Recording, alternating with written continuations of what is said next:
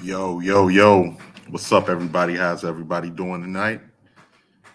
Now, you're now joining the 18th letter on another one of my streams. I'm very shoddy with the streams. I got to get better with that. I'm definitely, going to be more consistent as time goes on. But currently, I've been, pretty busy and I'm on Black Folks time. So I'm coming back to, get started.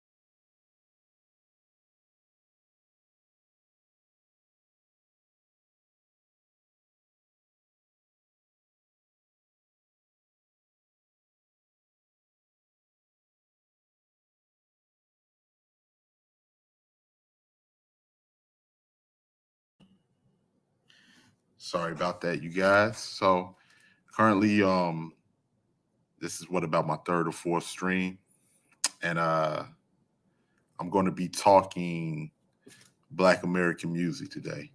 The music we all know and love, the music we grew up on, the music you remember your grandmother cooking collard greens and ham hocks to, the music you remember her frying chicken to, the music you remember us, having Thanksgiving to, you know, different things like that. So currently, let's talk about the state of Black American music. The state of Black American music has by far is some of the most influential music across the world.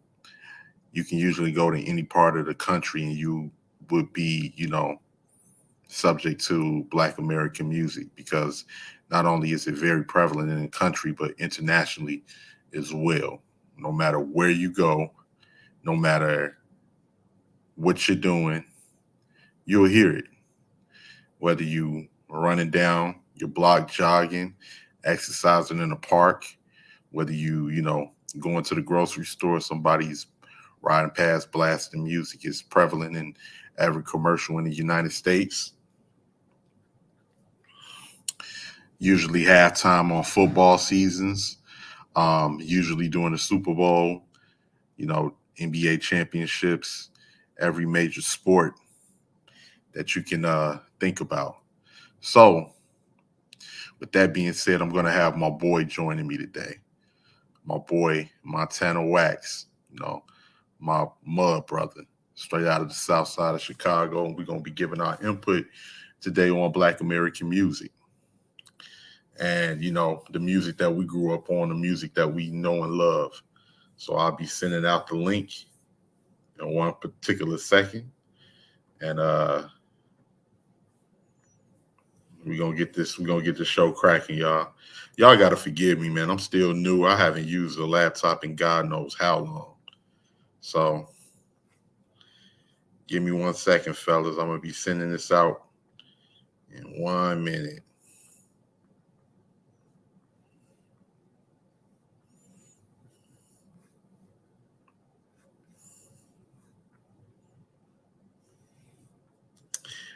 Snap. What's up, Morena?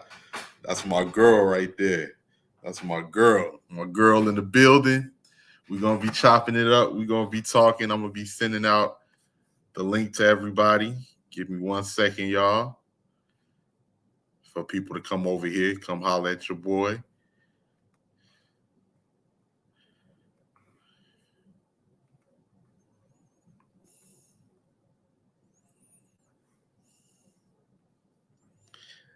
I'm trying. You know what, Morena? I am definitely trying. I did not realize how untech savvy I was.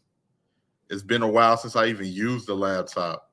I usually do everything on my phone. So give me 1 second, y'all. It's coming.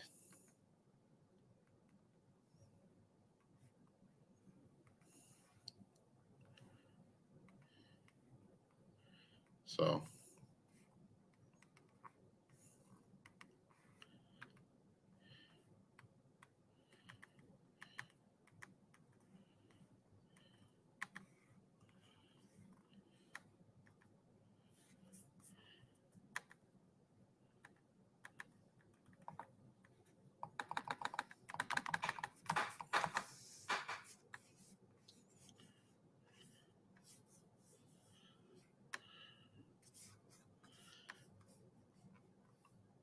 I know.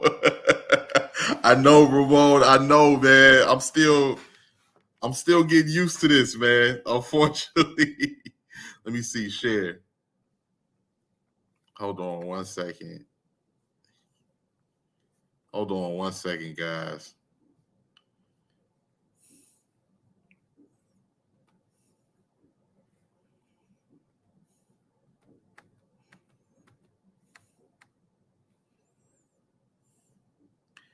Yeah, do you click it once? Because I'm clicking the damn thing and it ain't working.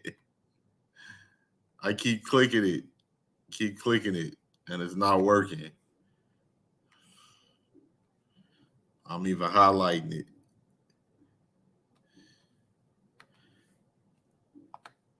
There we go. Hold on, y'all. There we go.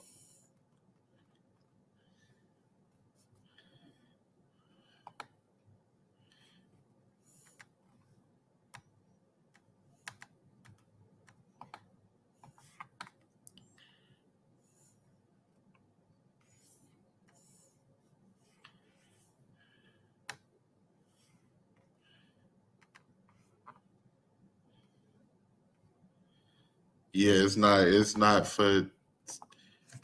Let me see here. Lord have mercy.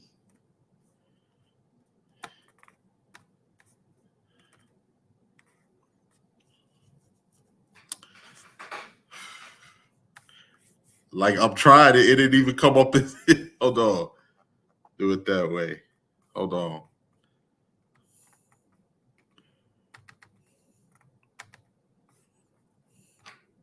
See if I can.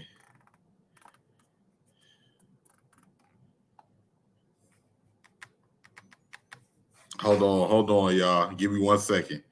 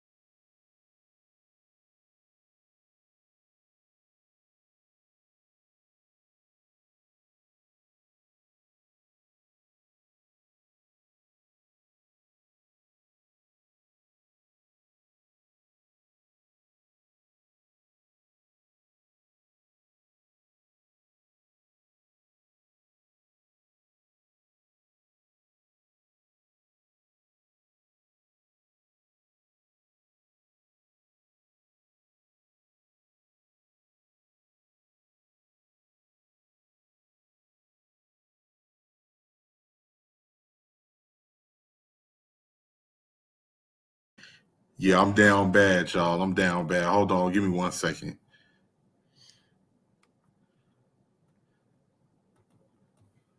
I'm down bad out here.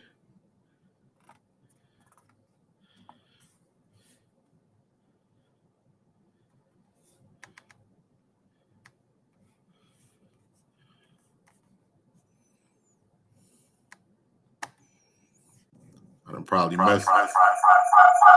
Oh, Jesus, crazy. Hold on.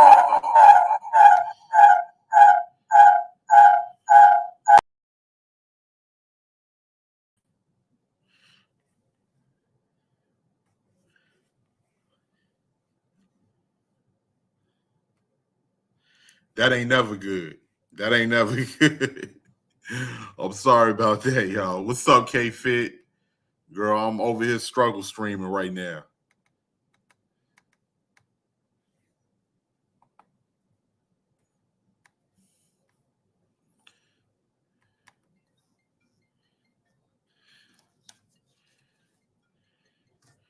Give me 1 second, y'all. Give me 1 second.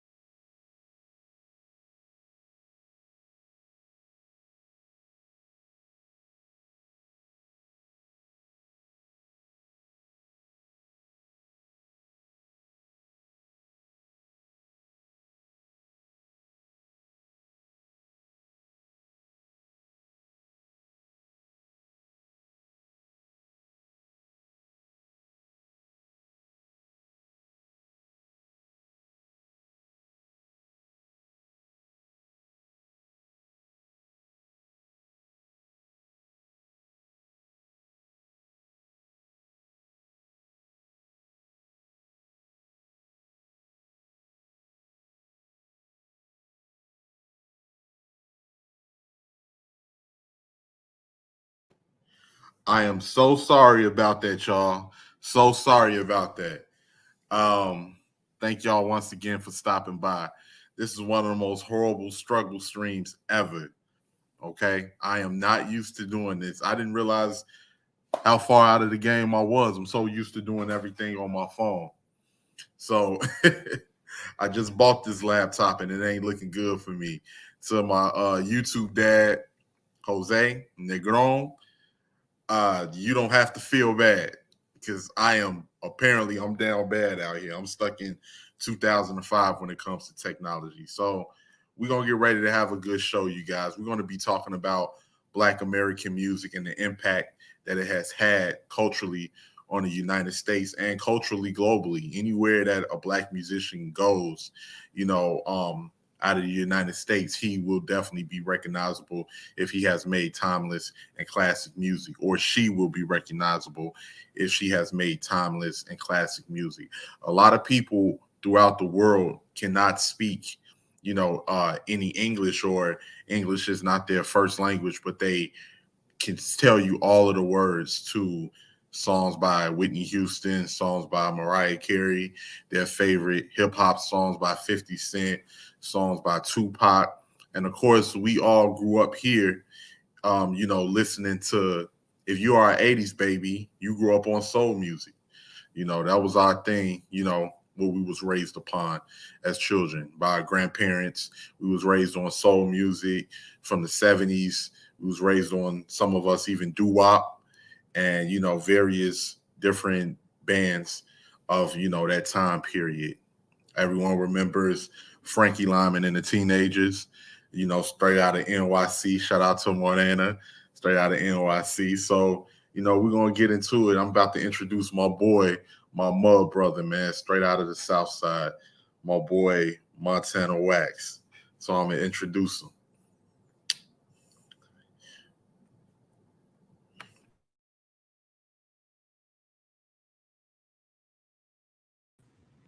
All right, here I am. What's up? What's up with you, G? Going on, bro Hammer? Nothing much, man. Nothing much. I am out here struggle streaming, and I feel embarrassed right now. That's okay, man. We're moving right Shout out, past it, man. We here now. shout out to I clicked the Morana. same link. Yeah, shout out to Morana. Shout out to Morana and my boy Ramon for helping me out, man. I really appreciate y'all. Y'all know y'all my peoples, man. And shout out to K Fit for being in the building. I really appreciate you coming through, K Fit. And we're gonna get into it, man. We're gonna get into it. Oh yeah, K-Fit, definitely. I'm good now. I wasn't so good. I was drowning in that swamp a minute ago. But I'm doing decent now. I can't complain. So we're gonna get into it, man. Black American music. Some of the things that impacted you and influenced you growing up, you know, amongst, listening to the music that we came up on, the music that, have been creative culturally, you know, some of the most influential music all over the world. And it's had some of the biggest impact that you can think of. So you want to put your avatar on, G, or you want to keep your avatar off? And I am who I am, and I don't hide You nothing. do. I Man. see you doing some That's okay. activities. That's Some fine. It's not activities over illegal. there. It's not You illegal. know? I ain't putting no powder on the table. I'm good. Hey man, So if this was 96, the police would be kicking in the door right about now. oh You'll yeah, be yeah. ready to I'll face be it going down. down. I'll be going down, but I got a prescription for everything I do. Yeah, man. If this was back in the day, you would be on cops. You know that. I taking off, running as fast as I can, sprinkling the bag in the air. I swear, boy, sprinkling the bag in the air, running out the back, trying to hop the fence, with the police already to cut the alley off. Hold on. No, but yeah, man, I'm excited, man. This is a topic that's very near and dear to us. Like it was even songs that came on, and you knew it was time to clean the house. You know what I'm saying? So, it was songs when you knew you was in trouble. I know when I heard Anita Baker, it was time to just get up and just start cleaning shit up. So, very, very defining things. And what a lot of people may not know, me and you know for sure, is that music is actually what brought us together in the first place, which was, it kind of, gave me a nostalgic feeling and created some excitement, to be a part of this panel with you too, bro, on this topic. And we brought that up last time, the Chronic album, 20 years after release, was the gateway to our friendship and our relationship. We have music and songs that we hear, that define the times. And I believe that that's, runs true, for a lot of people. So this is a great topic, bro. So, you just let me know when you want me to stretch my arms, man. Go ahead. Absolutely, brother. And we're gonna get into that. And I see shout out to Fulana La Cubana in the building. Thank you for coming and supporting me, Fulana. Fulana straight out of Jersey. I be getting it confused sometimes because I know Morana's from New York and Fulana's out of Jersey. So I appreciate you coming through, Fulana. And Donnie J, you are absolutely right. When you heard Anita, you better get up. You better know it. Get up. Soon as you heard that, hey, go ahead, get up. I ain't gonna tell you twice. Next time it's gonna be a belt across your ass. You know that.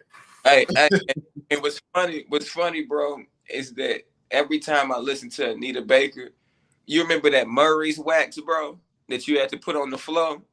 Absolutely. I smell it every time I hear Anita Baker, bro. If I'm lying, I'm flying. Every time I hear, yeah, I smell Murray's immediately. Just, but yeah, man.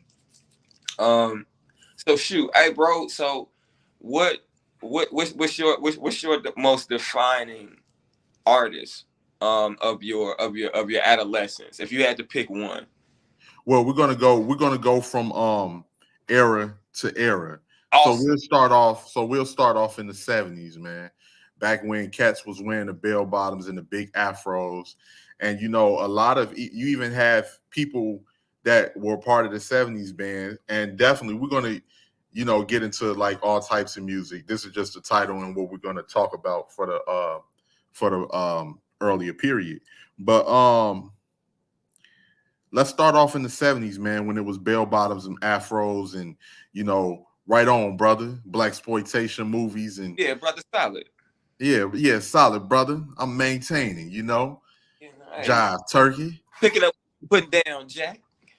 I'm picking up what you're putting down, man. I'm picking up what you're putting down.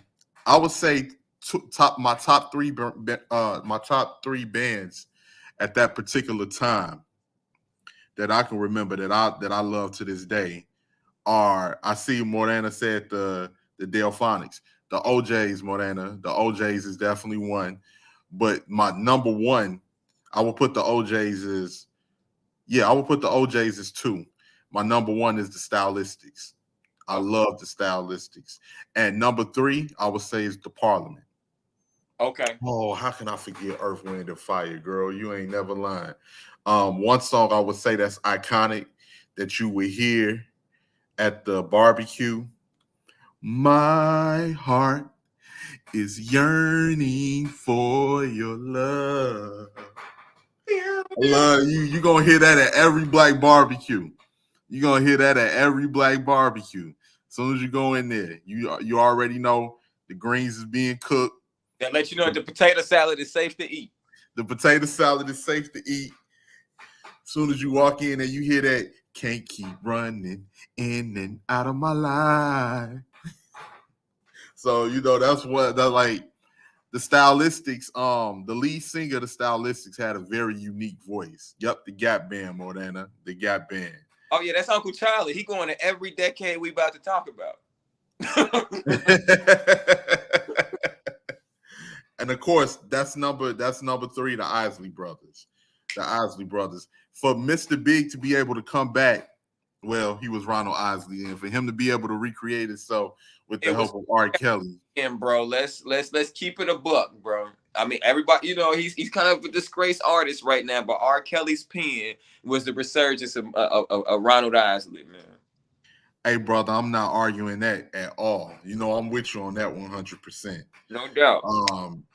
R. Kelly, you know, I don't agree with, you know, what he did, but I don't agree with people. We bought the music. Oh, absolutely, absolutely. And I'm from Chicago. Ain't no mute, no R. Kelly. We just go ahead and get that out there right now. I got too many memories based upon Mr. Roberts' music. You know, and you know, prayers to the victims of and to the Kelly family as well. I raise my glass to them. It's more people hurt than, you know, than are spoken of, and you know, us being from Chicago, it's a tender place. I told JoJo what the topic was or whatever, and he was like, "Hey man, it's gonna be hard to talk about music without, you know what I'm saying, Kels." So he asked me to tell you that as many times he saw him going up there to Kenwood picking up them young girls, man, he never thought about what the hell was really going on. And you know, because Joe graduated in '96, and you know, so you know, Kels was up there, but you know, can't nobody take Space Jam away from me, and I'm ready to fight behind that. So it is what it is. Oh yeah, definitely, brother. We all gonna lace up our Timbs and throw our black hoodies on for that. That ain't never gonna change. Like, I believe I can fly. Hey man, we had graduation, bro. Absolutely. The World's Greatest off the Muhammad Ali soundtrack, which is something that a lot of people tend to forget about that song. But we'll get into Kels. When your back's against the ropes. Absolutely. We're gonna get into Kels. We're gonna get into Kels when we hit the 90s. Right now, we're gonna go back into the 70s. Well, 70s for me, bro. And I'm kind of cheating when I do this, but I'm gonna let y'all know I'm cheating. Two of my favorite artists of all time would have to be Barry White and David Ruffin. They made a lot of noise in the 60s. A lot of people don't know that Barry White was a songwriter from the late 50s through the 60s. You know, a lot of people only have him like synonymous with like the 70s and 80s and 90s. But Barry White was actually on government assistance, and he could not uh, put his name on the music he was selling, due to fear of losing his government assistance benefits. So there's a lot of music, if you go back to the 50s and 60s, a lot inside of the Motown era, that Barry White, if you hear it, and if you're a fan of it, Barry White had a very, very unique and signature sound to his approach to music, and you can kind of hear it then. Barry White was also he scored a movie that was big in black exploitation time, which opened the door for Curtis Mayfield to do the Mac.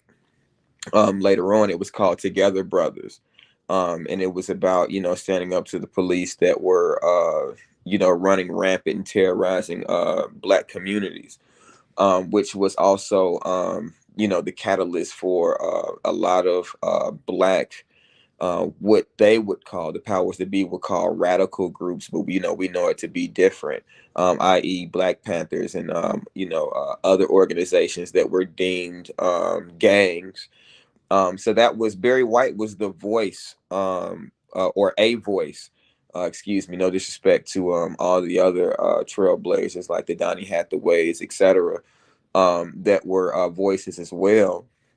But Barry White was very instrumental to the 70s and to my life as well. Rest in power, Barry White. And my second would have to be, I think I just really, really identified with the man, and his inner torments. But he has once in a lifetime voice, and his name is David Ruffin. David Ruffin in the 70s was when he went on his 4 or 5 hit tear as a solo artist.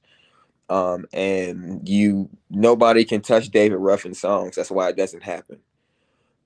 People that sing "My Girl" is a novelty. It's a karaoke song. Like, nobody's taking it serious. Nobody can touch David's songs after David touches them. I'll argue that against anybody. David Ruffin, David Ruffin, David Ruffin. And those are my top two, man. Like, I'm not gonna, I mean, to not, disgrace, the groups or whatever. You said two of my favorites and very notable groups. Well, 5 actually. The only thing I wanted to do was insert a group by the name of Black Magic, so that we can Blue Magic, excuse me, so that we can once again speak to the era. I know bro, but Blue Magic was the name of Frank Lucas's cocaine, which was popularized in the movie American Gangster. It was actually a group that named themselves after the purest cocaine in North America. And they had several hits. So I do encourage you all, if you have Apple Music or Spotify, shout out to y'all. So if y'all want to sponsor, my brother in the future, there it is. And any other popular streaming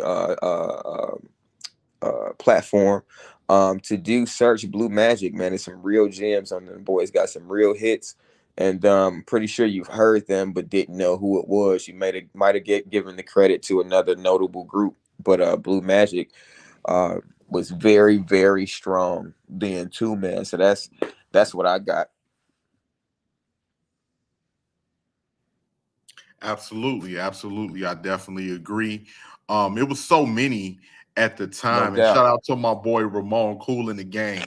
Is definitely a Oh, legendary shoot, band, yeah, and shoot, yeah. yeah, definitely. And Like like when, how they say down south, 18th, uh for shit show.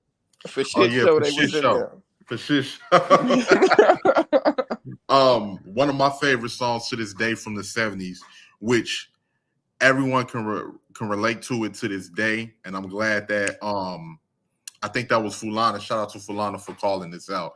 One of my favorite songs to this day, because no matter what your ethnic background is, because I came out of the Latin spaces, and shout out to all my Latin people that's over here on my stream that's following me that came to support me because I love y'all to death. And one of my favorite songs that's very relevant and can teach you a lot of lessons in life from the 70s is the OJ's Backstabbers. They Oh, smiling in your face all the all the time. time They they want want to to take take your your place. place. The backstabbers, backstabbers. Hey, it's so many. So what's funny you bring that up, Brody, is that song. If you go back, right, if you think about it, it's several drops in the beat. And previously that hadn't been done oftentimes before. Like that's one of the first songs that had several breakdowns, and it was primarily introduced. I'm kind of a music historian, guys, if y'all can't tell. And don't forget, I'm not leaving out Hector Lamone in this either for our Boricuas in here. You know what I'm saying? I listen to everything but bluegrass. Okay, so we're gonna touch everything, but I digress. The OJ's, that song right there, it was one guy other than the producer. I forget his name right now, but the guy before him that introduced the breaks in the music was Norman Whitfield. And he most notably did it in Papa Was a Rolling Stone. And that opened the door. Norman Whitfield worked on Backstabbers, and that's why it's three different breaks in the song. The beat changed three times, but the root of it stays the same. That's why even if you strip the A+ vocals on there off the song, it's still a A+ fucking instrumental, man. And that's what made that song dope from top to bottom. You can't argue with it. I wish it was longer, honestly. It's too short for me.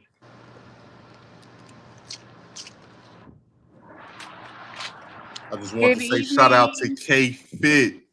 Thank you so much. The beautiful K Fit is in Hey, the building, Outside getting to it. coming yes, straight, outside, outside. coming straight out of NYC, Oh, I coming see the straight out of buildings and the NYC. gates. Yeah, So the you rats is know, over here too. I gotta pay attention to the rats. yeah. I always talk like I will speak to Morena about that. I mean, them rats with Canada Gooses and Tims out there. So y'all need to be very careful. And got razors in their mouth for $1.50 right now. And the rats ain't scared of nobody. Men, women, children, they ain't scared of nobody. Now, me and my boy Ramon was talking about that. Those how my boy Ramon say those rats fight cats out there. They ain't shook. The rats dressed like 50 and no 5. Yo, you step at them like move. They look at you like, you done yet? They like Mob Deep. They say ain't no such things as halfway crooks. So so yeah, so like weird. So what would you say is some of the songs from the 70s that you might remember? K Fit, you know, a lot of us as Black Americans, we grow up on a lot of, soul music from that time period, whether it be from our grandparents and our great grandparents that was listening to that music at the time, especially what my boy Montana Mac Wax was referring to as far as the doo-wop era of the 60s and well mostly the 50s and the 60s, the singing era of the 60s with the Temptations and everybody. Well, for me, I heard a whole lot of Al Green in my grandma's house, in my mother's house, and who's Bobby Womack, I think his name is, or something like that. Don't kill me. Lenny You low K Fit, can't hear you, can't hear You you. can't hear me? Now I can hear you. Now you're fine. Okay, I heard a lot of Al Green in my grandma's and my mom's house back in the day. Um, Lenny Williams, James Brown, a lot of that southern sultry music that you did a lot of crying and cooking and cleaning to. I grew up with all of that in the background, learning songs I didn't know the meaning behind and singing them like push, push, push in the bush, bush, bush. Singing that song, had no idea what it meant, because you grow up to these songs because you hear the elders sing them and stuff like that. So for the 70s, that's kind of what I remember. I'm not sure if that goes into the 80s or not, but those are some of the songs I remembered a lot as a kid from those artists.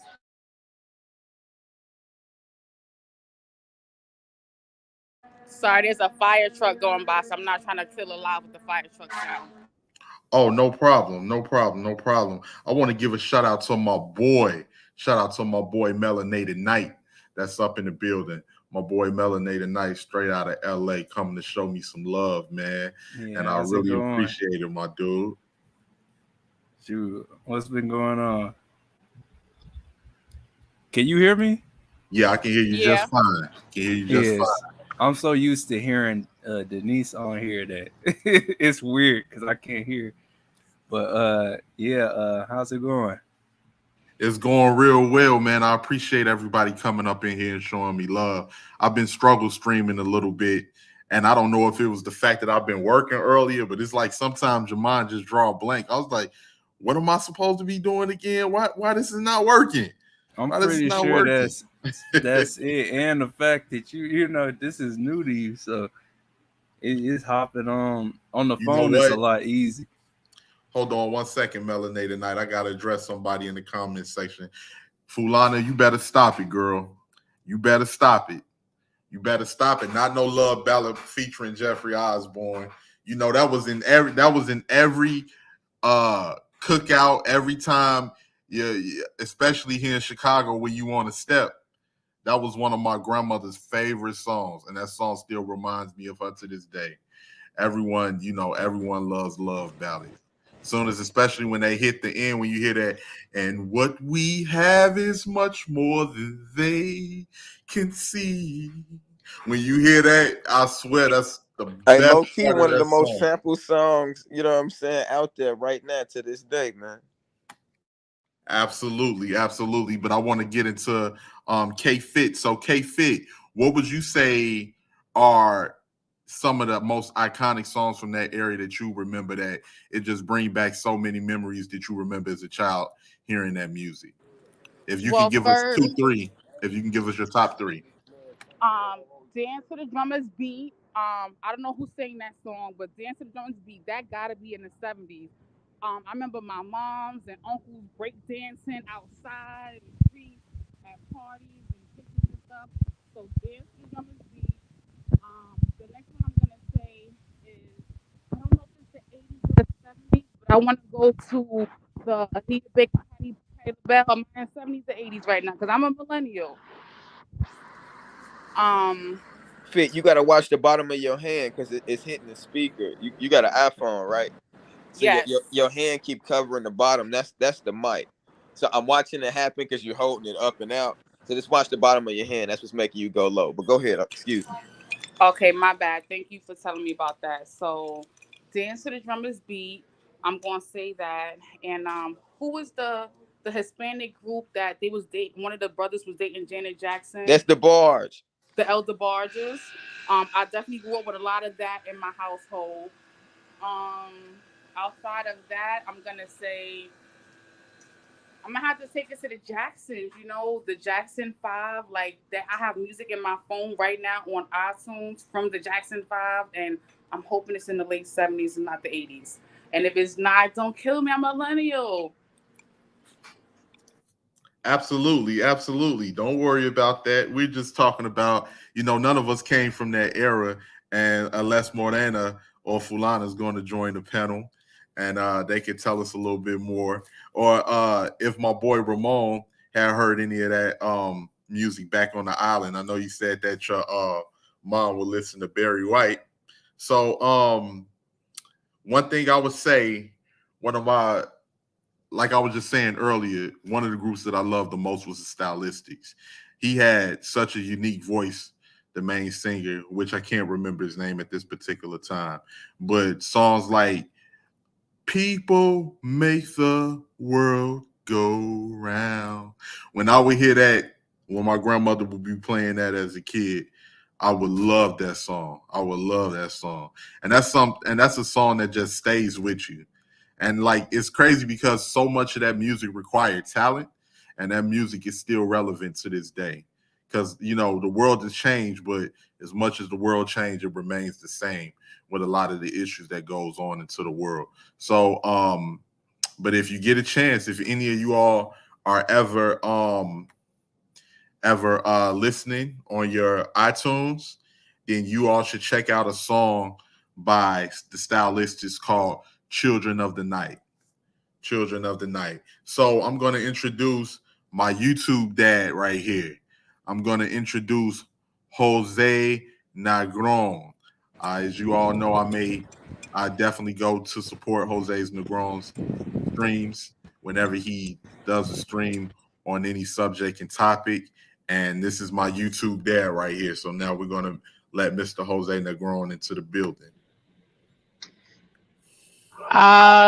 Good evening, Joaquin, Montana Facts, KFIT, and of course, my cyber son-in-law, MK, and good evening to everybody on the chat. Today seems to be a good evening. Today seems to be a day for me to be on multiple streams. I did a short live this afternoon. I was on Art stream, I was on KFIT stream, I was on Don Amano stream, and now I'm here to show my love to the 18th letter. Man, I appreciate that.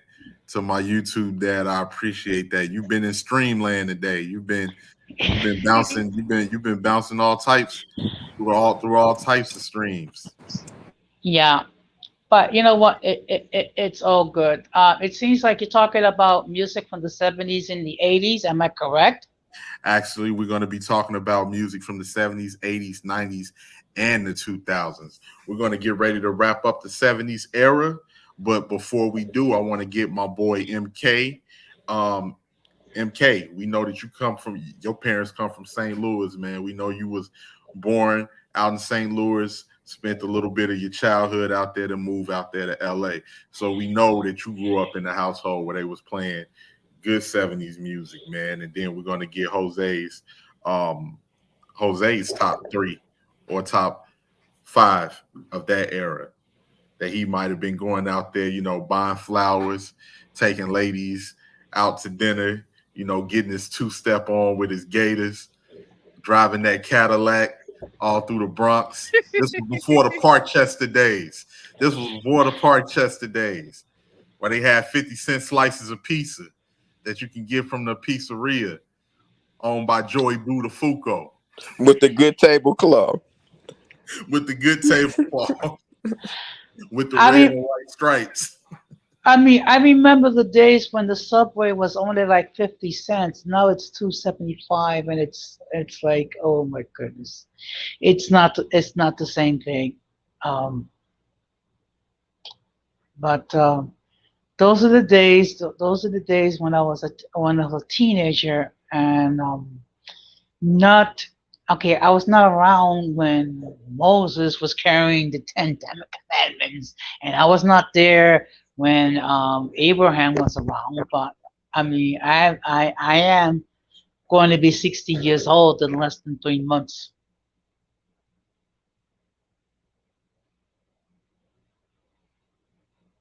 Absolutely.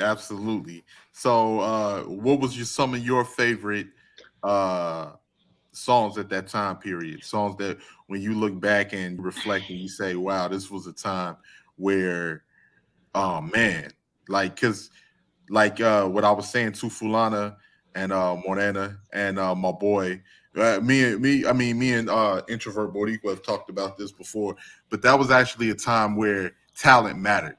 Today we're in a microwavable era, and today talent doesn't matter as much as it once did. We're all around the same age, the same generation. Me, MK, KFIT, and Montana Wax. And you know what? I never did understand the saying that you don't know what you got till it's gone until we got a little older. And a lot of those times we had taken for granted because it's not the same as it once was. And even people don't interact as much. People don't really interact as much. But back then, you had to have talent to be able to be popular. If you did not have talent, you wasn't even going to make it to the radio. You wasn't going to nobody would ever hear you ever. Even at that time, they had A&Rs that would go out and search for the next big thing. Oh, but I think that's another reason why the music kind of sucks today too, is the fact that you don't have people interacting with each other. So a lot of the interactions are artificial. Like how we're interacting, that's cool and all, but after a while, when it's so much of that, and you grow up like that, you don't really have anything, any feeling of heartbreak, any feeling of loss, any feeling of anything because you didn't get to encounter it in person. So a lot of the music is lacking the feeling because everything that sometimes the artists or the people singing it have artificial encounters, and they're trying to create it through, oh well, they broke up with me on the phone or they did this. Well, did you guys ever spend time together? No, because I was always on my computer or my phone or always doing something. So I don't. That's another reason I think, my personal belief, at least. Hmm. Well, I mean, let's keep it 1,000. I mean, back in the 70s, the phone you we had was used to hung on the wall. I mean, we didn't have Google. I mean, if you want to look up something, you have to go into an encyclopedia, which is a whole wide selection of books, or you have to go into the library to do your research. Nowadays, I mean, we have smartphones where we can go into Google, we can do on virtual everything using an app. And what that does, it does take away the art of interacting with each other live. I mean, I'm sorry, and I know some of the millennials are going to hate me to say this, but the fact of the matter is, some people have lost the art of interacting with others without the aid of some sort of electronic device. I mean, it's to speak to towards that, and stand on topic without veering off, because it's gonna be easy to do. But I'm gonna catch it to what you just said. Um, the artificialisms. The '70s had a lot of live instruments, which gave the music a different feel as well. Like you had, live bands in there recording with the artist. It wasn't, you know, um, uh, keyboards and synthesized music. As it pertains to electrics, didn't really hit until the '80s. So that was another thing that made the '70s unique and dope. Hmm. That it was the last of, and it was a peak. It was a strike in it. Music got faster.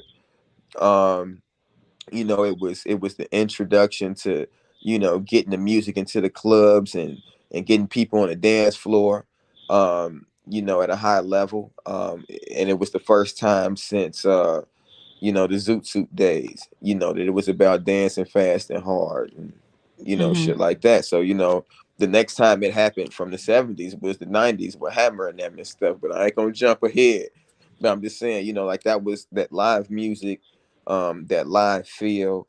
That was the last of it in the '70s. And then we started getting into, I mean, if we really think about it, after the '70s, it was the introduction, to, the age that we are now.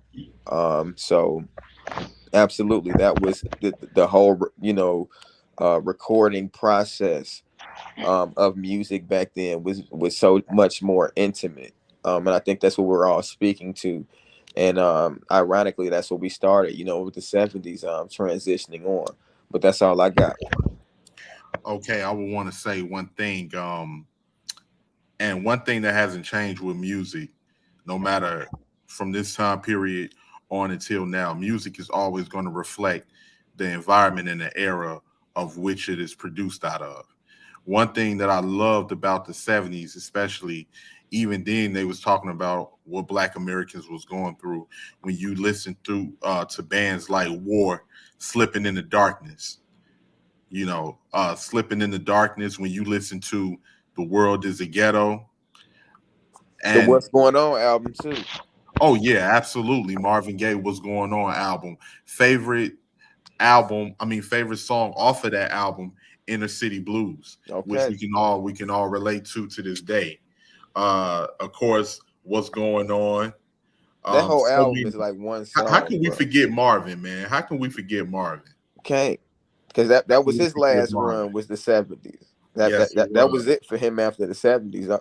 All that shit he was dropping in the 80s. I mean, let's not give him too, that was bullshit. It was garbage. Marvin 70s, that was it. No, but he had sexual healing in the 80s. You can't take that away from him. All right. You can't take that away from him. Shout out to Tina. Shout out to Tina. Thank you so much for stopping by, Tina. Really appreciate you coming to my little struggle stream. You ain't get a chance to see how I embarrassed myself earlier. If I knew how to edit it, I'll make sure it'll never see the light of day for future viewers. But one thing I would say, shout out to Terrell. What up, Terrell? Shout out to Terrell for stopping through. One thing I would say, as far as also, how can we forget Bobby Womack? How can we forget Bobby Womack? Now I know I can't sing. Morana's been getting on my singing, but if you think you're lonely now, wait until tonight, girl. Bobby Womack was one of the illest people in music history, bro. Like, if you're gonna bring up Bobby, we got to talk about the backstory, bro. We got to talk about who he is to music as a whole. A few people may know, but I don't feel like everybody knows, bro, what he did. You know what I'm talking about. 18. Yes, I do know what you're talking about. Are we gonna do it? Are we Yes, gonna talk about it? we're gonna talk about it, y'all. I'm gonna talk about it, and we're gonna start getting into the We era gotta drop gems that too. man. Shout out to Lord, man. Shout out to Lord up in this building. Man, Lord Hokage just came through.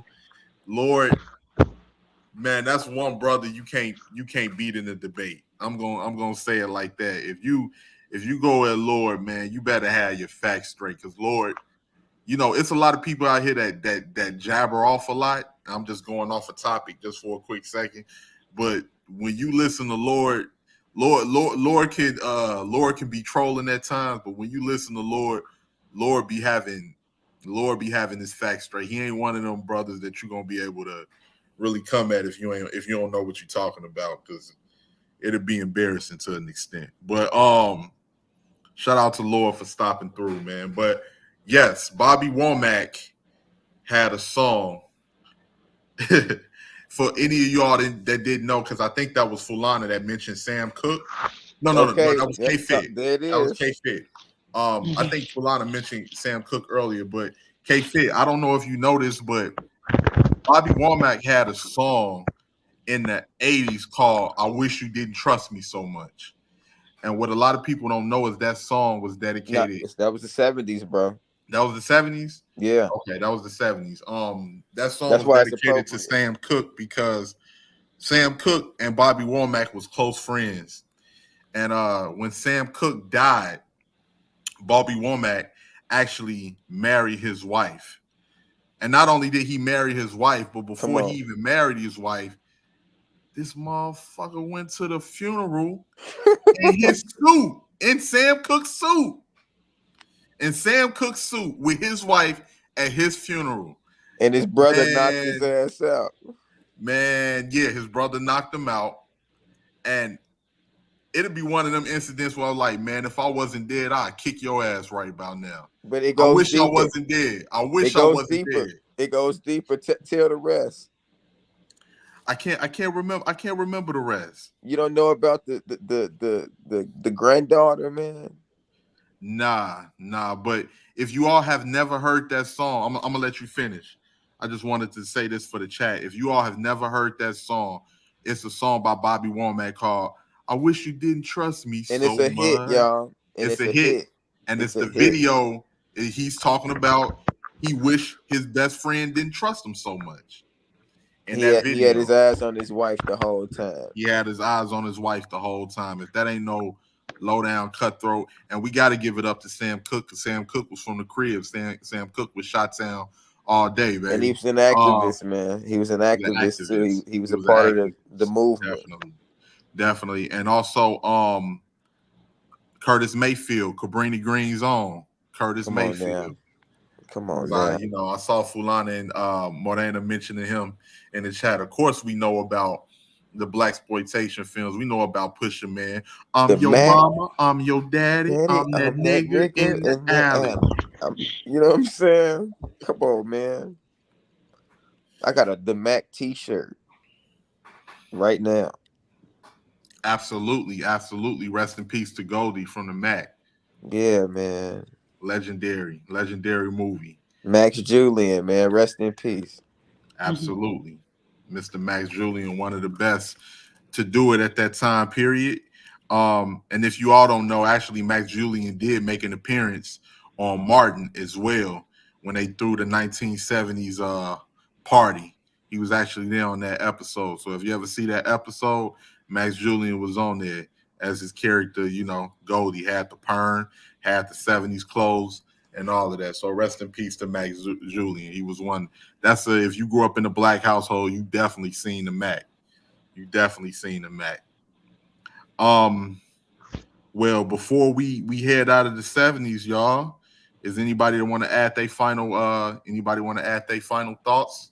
Is anybody that want to reflect on, you know, any songs that I might have missed? Because I know it's been quite a few. We can't forget Across 110th Street by Bobby Womack. Ooh. That was Harlem right there, baby. Fire. Wow. Fire flames. Well, Gloria Gaynor did have a successful hit with what's the name of that song? I Will Survive. Donna Summer. No, it was Gloria Gaynor. Well, actually, Donna Summer was another one. She had a whole slew of hits in the 70s. Yeah, and she took everybody else's hits and did them again in the 70s and struck off of that too. Donna Summer was a beast. Yeah. Oh, it's a few more that I'm forgetting. And I gotta say, because we knew it was a reflection of everything that was going on in the ghettos at that time. I can't remember the woman. I believe that was Rolls Royce that made Street Life is the only life I know. Street Life.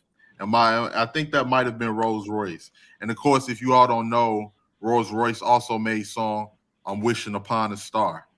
That was her song. That was her song as well. And for any of y'all that may be a little too young or don't remember that song, I'm Wishing Upon a Star was actually on Baby Boy. And just one more we got to dive into before we get up out of here and we head to the 80s. Yo, Rakim, yeah, it was the Crusaders, not Crusaders did Street Life. Oh, okay. Crusaders did Street Life. Okay, I always thought that was Rolls Royce, man. Yeah. Before we get out of here, because the voice sounds similar a little bit. Actually, I'm sorry. Actually, Rolls Royce actually created the song "Car Wash." Yeah, right. She did. Absolutely. I would sing, except I don't want to drive away the audience that you have because my singing is not the best in the world. So. Yes, mine isn't either. But that don't stop me. I keep persevering.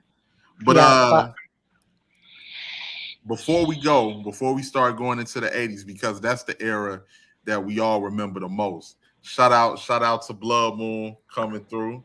Shout out to Blood Moon for coming through. I appreciate it.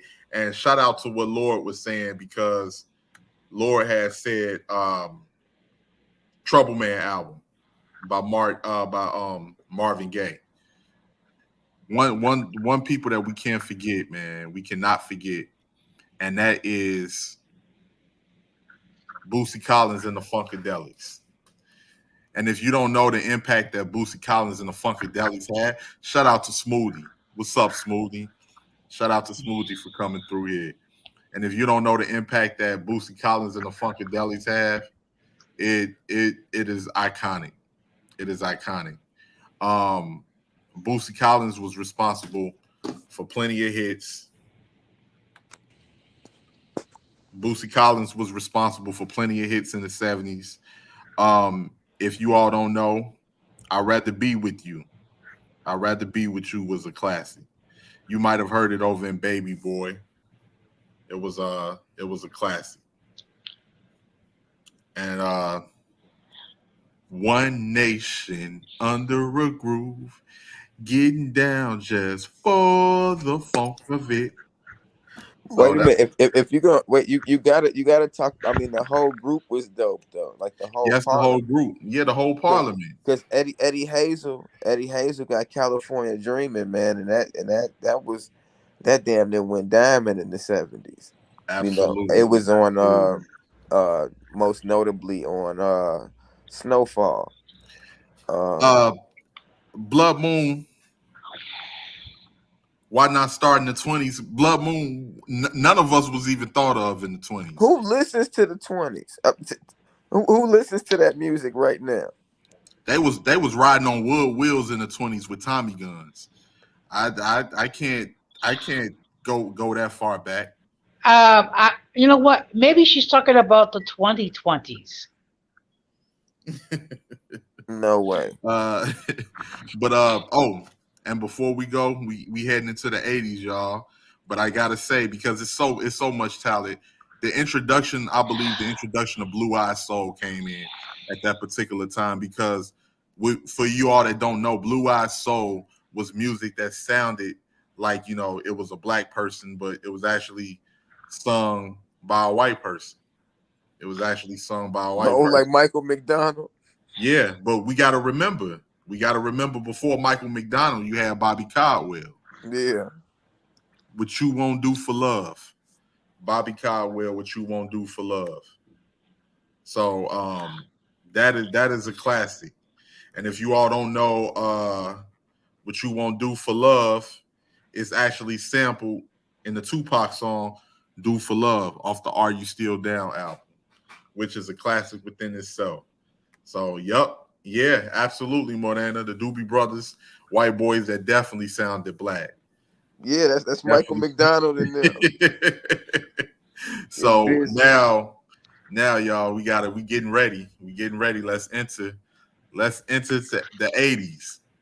We're gonna get into the 80s, the era of and shout out to Lord, absolutely, Lord, the Big Payback. James Brown, the Big Payback. That was my you couldn't tell my granddaddy shit when the Big Payback came on, boy. Hey, James Brown was on some gangster shit on the Big Payback. He was on some gangster shit. He was on some gangster shit when he kicked in that door with that shotgun and went on that police chase. Absolutely. That's who the hell James Brown was, man. You ain't said nothing slick to a can of oil. I can dig rapping, I can dig scrapping, but I can't dig no damn backstabbing. He was on that the whole track. Hey, my man James Brown say, I don't know karate, but I know razor. Yes, you do. So shout out, yeah, man. You wasn't nobody messing with James Brown in that era. Hey, first black artist to have his own plane, man. He was flying private before everybody, Joe. And of course, James Brown gave us the iconic theme song at that time period. Say it loud. I'm black and I'm proud. So we can never forget that era. So we entering the 80s, ladies and gentlemen. We gonna enter the 80s. The era of Jerry Curl, Soul Glow, fitted Levi's 501s, Sherlin coats, rope chains, Trans Camaros, fingerless gloves, McDowell's, glitter. Can't forget Prince. So I'm gonna allow my boy MK, man. You got any songs from the 80s that your parents might have put you on that you might have loved from that time period? And if anybody want to get up here, I'll put the link in the chat Go From back the and 80s, it's a lot. It's a lot of songs. No lie. Shoot, it's one. It's so many, man. My dad is a huge Prince fan, so he got me in there like early Prince. Wanna Be a Lover, all that stuff. But it's so many, I can't even really think of one specifically. Prince sticks out because my dad has always played him. Always, like, in the house, there ain't never been a time where I didn't hear him around. So Prince, I think Tony, at least in the first album, because I know they were late 80s, like 88. Was Tevin Campbell 80s or 90s? Late 80s or 90s? Tevin Campbell was the early 90s. Okay. Tevin Campbell was the early 90s. Yeah, see, I'm not good with the dates because I was born in 92. So Right. No, that's understandable. Some things I might be getting mixed up, so forgive me for that. No, that's definitely understandable. Man. I would say some of the songs that stood out to me in the 80s that I loved. We can't forget Club Nouveau. I love Club Nouveau, man. Club Nouveau had that music. Club Nouveau definitely had the music. If any of y'all don't know the song by Club Nouveau that I'm talking about, which was one of my favorite songs that you can go back and hear, is Why You Treat Me So Bad. And if y'all don't know how that song was sampled, that song was actually sampled on I Got Five on It by the Loonies, straight out of the Bay Area, straight out of Oakland, California. Mm-hmm. Well, don't forget there was a lot of performers in the 80s. Like you had Culture Club, you have Wham, you had Men of Work, you had of course you had Michael Jackson. Still continuing his many hits in the 80s and whatnot. Cyndi Lauper for a couple of years. I mean, we can go on and on as far as all the number of different performers and all the songs that were sung. Particularly, sweet dreams are made of these. Who am I to disagree? I travel the world to 7 seas, and I'm gonna stop because I can't see.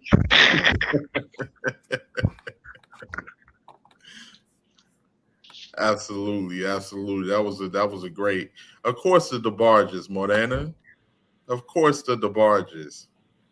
No, we're going to get into hip hop. Definitely, we definitely going to get into hip hop.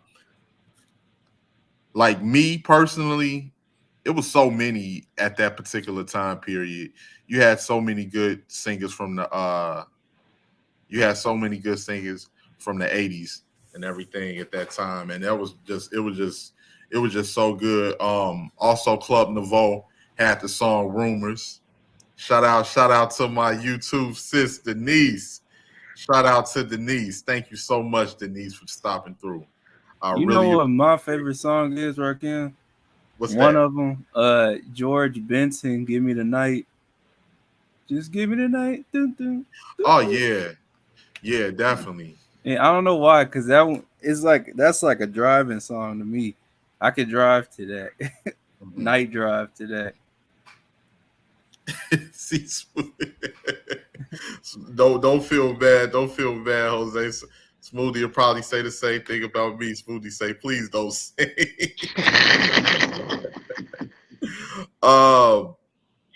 One of my favorite songs, especially at that time period, that you will hear, because we know we have a lot of ladies in here from the islands, or at least of island descent, and Caribbean Queen. That Rob Ocean, man. That Rob Ocean. When you like that Caribbean Queen, that's the truth. That's the truth right there. Coming out of that. And of course, I'm a smooth operator. How we gonna forget about Sade? Smooth operator.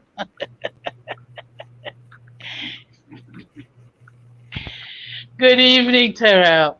Good evening, everybody. How is everyone? Fine, thank you. Pretty Okay. good. This is my first time being on here, so I'm glad you did a live stream, Rakim. I know forever you've been trying to do one. Oh, you believe this? Denise wants me to keep singing. Yeah, I agree with her. It was long overdue, but I'm glad you finally have it. Yeah, it only took the 2,000 years to come up with his own channel. I mean, Yeah, it took me a while, man. Hey, better late than never. So I'm in this piece right now. Fair I'm in late this than piece never. right now. That's So correct. Did you get the mic, Rakim? nah, I still haven't got the mic. You know what? I'm gonna get it down the line, but currently right now I'm not home enough to really Yeah, like but I mean, your stuff sound good now, so that's why I was Okay. asking. So I was like, "Oh, you got the mic?" Billy Ocean. So we talk about music from the Billy Ocean, past. yeah. Billy Ocean. Here, Blood Moon over here giving me a hard time. As usual. No singing, please, and learn the names. Please, I love Billy Ocean. Hey, are we talking For about his music. the good music or some of those toxic music that? No, we're talking about good music over here. We're talking about good music. Because one Okay. thing I wanted to touch on is that, we all come from an era before social media. And Lord was telling me on the stream yesterday, a lot of young people will look at me as just the old head. And I get it. But one thing I didn't think about that I wanted to tell Lord, what separates our music though, Lord, from this newer generation. When you get a chance, go and watch some of these reaction videos of these young kids reacting to music that we grew up on. And when you see their facial expressions, they like, man, this was way ahead of its time, man. This was hard. You would see that we wasn't in the wrong. excuse me, I gotta address Denise. She's talking about that she wants me to sing about Moses in the Hebrew favorite song selection. Denise, you see this? It's ready for you. And I'm on to the teeth. Just for you to bear in mind. I'm sorry, Joaquin. Go ahead. Yes, guys. So one of my favorite songs, of course, you definitely heard this. You definitely heard this in the Black household. If you're not familiar with Saturday Love by Sherelle and Alexander O'Neal, I think that is a classic. You would definitely hear that any day of the week playing while your family was cooking, or just anybody just wanted to lay around the house and play some music. That was the music you heard your mama playing. She say, "Why y'all want to stay cooped up in the house? Go outside somewhere. Y'all go get lost somewhere. Don't stay up in here under me." That's when you was hearing that. You was hearing that Saturday Love. You was hearing songs like M2 May, Juicy Fruit, which is what Biggie sampled on the song Juicy. You were hearing songs like, of course, I Keep Forgetting by Michael McDonald, which is a classic. You'll never forget music like that. I wish I could play this on here without getting copywritten. But also Tina Marie and Rick James, those were good music too in the 80s. God. Fire and Desire. What? Fire and Desire. Fire and Desire. I was cold as ice long ago. That was such a classic. And don't forget, Super Freak. Oh, and Mary Jane. Absolutely. Yeah, they don't make songs like that anymore because a lot of these songs nowadays, people just read them from a script and can't even sing. Because a lot of people nowadays don't have real talent. Okay. I noticed that Denise mentioned something about how us baby boomers were lucky to listen to music from Queen and Freddie Mercury. Doesn't that make you wish that you was a baby boomer right now? Nope. I'm so sorry. Well, she's right though. Look, me and her went to school. We went to school for audio, and it was harder to record, yes, but the quality came out way better for one because you had actual musicians playing actual instruments. Nothing was really synthesized completely like we do now. So, you guys did get a lot of the golden stuff. Now you might have some people trying to bring it back, but it's like there's very few. Anderson Paak, sometimes I don't know. Sometimes he does it, sometimes he a lot of times he don't. But you'll catch that.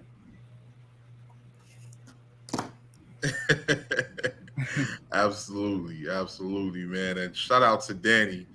Danny, thanks for coming through, man. Thanks for coming through, bro. Really appreciate it. We just talking about Black American music at this particular point, how influential it's been here in the United States and globally, through all eras and everything. And we will definitely be getting into other music as well. This is just a topic of conversation to start the stream.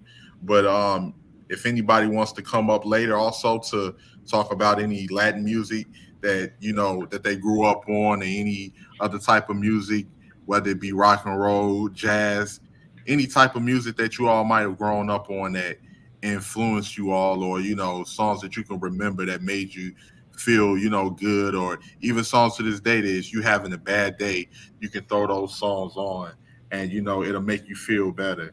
One of my favorite songs as well, and I know you all remember it, is called Keep Rising to the Top by Kenny Burke, and I love that song. And you can play that song whether you can be cruising. You can just be cruising to pull up on a nice summer night, go downtown, hit the lakefront, or I know with y'all this Coney Island, or wherever the beaches is at out there in New York. And Kenny Burke, man, when you hear that beat just make you feel so smooth, and you just love it, man. You just love it. So many in that time period, man. So many in that time period. We can never forget Loose Ends, because Loose Ends had heat. They wasn't ADOS.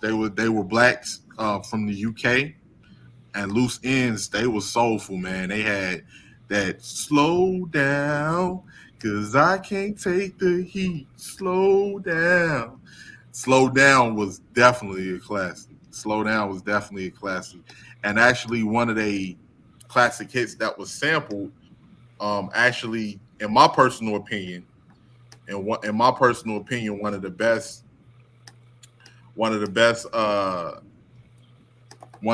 NBA songs ever by a rapper. NBA, I mean, as far as by a rapper, and that's Shaq and Biggie, Can't Stop the Rain.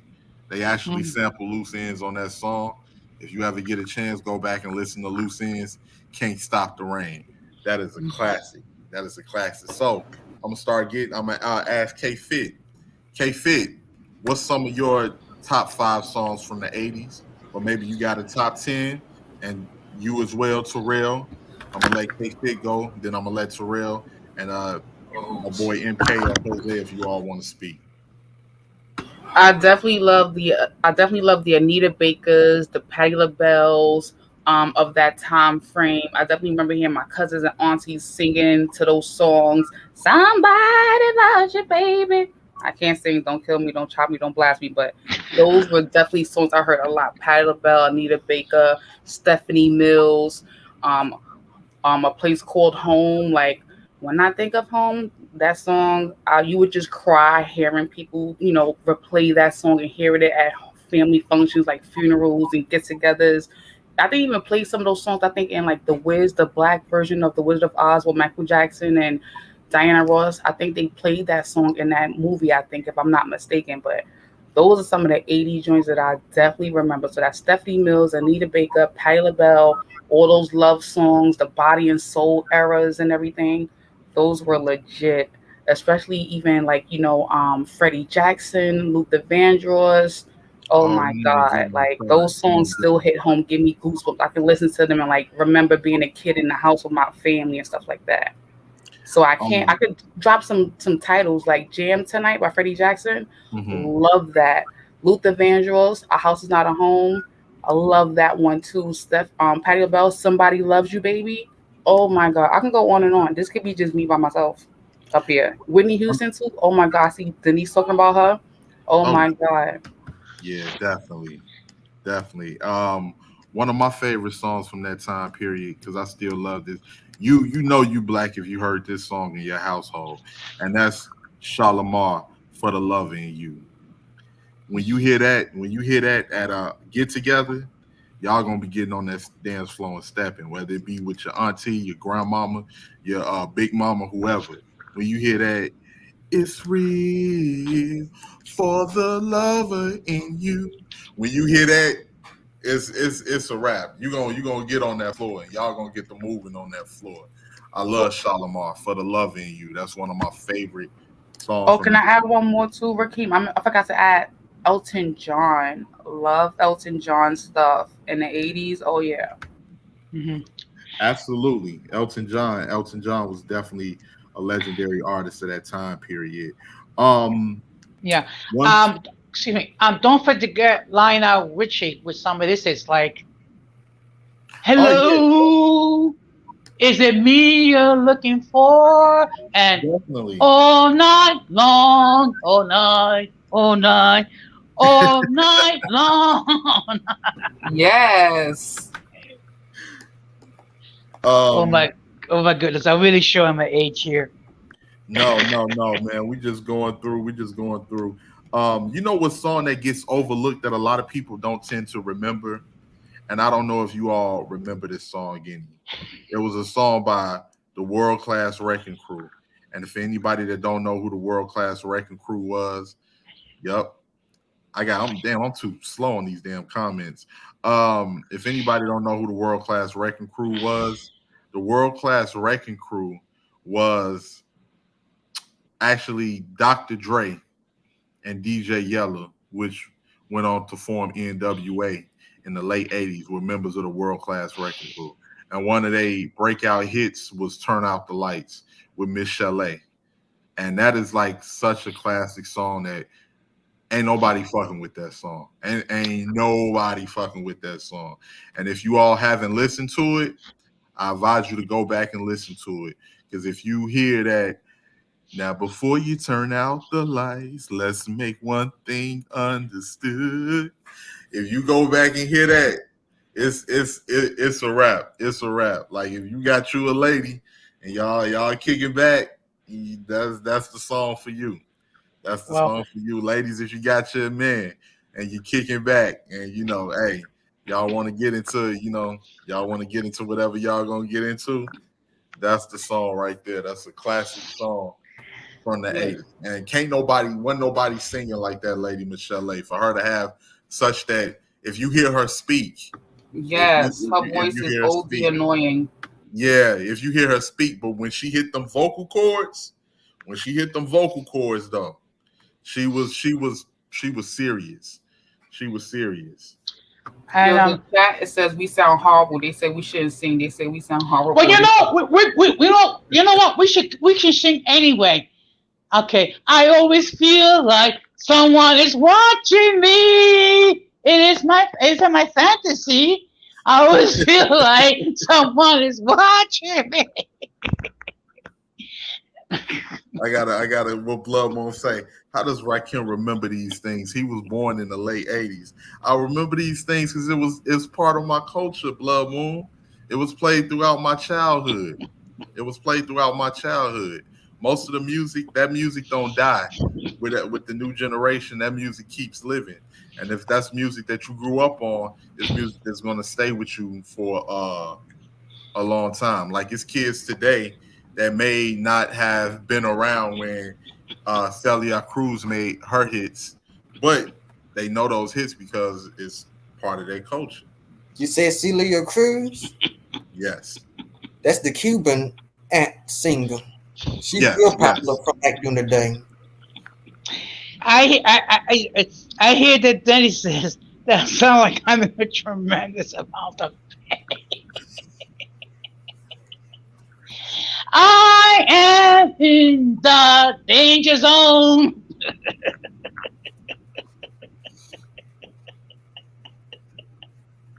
No, I'm not sipping anything tonight. I'm completely sober.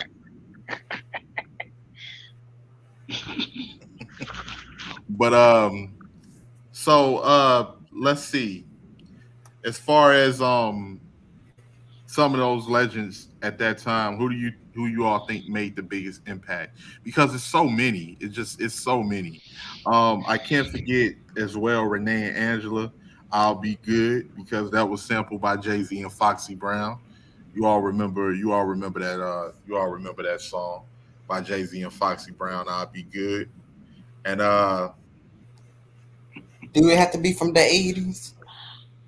well, we're going to get into the 90s. We're going to get into the 90s. We're just doing it time period after by time period. Oh, I gotta mention. I gotta now. Denise put down that I sound like the voice actor for Mermaid Bird, and then Crazy Boy says I should do a singing duet with Blood Moon. I don't know. She may not appreciate it.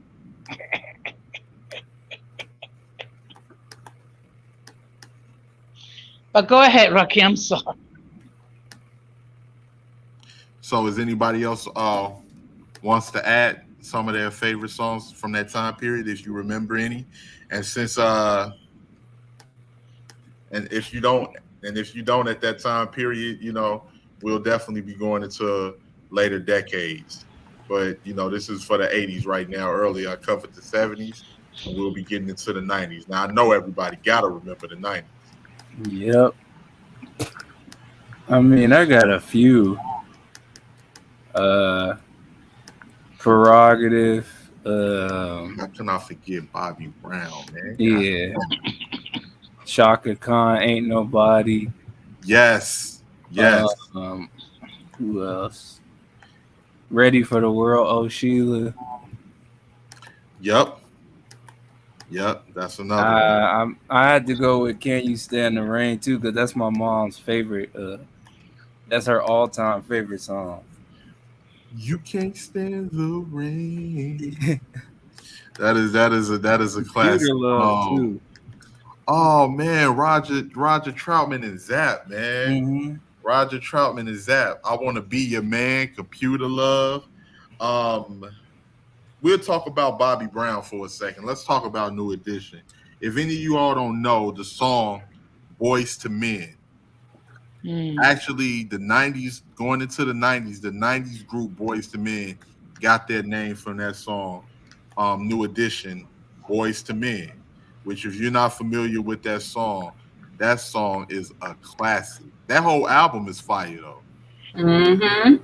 That whole album is fire. Danny, ain't nobody bumping no damn Ice JJ Fish. We're in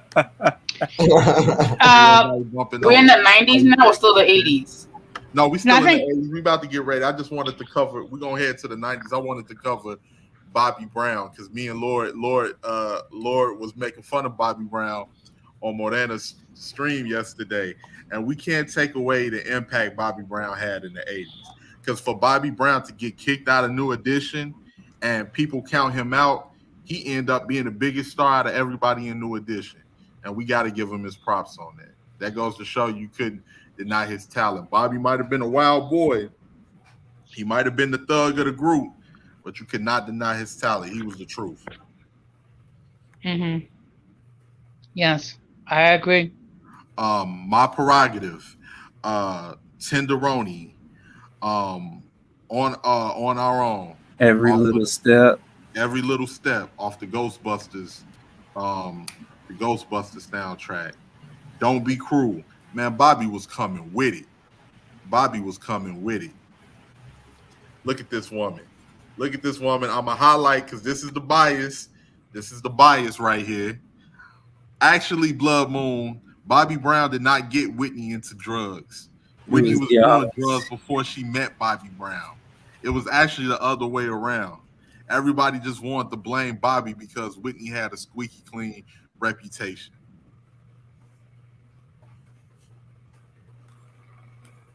Everybody know that. Even when you watch the movie, when Bobby's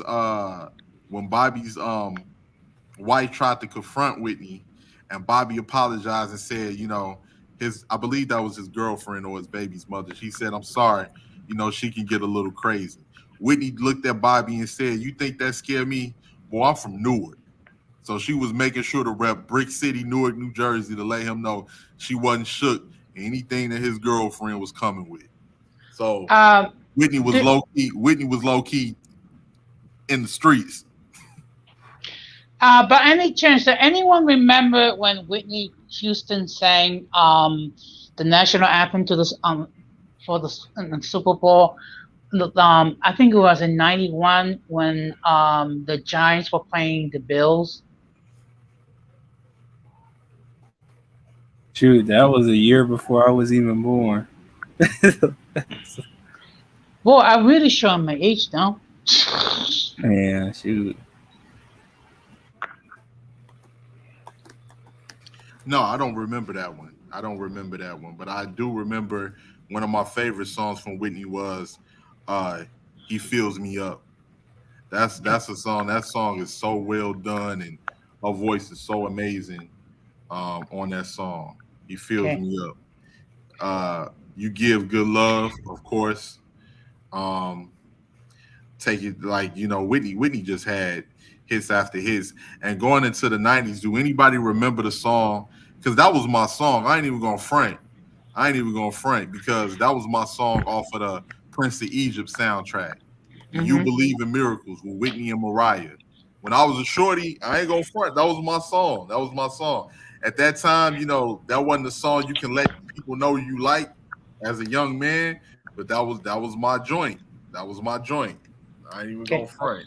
So, Excuse me, but Denise mentioned in the chat that Whitney Houston was a closet lesbian. I mean, yes, she was. Yep, she was. She was. One of her friends was actually secretly her lover. Blood Moon. Why you saying Bobby got her into everything? So yeah, she was definitely yeah, Smoothie, absolutely. Whitney, you couldn't take away from it. And the thing is, what's messed up? Like Whitney and Bobby was a mess then, but could you imagine Whitney and Bobby during the social media area? That would have been a disaster. Disaster. Jesus Christ. I would not have wanted to see that. It would have been like, somebody get these people some help. They need it. So, okay, everybody's favorite era. If anybody, would like to come onto the panel and discuss, some of their songs from their favorite era of Black music or just music in general, we can start getting into music that you all might have grown up on. That was, or music that might have been iconic in your family, and music you may have learned and influenced you. It can be in a positive way. We're gonna definitely start getting into hip hop a little later, more than I'm gonna definitely go back on the '80s with hip hop. But going into the early '90s, let's talk about them. Yes, Y'all. Let's talk about them. Like my boy Montana Max said, he's a little disgraced right now, but I don't agree with what the man did. I think he should be punished, but do I think he was used as a scapegoat? Absolutely, because all of those parents need to be put in jail, and they need to be put in jail for the same amount of time for pimping their children out to this man. But you can't deny his talent, and his talent was undeniable. And let's go into R. Kelly, ladies and gentlemen. Let's go into R. Kelly. R. Kelly first made his debut in the 90s. He made his debut in the 90s. And what was actually the name of the group that he started with? I can't remember the name of the group that he started with, but he started with a group. I'm gonna have to look that up. But he started with a group before he was before he was actually a solo artist. Public Announcement. That was the name of the group, Public Announcement. He started with the group Public Announcement, which he came out under the moniker R. Kelly, which, you know, the R stood for Robert. And Are you sure it's not MGM? was it MGM or was it Public Announcement? I think it was MGM. It might have been, because I know him, because Or it could have been both. I don't know. I mean, not an expert. Definitely not an expert, but when I first heard him, he was down with the group. Yeah, it's both. He started with MGM. MGM is his first, and then Public. When I first heard him, he was down with the group Public Announcement. And of course, you all remember the songs Honey Love, Slow Dance, which was a classic. Slow Dance, that's definitely a classic. Hey Love. So those are some of the songs that I remember R. Kelly from in the beginning. And, you know, music today, man, it ain't got that type of feel, like where it was, you know, like it wasn't as vulgar back then. You know, they was able to use code words and you was able to understand. Like when you would listen to R. Kelly and you hear, you remind me of my Jeep, I want to ride it. And when you heard stuff like that, you knew what the man was referring to, but he said it in such a slick way that it was very catchy. Like nowadays, everybody just vulgar and straightforward, and it really takes away from the music. And a lot of people can't really sing. But let's get into it, man. Some of y'all top hits from the early, mid to late 90s that y'all remember. Because like Tina was saying, mid to late 90s, because really the early 90s was kind of like an extension of the 80s to a degree. But then each part of that had their own hits, the mid 90s, the late 90s. But that's when the sound really started to change in the mid to late 90s. So what's some of y'all hits? And of course, we can remember rest in peace to that young woman, the legendary Aaliyah. You know, we had so many hits in the 90s and people, you know, that came out. Usher, who came out in the late 90s, Tyrese, who came out in the mid to late 90s. Look at Morena trying to roast me. It's all good, Morena. I know I can't sing. I know I can't sing. I gotta give you a type of melody though. Was it okay? I'm trying to think. There's also another young Latina singer. I think it was Selena that died in the mid. What did she die or she killed? Unfortunately, Selena was killed. She was murdered by her manager, who was a scumbag after Selena confronted her from stealing money from, I believe, her fan club or something like that. And, you know, Selena decided to fire her, and she knew that Selena was going to let her go.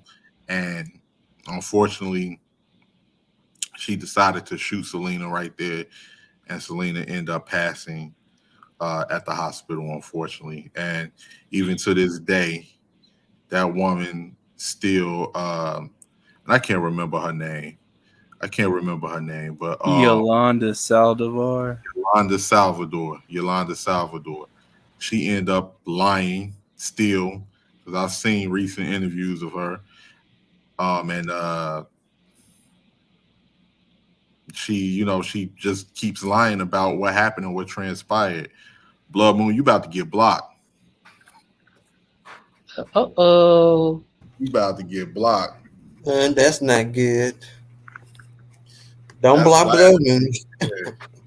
If someone didn't like Aaliyah's music, I love Aaliyah. Oh my gosh. But you know, respect, we understand we all have our own, you know, things we like. No, you know I'm messing with you, Blood Moon. You ain't going nowhere. But yeah,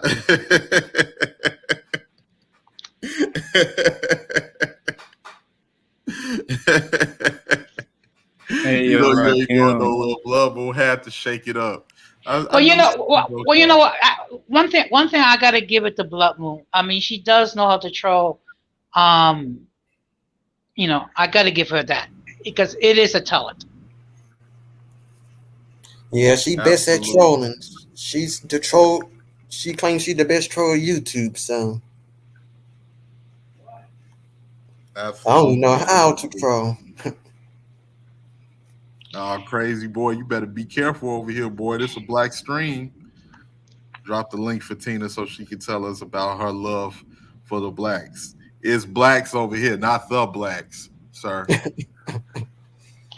No comment.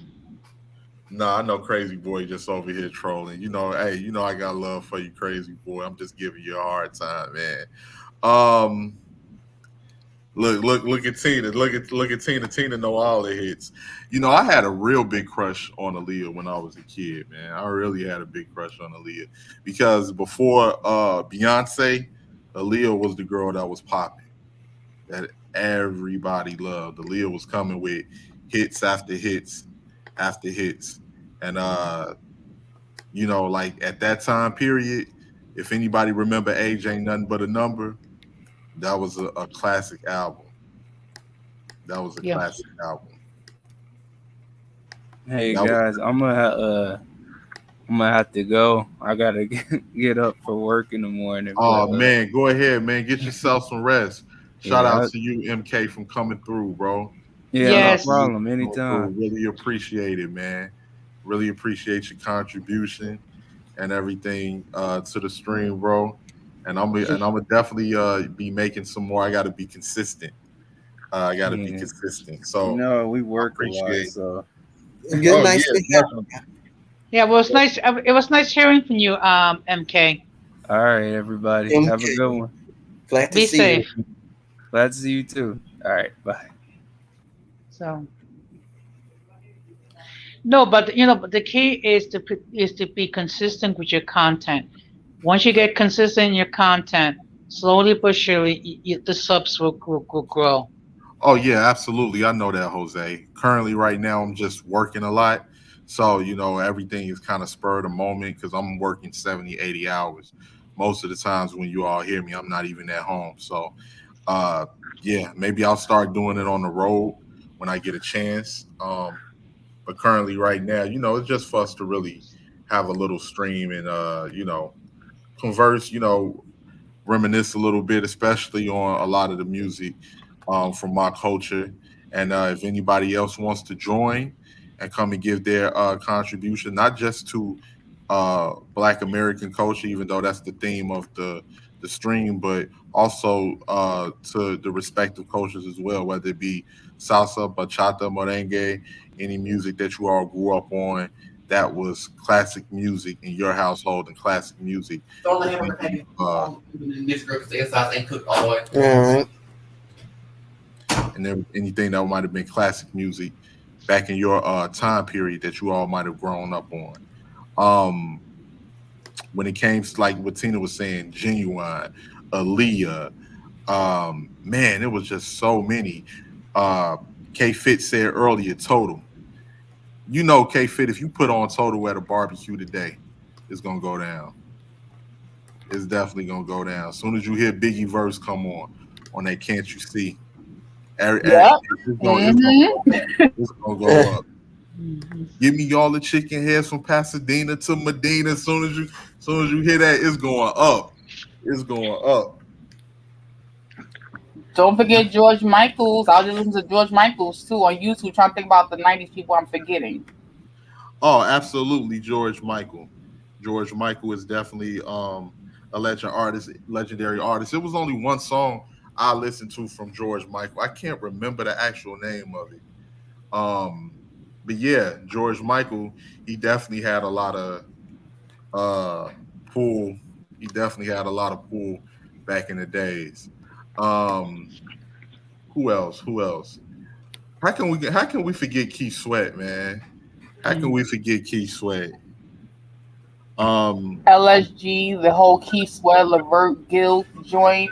They did the whole My Body thing. I think that was like the late 90s, like 98, 99, My maybe. body all over your body. Yep, I Your remember body, babe.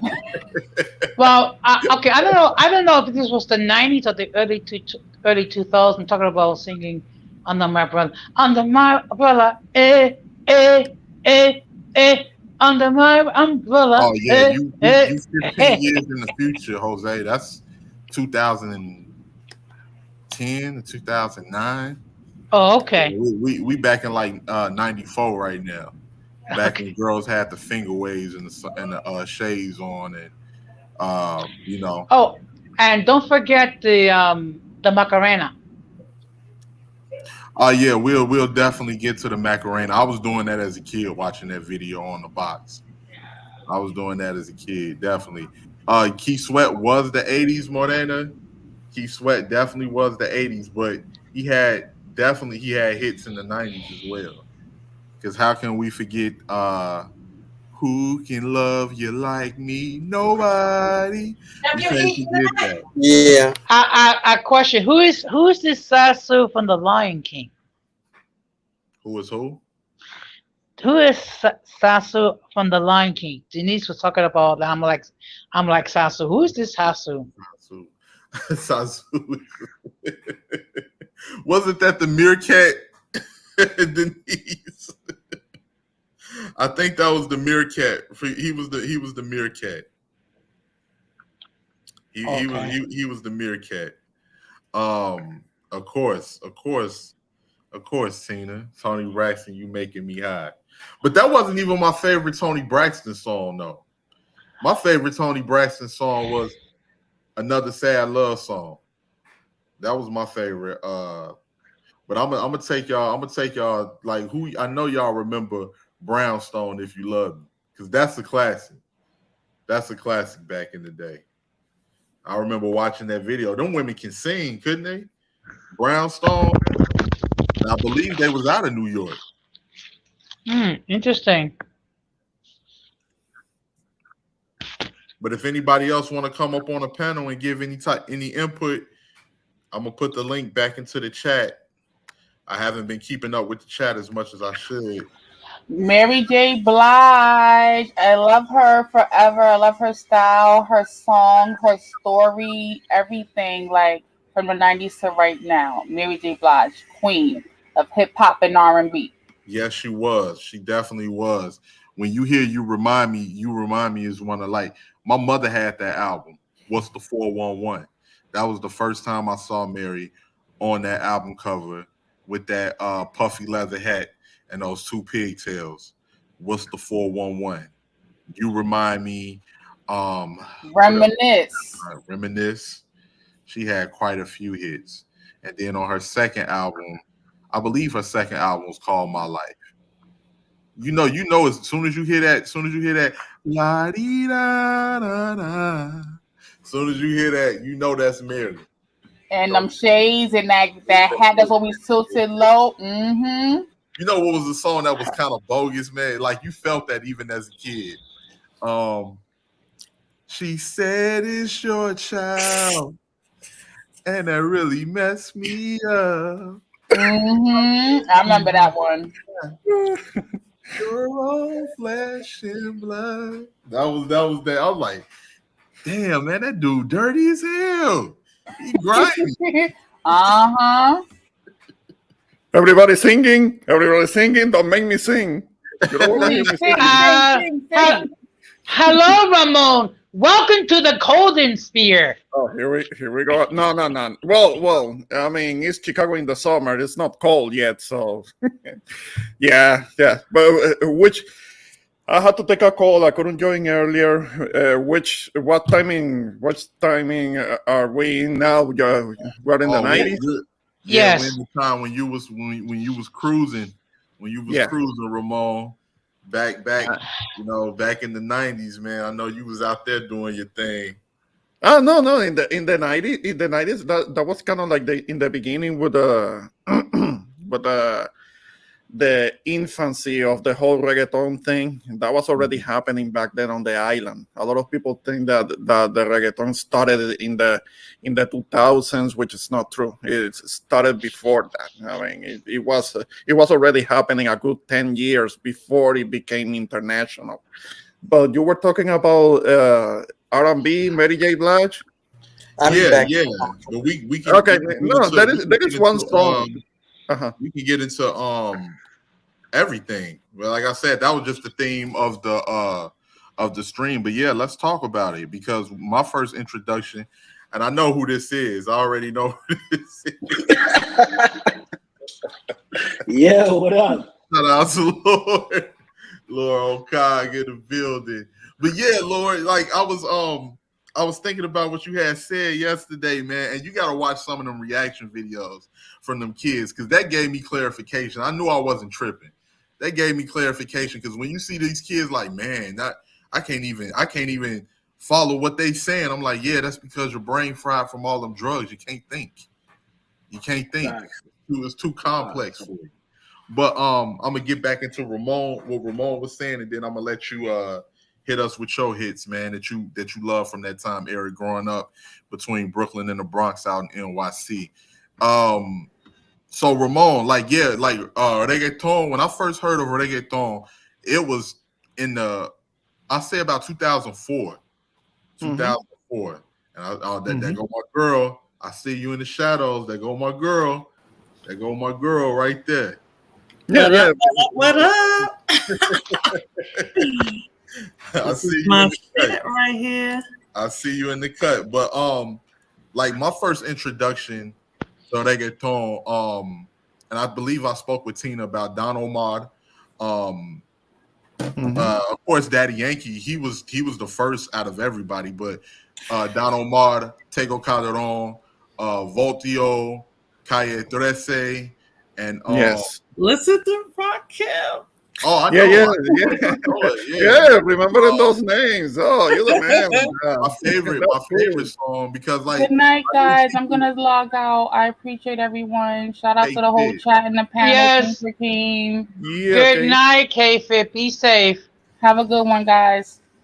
Good night, K-Fit. Thank you once again for stopping through. Shout out to K-Fit. Yes.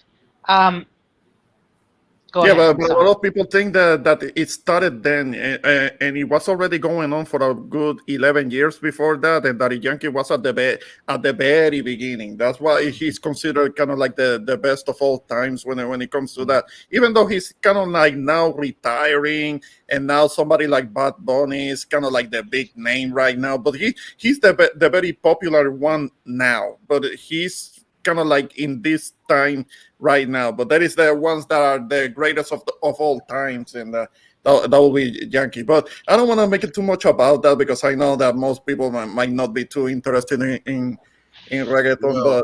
But you were Oh no, I was just gonna say I'll give my insight really quickly, because one of my favorite songs on reggaeton was because I was up in the Bordy area. Actually, it was a girl that I used to date that was Boricua, who actually put me on to Evie Queen and she was pretty much the island Lil Kim. She was rough, man. When she told me a lot of the stuff that she was saying in Spanish, I'm like, she sound like she's saying some rough shit. Yeah. Evie Queen, she's hood. She's hood. She went into some shit, and she had the credibility from the very beginning back in the 90s. So she was from that environment, absolutely. And many of the artists, many of these kids that came into their own in the genre, many of them were from the projects. There are a lot of project kids that got involved into the genre, and Yankee himself, he was somebody who lived in New York. He was in between one of the projects in Puerto Rico and New York City, so that may be part of the reason why he was able to get a foothold. But that was when he released his Spanglish album in 2004. When it went in international, but the movement was already going on a good 10, 11 years before that. I was still in high school back then. It was already happening. So I remember. Mhm. Absolutely. One of my favorite reggaeton songs was Tego Calderon, El Abayate. And that was because Yeah, El her brothers, Abayalde, Tego Calde. yes, her brothers actually put me on to that song. And that was a song, I don't know if you can really call that a reggaeton because he was really pretty much rapping. It was like rapping in Spanish. Yeah, he was mostly rapping. He had his own style, his own sound. You couldn't confuse him with anybody, which is something that real artists have. Unfortunately, what you see right now is a whole bunch of guys kind of doing the same thing, and one confuses them, and it's hard to tell who's who because they all sound alike, and they're using a lot of the auto tune because they don't have much of a voice, and they use auto-tune while they're rapping about lean and stuff, and you don't know who's who. And it's kind of like with the female singer, the pop singers of today, they're not really worth much because they all sound alike. I mean, all of them are using auto-tune because they can't really sing. I mean, it's not like back in the 90s. In the 90s, the pop singers were like the real deal. We all know that. I mean, you were mentioning some of them. It's not only somebody like Whitney Houston, but there was also Celine Dion. There was also Mariah Carey, and to a lesser degree, when it came to vocal ability, there was Janet Jackson, who was the template for what would later become Britney Spears. A lot of people don't give that credit to her. I mean, Britney Spears never did anything that Janet Jackson didn't do better. I mean, so. You wanna get some good pop music? Go to the 90s. Look at what happened then, and some of the R&B at the time are with somebody like Tony Braxton. You were mentioning Tony Braxton. Like, if you wanna hear a great R&B album of the 90s, just listen to Secrets, the whole Secrets album. I recommend it. I mean, especially if you're gonna be in good company, just put that album there. See what happens. Absolutely. I'm definitely going to do that. I wanted to shout out my brother Moon for coming through. What up with you, brother? How you doing? You still got your wrench coming, Moon. As soon as I learn how to work this damn laptop, I'm going to definitely be supplying a lot of y'all with wrenches. But I wanted to get into what you got to say, Jose? Well, actually, what you can do is after the stream is over, what you do is like, to people that you want to give a wrench to, what you can do is you can touch, the chat and then making a moderator that way. Okay, definitely. I will definitely look into that. Definitely. Let's get into my boy Lord that hopped on the panel.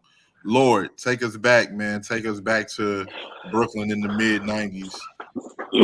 Brooklyn in the 90s, man. Brooklyn in the 90s. I was from the Bronx, Rakim. He's not from Brooklyn. I was actually from the Bronx. Then he moved to Brooklyn until I moved.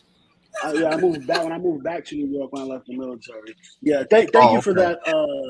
More than I appreciate. Because I was okay. You're welcome. Because like from what I hear, when it comes to New York, Brooklyn was like the worst borough in New York. It was like it wasn't. Have Lord tell it it's the Bronx. Well, the 80s. Okay. Well, in my case,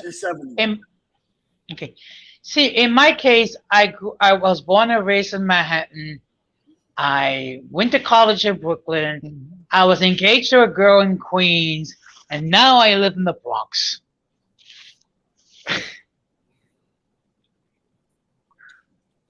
Smoothie is right. I'm definitely not a real New Yorker anymore. But yeah, listen, man. I grew up on like Mobb Deep. You know what I mean? Shook Ones. You know what I'm saying? I remember when Wu-Tang, Nas officially. The funny thing is, I didn't start listening to Nas until like late 90s, right? It wasn't early 90s. It wasn't like early or mid 90s for me. It was really, really, really late.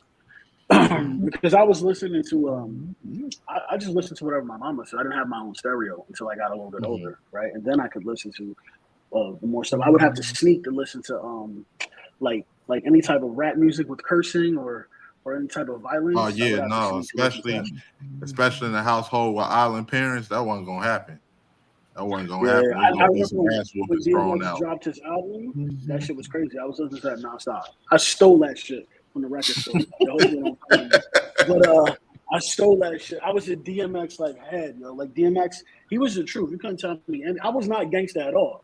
But like DMX had me wanting to sell drugs and shoot motherfuckers, like real talk, bro. And then pray about it on Sundays. Like his whole album was, man. DMX had like some of the best and the most, I would say, diverse albums, because he would make these like hardcore songs, and then he would make this party song, right? And then he'd make a song about God and Jesus and the devil, right? It's like, what? I was a child listening to this. It was crazy. And then I remember when I learned about West Coast, the first West Coast song I ever heard was "It Was a Good Day" from Ice Cube. First one ever. I was like, who are these West Coast people? Yeah, because I was going to ask, like me and Morena spoke about that before. You know, it's funny. See, this is y'all karma too, being New Yorkers. It's funny how a lot of people is moving down south now. Y'all becoming, but the music is garbage now. I mean, no, y'all becoming Southerners after y'all shitted on Southern hip hop back in the day. Y'all really did shit on Southern hip hop. It's still caca. Y'all made people scared to come to New York. It's still caca. Moana, I'm gonna say this. Okay. What? I'm sorry. Go ahead. I didn't hear you, Jose. When music left New York, it went to Atlanta, and once it left Outkast's circle, to like other Atlanta artists, and then went to Houston, it just became trash. It was done after that, because New York never took it back, or Cali never took it, right? But once Outkast said, "Okay, we're gonna make sure everybody else get on," it was like the destruction of hip hop was birth. You know, crunk music. I think Atlanta did it though. I think Atlanta was the nail in the coffin. We have to take Outkast out of that. Yes, Outkast definitely. Hip hop royalty. They're definitely hip hop royalty. You know, but everyone else from Atlanta, basically, you just throw them in the trash. You know, definitely throw them in the trash. What about Goody Mob? You got to get the Goody Mob in there. Oh, Goody Mob is Goody Mob, yeah. That was all right. No, it's when what's his name? What's his name did it with the auto tune, and the other dude I kept saying, the one I kept yelling all the time, Little John. Little John made it go to caca, and so did the other T-Pain. Yeah, well, y'all wasn't used to like. Go ahead, adjacent. Goody Mob is Outkast adjacent. They come from the same like producer group, right? They come from that era, right? So I give them Outkast adjacent. Yeah.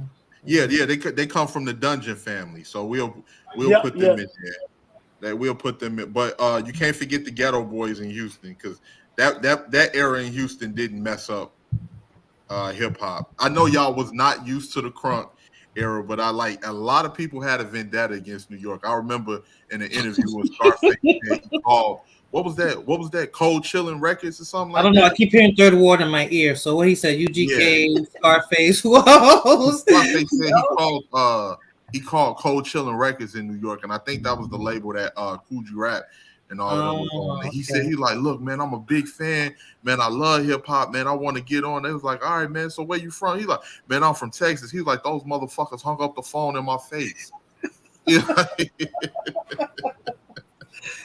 Yeah, well, you know. Y'all was very mean to people, man. Y'all was very, very rude. Very people have to allow people like, man, the hell with New York. Yeah. Well, you see what happens once we let it go, right? You saw what happened, right? Hip hop as it is today. It was wild. Nate Dogg said in the interview, he was like, man, it was so fucking wild. And then when Suge got up there and say, you know, if y'all don't want no producers dancing all in the videos, all on the records, come to Death Row. He was like, man, it got so dangerous in there. He was like, I didn't say this, but in my mind, I was looking at Suge like, why in the fuck would you do that? To let Puffy know he ain't. I remember that. That became, that still gets viral. People still quote that line. I mean, when he that was a jab at Puffy. That was a jab at Puffy. That was viral in its day. That was something. Blood Moon, I could listen to what I could get a hold of, because there were record stores in Puerto Rico that had a lot of the hip hop. There was that influence too. I mean. But that's when I mean, Puffy I wasn't isolated, and there was pop radio in Puerto Rico, so I could listen to a lot of it. And there were we get MTV in Puerto Rico, Blue Moon. We get that in Puerto Rico too. So I was and music channels. Yeah. Puffy was cornering the East Market at that time with hip hop Rakim, and that's when Death Row started coming into play when what's his name acquired Dr. Dre, Snoop Dogg, what's his name, Tupac. Yeah, Suge Knight. When Death Row was coming together, that's why Suge Knight was trying to flex, letting him know he got competition, and that's when that West Coast crap started. If it wasn't New York, y'all didn't like it at all. Y'all didn't care. Like, I remember watching those interviews with Tupac. He's like, and I was locked up in jail, and I'm listening to New York radio station. They just making fun of the West Coast. They making fun of how we talk. Like, yo, what's up, dog? Country and stuff. Yeah. It was different, but you know who nobody could say nothing about was NWA when NWA came out. Nobody was ever saying nothing about Snoop Dogg when Snoop Dogg came out. They did say something about NWA. But everybody was listening to the music on the East Coast. Everybody was listening to the music on the East Coast. NWA, everybody was listening to the music on the East Coast. Yeah, no, I knew that song. Fuck Compton. No, I was familiar with some of the rap all the way down on the island. Remember the New York connection to the island. So a lot of the rap those go down there, and we knew about. So you guys got it from the people in New York? You guys are for the New Yorkers? Yeah, there was the connection. Yes, we were getting some of that down on the island. I remember when I first heard about Public Enemy. That was all the way back in 1990. Right. That was the fear of a black planet. Public Enemy. Yeah. That was the first time I heard of him, and after that, I heard some of the other albums from that time that I have to this day.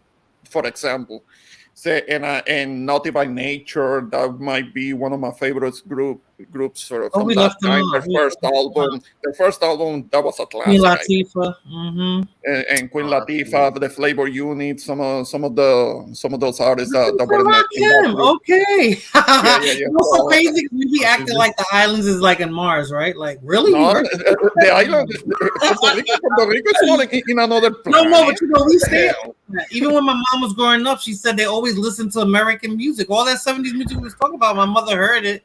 Well, she was already here, but like the 60s music and stuff, she heard all that over there. Like she said, we were always into American music. Always. Yeah. That's every country. Huh?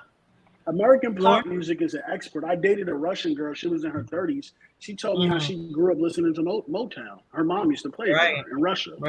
Right? And that was back during the Cold War. Right? Exactly. It was like the export of American music was like that's a huge around the world. Huge. Right. Most people they may listen to their music, but if you go to a club in a foreign nation, they're playing American music. They're playing American music. They're playing the most popular music. It's like knowing American music. It's usually American. Yeah. No, it's crazy. I mean, because here you never really think about that, Lord. Like I didn't even learn about that till I was like a teenager. It was a guy I seen on YouTube. He was from New York, and he said this was like 2015 or something. He said he went over, like you say, he was messing with some girl that was from the Baltics. And they got like a big hip hop scene out there, and like they went to a store and he was like passing by stuff she had. She was like, oh, that's FUBU, that's hip hop, I can wear that. He was like, FUBU? What the hell? If I wear FUBU in New York right now, I would get heated. I would get roasted. I'm not. He's like, y'all still wearing FUBU over here? I showed you the picture of my stepfather, how he dressed when he came over here, right, in the 70s. Yeah, then he looked like what was that pimp's name? The movie? Superfly. Yes. Superfly.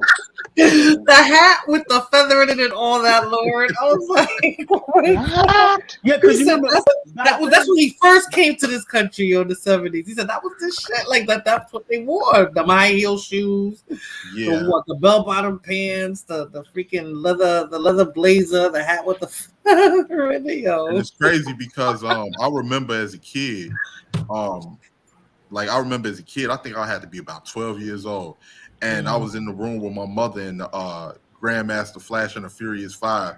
The message came on. Don't And you push. know, everybody is generational, so people don't be knowing the origin of shit. So I'm sitting there watching it. They was like, yeah, this real hip hop. I was like, these niggas with these tight jeans and cowboy boots.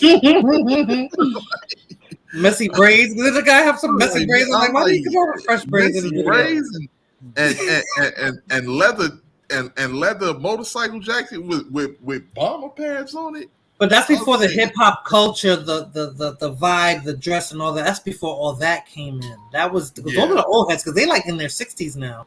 Yes, they are. They are. I have a lot of respect for them today. But you know, me as my young mind didn't understand at that time. I'm like, man, they ain't Nas, they ain't Jay. I didn't know that they came way before. I was like, my mother was like, boy, you about to get slapped across your face. They were the pioneers. Yeah, they were the pioneers that first came out. To the end, hit my. I heard a young cat. I heard a young cat was like making fun of them. It was like, y'all talking about our mumble rap. Tell me, y'all used to rap like, hey, you, what are you doing over there? Don't tell my son, listen, don't this sound stupid. I'm like, the boom bap stuff, you know, the boom bap music, you know, boom boom bap, boom boom bap. You was able to put a rhyme to that was the beat that they used, Rakim. Absolutely, absolutely. Disrespectful.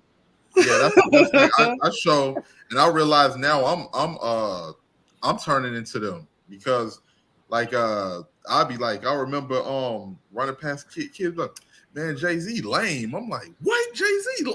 Well, I have my opinions about Jay-Z. I know that there may be Jay-Z fans here, but I never dig them. I mean, anything. Oh, come on! Yeah, hate me all you want. Hate me all you want, but Jay-Z's whack. He was whacking and he whacked now. How dare you say that? That's solid. No, but I didn't like his earlier music, Ramon. I liked him in the 2000s. Was it the Blueprint? Yeah, Blueprint, the first one. He only had like one song that was okay, which was for the Rush Hour movie, and the other song that was okay may have been Hard Knock Life, the Hard Knock Life song. That might be the only other song that was okay. That was good. Bro, I like Blueprint. Y'all don't like well, the whole album on the Blueprint. Girls, Song, Cry. Black album? We told you the whole album. What are you talking about? Like what? But I mean, he had been out like a decade before, and he didn't get that crossover appeal until that. Who produced that album?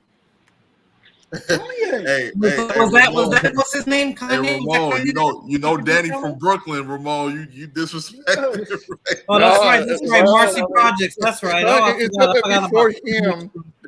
Before him and Puffy, I mean, rap was all right. I recommend everybody to listen to anything that has rap before like 1996. Because after that, it started to go to shit. It started to go too much pop, and Jay-Z didn't really help it that much. You know what's crazy? But I do recommend like what is like one of the best albums, the last great albums of the 20th century. That will be the Miseducation of Lauryn Hill. That's the one that I recommend everybody to listen to if you haven't, because that's hip hop R&B. That's hip hop R&B. That's considered hip hop R&B. Well, it's both. She called it a hip hop album. I remember the acceptance speech when she picked up the best album Grammy, and she said, "This is hip hop music." That's what she called it. Sing over it. It's not hip hop anymore. That was hip hop R&B. Okay, because she could rap and sing. Yeah, definitely. She did both. But that was definitely a hip hop R&B. She still saw it as hip hop. So that's how I look at it. And it's crazy because Ramon, I remember hearing 50 Cent say that in the song. Ramon sounds just like him when he said from 86 to 96, the game went from sugar to shit. And 86 to 96? No. Nope. LL Cool J was in that era. Big Daddy Kane was in that era. Rakim was in that era. Who else? We just mentioned he said something of the Black Planet. What was that? Public Enemy. Hell no, that was the best time. Slick Rick, are you kidding me? That was the So best what time. you- Those 10 years, that 10 year span, that was the No, best he's time. saying, he's saying from 86. Oh, from 86 to 96? From 86, and by the time 96 hit, it was garbage. That's Nah, because then Wu-Tang and them came in.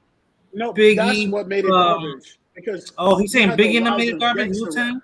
You had the rise of gangster rap. That's what made it garbage. NWA. Everybody had to be gangster. Everybody had to be True. gangster. You're right. Yeah, you're right. True. Okay, he's right. Everybody yeah, had right. to be gangster until like the 2000s and Ja Rule came out. He started making his bubble gum songs and shit like that. But we're gonna put some. Oh no, you're right. He's right. He had a point. Because my man DMX dropped DMX, 2 albums in 1 year, right? And he literally saved Def Jam Records. They were going under. He dropped 2 albums 1 year, went triple platinum on both, and saved a motherfucking whole record label single-handedly. Yo, it's dark and it's motherfucking hell is hot, goddammit. That shit was cold. Flesh of my flesh, blood of my blood, cold. Cold. That's Blood Moon. You know what? You know what's funny? Blood Moon. You'd be surprised, right? She's rapping so they bastard. A lot of people. I'm sorry, Rocket. No, I'm just gonna say a lot of people used to hate on LL Cool J that I knew. Like they just didn't like LL because he was a pretty boy. Like they always. LL was the man. LL was the man. I don't care what they say. He was the man. I mean, a lot of people. There were people that were just jealous because he was a package. He had the looks. He had good writers, and he crossed over. He got into film. He was. I remember because the thing is that he could get away. He could get away with doing songs about relationships. I'm in love. Because he wasn't a what do you call him? Get away with that. Rappers. He said he was a lover. LL. What he called it? James loves whatever the hell his initials. Yeah, because ladies love James. Get away with that because people kind of respected that because he was a fairly big guy still. Like you couldn't just mess with him. Yeah, you ain't just gonna run up on no LL like that. He got respect. He was respected still. He could do rap about love and get away with it. I didn't like LL when he first came out. I liked him in the actually 90s. rap.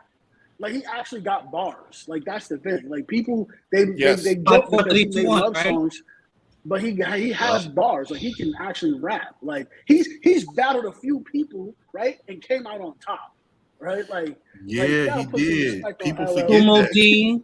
What's the guy from Queens? Cannabis's whole career. Cannabis, yes, Cannabis. Yeah, Cannabis was supposed to be the next thing smoking, ended that man's whole career. Kumo D. He shut Kumo D down. I just wanted to say something to clarify what Lord was saying. And Lord is right because I can remember like it was dudes that I came up with. They just didn't like LL because he was attractive and he got a lot of girls. But like I remember Cannabis said to him, he said, you don't really want to battle me for real because 80% of your fans wear purses and high heels. And I remember I think LL came back and said something like 85% of your fans don't exist or something like that. And it really that really messed him up. Yeah, he called himself the GOAT. He's the GOAT. No. LL is still a legend. Still a legend. One of the originals. I mean, nah. All that can only hate. All this dirt is still looking good. Yeah, I ain't gonna lie. A lot of people hate because they couldn't get that crossover appeal. Yeah, he went to make movies. Him and Ice Cube had success with that. They both did. He did. Yep. He definitely and did. Ice-T. So. Yep. Yeah, Ice-T. Yeah, definitely. Ice-T as well. Yep, Ice-T as well. Ice Cube, Ice-T, and LL. Oh yeah, Q was my boy. That America's Most Wanted album, what Sundown was saying yesterday. America's Most Wanted album with the 3 Ks. America's. Also, he went to FLA. He went to New York. He did the New York album, and that. He did. It was the Bomb Squad. It was Public Enemy people that produced that first album. Yep. And Ice Cube. He started out with NWA. I don't know that just because of the movie. I already knew that because I already knew about them back in the day. But he started out with that era. With NWA, and then because of disagreements, he ended up leaving the group and started doing his own thing. And at first, Well, he the wrote rest most of of the the members, raps. they were kind of dissing him, but they recognized that he did the right thing in the end by going in solo, being by himself, because things were not working out for him so well. Yeah, but he was one of the founding members. Mm-hmm. Absolutely. Hey, because I didn't read my boy Moon's comment earlier. Hey, Moon, you know you got a wrench coming, brother. As soon as I learn how to work this damn laptop, I didn't realize how illiterate I was when it came to technology. I've been using the damn phone for so long. I'm sitting here struggling, trying to rattle my brain on how to copy and paste the damn link to send it out to everybody. Come on, you need to upgrade. Rakeem, don't feel so bad because it took me a while to get used to all this technology as well. Yeah, but at least we can hear you fine, because when you do live streaming on your phone, to be perfectly honest, my dude, I mean, it gets choppy and staticky, and we can't hear you so well, man. But so this is an upgrade. I think I'm gonna just start. I'm gonna do streams more and just bring my laptop with me on the road when I do it more often, Rakim, because you forget. I forget. You hit the link the last time with no problem. You put the link in the chat with no problem. I know, but you know what it was? I hopped right off the road into the house, so my brain is kind of rattled still. I'm like, and it's one of those things where like I feel like I got Alzheimer's. I'm like, why the hell I can't think? You forgot, and it's all right there. Yeah. So, but yeah, guys. I gotta admit, like New York definitely had it. New York definitely had it. You know who we left out from the 90s? The Roots. Of course. Roots, Tribe Called Quest, and you know what? It seems like to me, Philly was the only city that New York respected when it came to rap. Y'all didn't even respect. Look at the people that came out of Philly, though. Look at the people that came out of Philly. Because y'all didn't even respect Jersey at one point. A little bit. Nah, because Naughty by Nature said that when they would go to New York and people would bring them out and say, yeah, and they out of Jersey. People like, boo. That's always like that. That was always like that. Jersey. Why the hell you telling we was from Jersey? God, Lord. I mean, right? Lord, they were Jersey. Jersey was like our little brother who tries to replace us, but you'll never be better than the original. Right? Philly is like your cousin that you get to see like only a few times a year, and you just mess. But you'll be happy to see them, we fuck with you, Philly. But Jersey ninjas, they crazy. They have to be like a little cuckoo. They were all like kind of cuckoo. Because look who came out of Jersey, K Solo. You guys remember K Solo? Okay, so well, his career didn't go anywhere, and he was really good. Redman, I think Redman's related to him, right? Yeah, what about EPMD? Is EPMD New York or New Jersey? They Long Island. They might as well be Jersey because I know y'all don't respect them either. True. We only respect Rakim. From Long Island. Yes, Diggable Planets. Diggable Planets was they weren't New York or New Jersey, I don't think. Listen, Tupac, he liked to rap Cali all day, but he's not a Cali. He's from New York. Yeah. He's from the West. He's from the East Coast. He was born in New York, lived in New York for a while, and then moved to Maryland. He's from the East Coast. He actually, he said that when you look at his old interviews on Yo MTV Raps with 5'5" Freddy, they asked him, so where do you grow up at? He was like, I was born and raised in New York. I moved between Harlem and the Bronx, and then I moved to Baltimore. And then I came out here. But y'all really messed Tupac up because Tupac really hated New York after that robbery and him getting shot there. He felt like New York. Biggie set him up? Huh?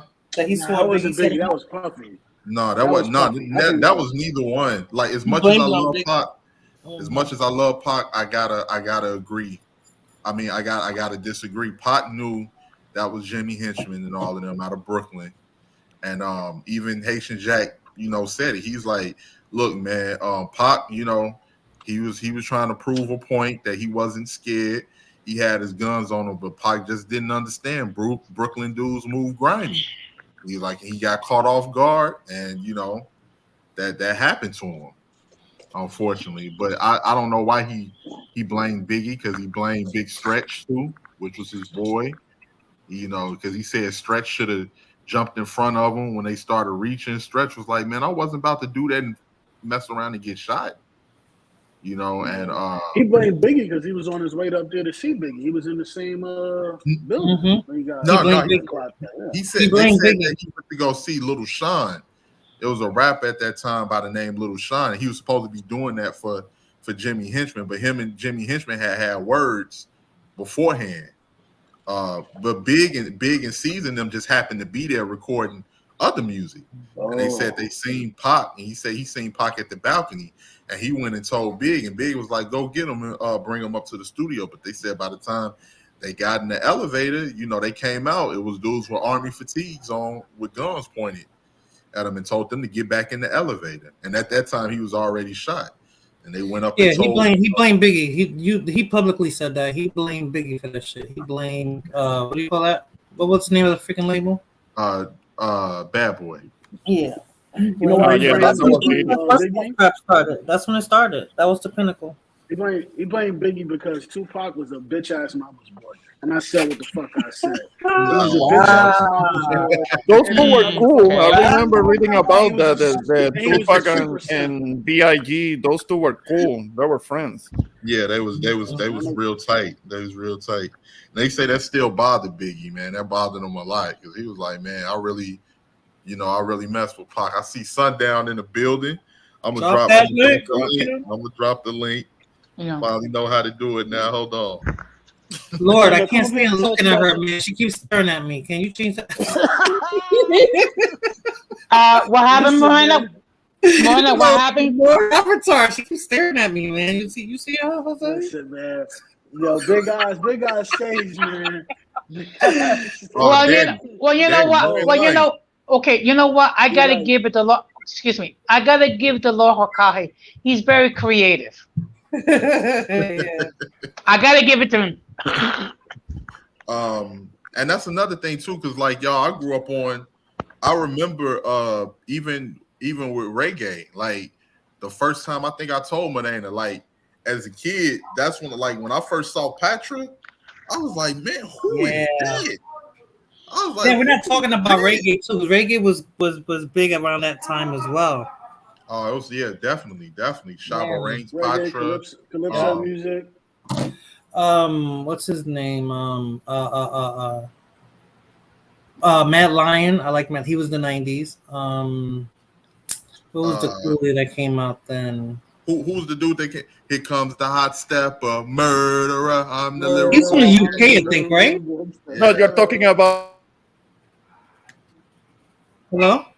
I don't hear you. I mean, Ramon. That's how No, but before that, guys, you mentioned Patra. She used to be called Lady Patra. I had a chance to see her on stage. You did?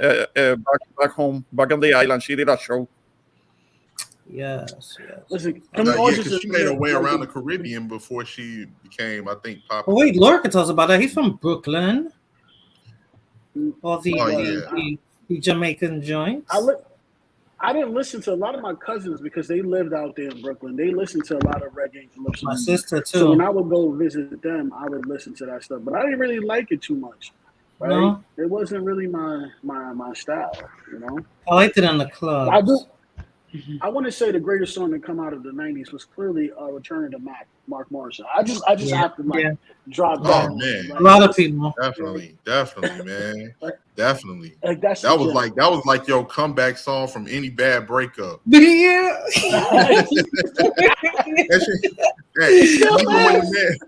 It's like, bitch. That's what I said, bitch. Even when he came up, she was still trying to talk shit up. Like, Mark, I need a real man. That's how you should start. You should start off your stream, bro. Do a manosphere segment. It start. Yo. Return to the Mac, home. Yeah. Yes. Yo, what up, Sundown? Shout out to Sundown. Chilling. Yo, I don't have enough time. Like I got like a little bit of time left. I just wanted to say, since y'all were talking about Tupac and Biggie, Tupac knew who shot him because he had a phone conversation with a guy named Monster Cody, and he was like, yeah, it was these guys from the A-Team. The A-Team is the guys that shot me. Like, he knew who shot him. So the fact that he would blame Biggie, that's why I never respected him, because he knew Biggie had nothing to do with it. He blamed him publicly, right? Yeah, he blamed Biggie publicly. Yeah, But he knew He blamed Biggie publicly. The only reason we knew of the people that had something to do with it because he mentioned their names on Against All Odds. And I think that was really the first time where you would hear somebody talking about a street beat, because we didn't know who Jimmy Henchman and all of these people was. Exactly. But when he said promise to pay back Jimmy Henchman in due time, quote his words, I know you bitch niggas is listening, the world is mine. You set me up, you wet me up.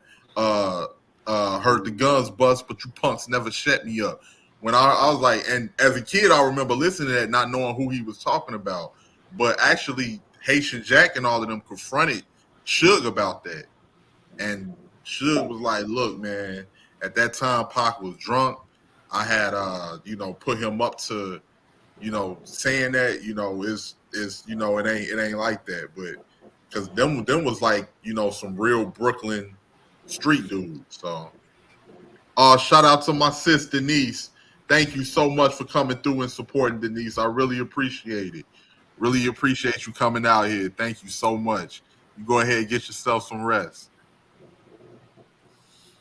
So, but yeah, like at that time period, and in my personal opinion, it was like things, I don't know, man, things is watered down today. At that time, like even with the situation, I understand all the major cities got crime, but New York was its own monster at that time, in that time period. In the 80s and 90s, I don't know, people here like, no, don't go to New York. Don't go to New York, man. New York, dirty. No disrespect to y'all city, but they were like, New York, dirty.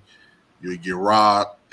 You would get cut. Just like Chicago. We were like, don't go to Chicago. Shit. Yeah. You want to light a cigarette, somebody be like, pew, shoot your ass. You just light the cigarette up. But see, like, Chicago wasn't in the media as much as New York was. True. New York Chicago's highly segregated, too. Huh?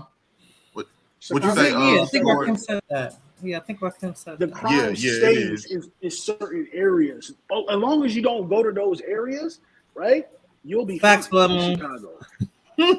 Yeah, definitely.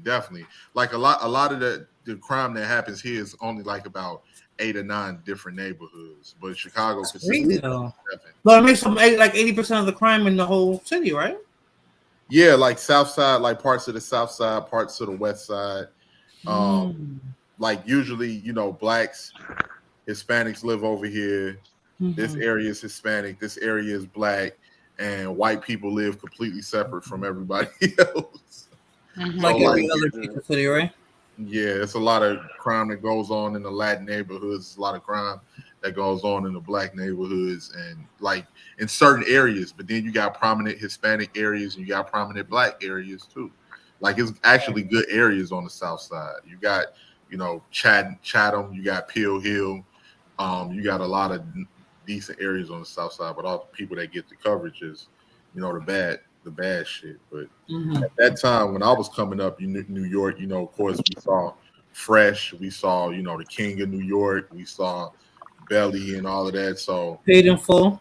That was New Jack City. So Belly. So what people thought of New York, like that's the damn that's what you ain't trying to go out there. And then the subways, because remember I told you, Morena, when my grandmother visited, she told me, she like, oh baby, it was so dirty. And it's so marked up on the subways. And I went to the Bronx and it looked like a third world country. But that was in the 70s when she went. She told me she went to Harlem and there was dope lines around the block. Yeah, time. So yeah, New York looked like season 1 of The Wire, right? And like that's what New York looked like. Season 1 of The Wire. It was just dirty, dingy in the 70s. Everything was run down. People was living in abandoned buildings. They were burning buildings to the ground to get the insurance money. It was just anarchy in the 70s and the early 80s. Right? It was really bad. Really bad. Well, then I know she grew up in that time. My bad, guys. I done missed a lot of these comments. But It happens. when you okay, well, when you have a lot of activity in the chat, you're gonna miss some comments. yeah, I'm just looking down. I was like, damn, I done missed a lot of comments. Denise said good night about 15, 20 minutes ago. But yeah, like so like as far as what is your favorite R&B, Morena? Because we know you love you some. Oh, what era? What era? We know you love you some Jodeci. What era? Oh yeah, definitely Jodeci. Jodeci, because me and Fulan, we actually got to meet them, so we got to really, yeah. We did. Hey, the song "Feeling" is the best. They lived in the next town over, so the song "Feeling" is the best Sims song of them all. I said that, Ramon. I said that. Yeah. No, I like "Come and Talk to Me." My money, my house, and my car. That was the first Simp song, right? But I like "Come and Talk to Me." "Come and Talk to Me" was my favorite. It was when I started to sing of those. Little birdie told me you're right. Yo, facts, Danny. I believe it. She was mad young too. They was like, hey, man, go burn the house down over there. Here's the matches. They're not gonna throw you in jail. It's okay. She was like, okay. She would like try to stab the cop that would try to stop her and shit like that. But R&B that the 90s is Mary J. Blige for sure, because she got me through some stuff. Tony, Mint Condition, Lord, Jodeci, the Barge was the Barge kind of fell off by the 90s. No, the Barge Brothers, that was the 80s. Yes, Fulana, we all were, huh? Yeah. The Barge, that was the 80s. Yeah. Christopher Williams, I love me some Christopher Williams. Oh, you talking about that pretty boy motherfucker that West? Yeah. Like, I'm dreaming. Yeah, but he could sing though. He sounded like a man singing. He didn't have a high falsetto. Yeah, he was in New York City. He was in New York City. He's the one that takes the fall at the end. Yeah, but anyone I'll be sure. Who couldn't sing? He was definitely a package, and he couldn't sing. Does anybody remember seeing The Secret Garden on was that the BET Awards? And I'll be sure they had, I don't know what they did with his mic because he sounded horrible. I'm not familiar. I don't know. No, he had a couple of hits. He had a couple of hits. Christopher Williams definitely had a couple of hits. Hey, why my man Wesley Snipes just snitched on him like that in New Jack City at the end? Yeah, I remember. I saw that movie. Light skinned brother. That's the dynamic. There's always the light skin blues. I told you, Rakim. I always heard the light skin blues, so you know how that went. He said, the light skin brother. It was him. See, this pretty motherfucker. You say you pretty motherfucker. It's funny because. That movie was a classic. Yeah, it was, right? What she said, rock-a-bye, baby. What you was gonna say, Lord? No, I was saying that movie was a classic. I love New Jack City. Yeah. We didn't need Ice Cube in that movie, you know. Ice Cube, they could have removed him completely, and we would have known nothing different. No, Ice-T was the one who was. I mean, Ice-T. I'm sorry. You were born Ice-T. Yeah, he played the main cop, and he was actually pretty good. He wasn't an actor before that, but he was pretty good. He didn't really have a real words until towards the end of the movie. It was just like, why did we have him there? Chris Rock had a better role. Yeah. And he was the original Pookie. He was the original Pookie. Yes. Excuse me, guys. He's calling me. Excuse me. Oh my god. I think you're right, Blue Moon. He does. Excuse me. I'm gonna hop off. I'm gonna go to sleep. Rakim, thank you for allowing me on your platform. Shout out to everyone on the panel and to everyone in the chat. I just want to wish everyone a good night and please be safe out there. All right, thank you for stopping up, Good night, Jose. Shout out to my YouTube dad, Jose Negron. Thank you. Shout out to you for coming through. I really appreciate it. You go ahead, get yourself some rest. I might keep this rocking for a while. Yeah, because I think I've been to like, seems like I've been to like 50 live streams today. Yeah. I hear you. Definitely. I mean, between my live stream, Art, K-Fit, Don Armando, and yours, that's like that's four. That's 5. I think I might have been on a roll for all of them. Yeah. Okay, well, good night, guys.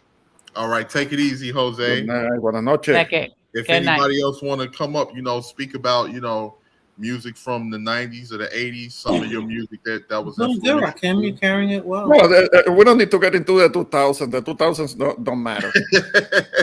The 2000s still have some decent, didn't it?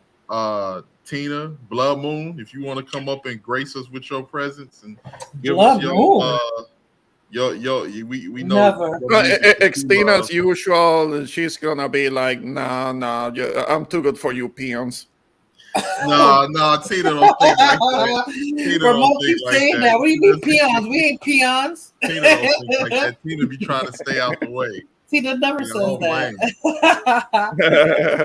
Crazy out here in these YouTube streets. The 2000s had one good album from 50 Cent. It had a couple of good albums from Alicia Keys. Yes. But aside, not much else. So we're gonna disrespect College Dropout. We're gonna disrespect Graduation. Yes, Kanye, Beanie Siegel, Heartbreaks. We're gonna disrespect My Twisted Dark Fantasy. We're gonna disrespect the greatest. Was he holding on to that, Rakim? Do you think Lord was holding on to that? Throne. We gonna really disrespect Kanye like that? No, Kanye in the beginning. Was actually pretty good. Kanye's a genius, though. He is a genius.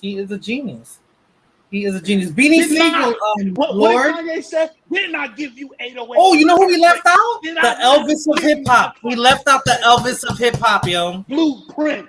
The black Elvis of hip hop. Eminem. Yeah, I don't like Eminem.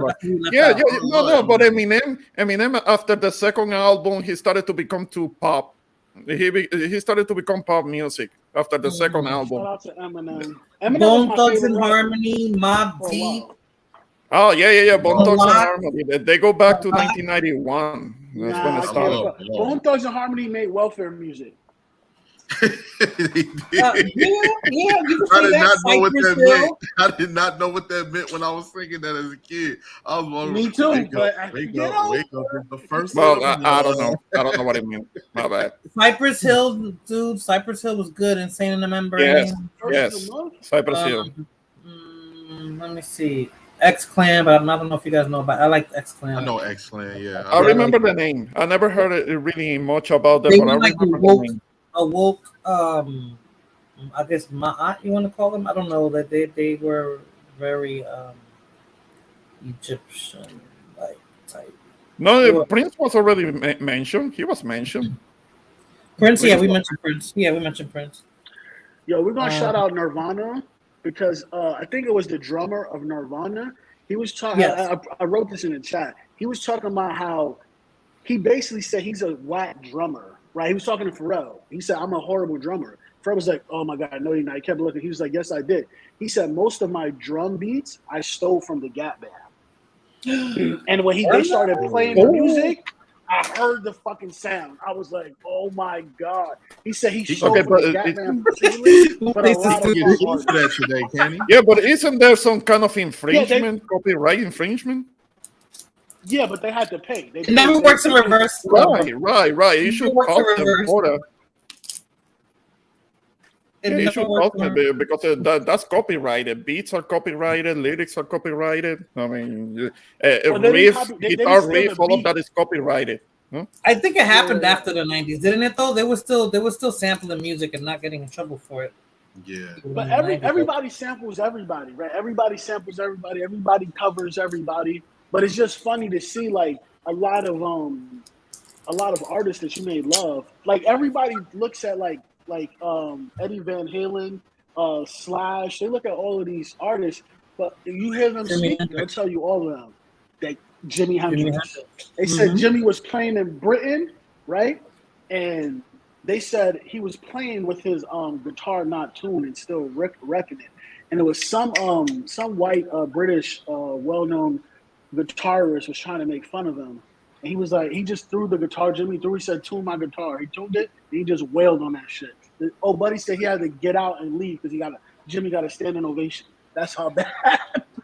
But the English, the Brits always was into they were always into soul music, rock music. They were always into, and they always listened to the black artists, the ones in Yeah, Muddy, the Rolling Stones basically stole Muddy Waters' whole style, like whole style. Yep. I got some shit. You can't show them nothing. Yep. Yeah, and at that time they couldn't have sued them even if they wanted to because they didn't own the rights to their music. But that's how it is now, though. Think about it. Hip hop is not owned by black people. No, it's not. But like a lot of the genres never was. Like black. Right, but it's like hip hop started. I don't know. Hip hop was so contained that it could have stayed there. You know, I don't know where the Well, you know what? When unfortunately, go ahead, Lord. My bad. No, I was going to tell Blood Moon he was in both Foo Fighters and Nirvana. Okay. See, the thing is, like when people are, when I don't know what it is, but when you poor, I don't know, just people willing to sell out. People are willing to sell out, like if they feel like it can get them into a better situation. They play on that. They'll play on that. That's why Jay-Z said in H to the Izzo, what he say? I'm charging y'all for what y'all did to the Cold Crush. But because a lot of them earlier hip hop artists got screwed.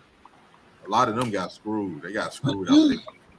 Because they never, and I guess you're not taught that. They never cared about the business aspect of it. They liked the creative aspect of making the music and performing. They never realized that the producers and people making that music was the one that were making more money than they were. Yeah, I mean they didn't know what money was. Yeah, they was ignorant because you. Yes, Lord. Flash. November Rain. Bronx and Brooklyn at that time. I don't think none of them knew about business living over there. No, they weren't worried about that. They liked the creative aspect of it more. They weren't worried about the business aspect of it. But Lord, yes, last year November Rain. That was my shit right there. You're breaking up a little bit more. Me, I think you could. Yeah, you're breaking up a little bit. We're having difficulty understanding you. You hear me now? A little bit better. Hold on, let me. You know, you could really thank for like in hip hop for like, people really getting their own really getting their own money. You could thank Dame Dash, Master P, and Birdman, Jay-Z as well. But those three, the first three I named was like, and then you go down to Houston. Houston, I think they really kind of revolutionized because a lot of those guys in Houston were independent, making good money, being independent artists. Yeah, that's what Third Ward was saying. Like they made their own money, so they didn't. And since Texas is so big, Lord, I believe they didn't have to cross over to the East Coast or anything like that. They made their money in house. Yeah, and because they were not just Texas, but they was local all over the South, right? The South, right? They was local all over the South. Yeah. A lot of owned everything, right? Yeah, they did pretty good. Like for instance, A-Ball and MJG was big in the South and big in the Midwest. But y'all didn't fuck with no A-Ball and MJG in New York. He's on my playlist. Huh? He's on my playlist. Oh, that's a group. I know y'all ain't messing with MJG. No. MC8. I'm thinking of MC8. I'm sorry. I'm thinking MC8 because I don't know this. I like what I hear, Rakim. Yeah. That's what it is. And then I start saying, "Oh, I have that song on my playlist." Like I won't know the name of the artist. Because if what's his name was here, if Third Ward was here, he'll know what I'm talking about. A-Ball and MJG, Space Age Pimpin'. Don't be dissing me, Rakim. I know my music. Right. No, I'm saying because that's from the South. I know, like y'all don't mess with the South music. But I know that you like. I didn't know who UGK was, but I had them on my thing because they had that song with Outkast. I was like, oh, I know who that is. I have that song on my playlist, so it's like I didn't know that they were big. I didn't know they were from Texas. I didn't know that they produced Jay-Z's song. I didn't know who they were. Like I didn't know the background of it. Yeah, Pimp C was country as hell. That was my dude though. Mm-hmm. Pimp C, yeah, they did 3-6 Mafia, UGK, A Ball and MJG. Of course, like what Laura was saying, Outkast, and Goody Mob, Scarface and the Ghetto Boys. That was the real good South music. Like, yeah, I ain't gonna lie, I liked it, the crunk music when that's what it was called, Chris crunk. Yeah, I Ludacris, didn't like that. when they played crunk, motherfucker, we was going to them house parties to fight. Everybody was going there. You hear Gave you Lil an excuse Jon, tag. Wow. yeah, represent your clique, represent your clique. Okay, talk to me about the drill music, Rakim, because that's what I'm not familiar with, and I heard that Kane started in Chicago, but New York rappers are using it. Or? Yeah, New York got their own style of drill. They was influenced by the Chicago rappers, but New York drill is more becoming more global because New York got more in it than what Chicago had. Chicago drill rapping was just gang. So New York is putting it on the map again. Well, I mean, because London is influenced by New York drill. Right, They're not doing Chicago drill. Chicago drill. I heard it. Go ahead. I'm sorry, Rakim. I want to say no. Go ahead. I don't know if this is considered drill music, but it's a guy from England rhyming off of Erykah Badu, and Erykah Badu's on it. You know that's definitely not drill music. That's not drill music. You know what I'm talking about? But you don't know who they got UK drill though. They got UK drill music though. Yeah, they got UK drill. This is UK drill. Let me see if I can get the name of the song. But it's pretty much disrespecting your enemies and gang banging on the beat. But New York do it a little bit better. Chicago, it was just violence. Yeah, it was just violence. And you know, it was a time in rap when people used to be like, man, them motherfuckers fake thugs. They ain't doing that. No, the Chicago rappers, they was doing that shit. They was doing but they're gonna be getting caught up in some Rico shit because that's how they're getting all of them. And any slight affiliation with somebody who is in a gang or something like that, being in a gang by itself may not be illegal, but any type of association that they can link you to a gang, then they can hit you with RICO charges and something that somebody else did. They can put you in jail for it. I mean, so I don't know. This is young people joining gangs. I mean, that's not smart. That's not smart. I mean, because the authorities are going rampage with using RICO to wholesale incarcerate. So, can I play like 5 seconds of it, Rakim? You should be good. So you can tell me. Go right ahead. All right. I ain't monetized. I ain't got nothing to lose. Yeah, but they can take your live stream down. Hold on. No. Because he's only gonna play a few minutes of it, but I'm trying to speed it up. Hold on. Hold on. Oh, okay. Take it out. So who's that? Do you know who that is, Rakim? Yes, I don't know, but I know that song. That's Stormzy. That's Stormzy, I think. Is that drill? I think that's UK. That's UK drill. That's UK drill music. See, it is. Okay. See, I didn't know what it was. Is it like Erykah Badu? So when I heard him and I could still hear his accent, I was like, I like this shit. Is hot. Well, I fuck with the UKs, man. I fuck with the Brits, man. Heavy. I fuck with the Brits. You do? That sounds dope off of Erykah Badu's thing. And I don't know the words, Rakim. I just like the beat. I like Erykah Badu's beat. I just like what I hear. Crazy. We all know that beat because that beat been sampled so many times. I think. So that's not hers. That's not. See, I know it from hers. What did it originate, Rakim? No, that's her. That's her beat. It is her. Oh, okay. A lot of hip hop people and sampled her. That's her song on that. Like I think J. Cole did that on Friday Night Lights. That song. I know that song. That song was off the album Mama's Gun. That was off her album Mama's Gun. What are y'all opinion what Tina was saying on Ludacris? I liked it, Luda. I like Ludacris too. I love Ludacris. Yeah, I know I understand that he had an association with Little John. I mean, because when I hear the word, the term crunk, I think about Little John. Like he was more directly linked to that. And I don't know, Ludacris. I guess he's all right. I don't have much of an opinion about him. I liked him on Missy's album, Minuteman. I like the move, bitch, get out the way. The one that he did, the girls around the world. That was nice.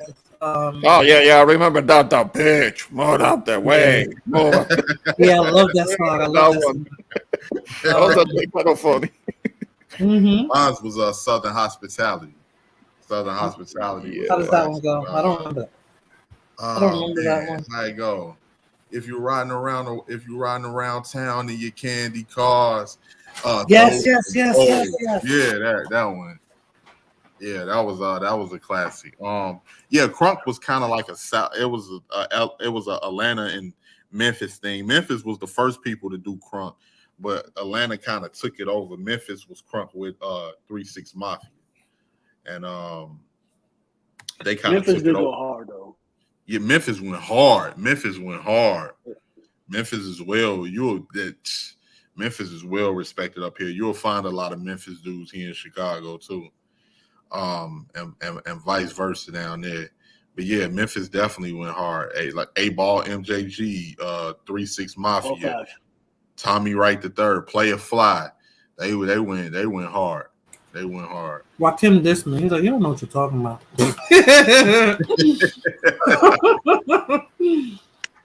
But yeah, like at that music definitely freezes time.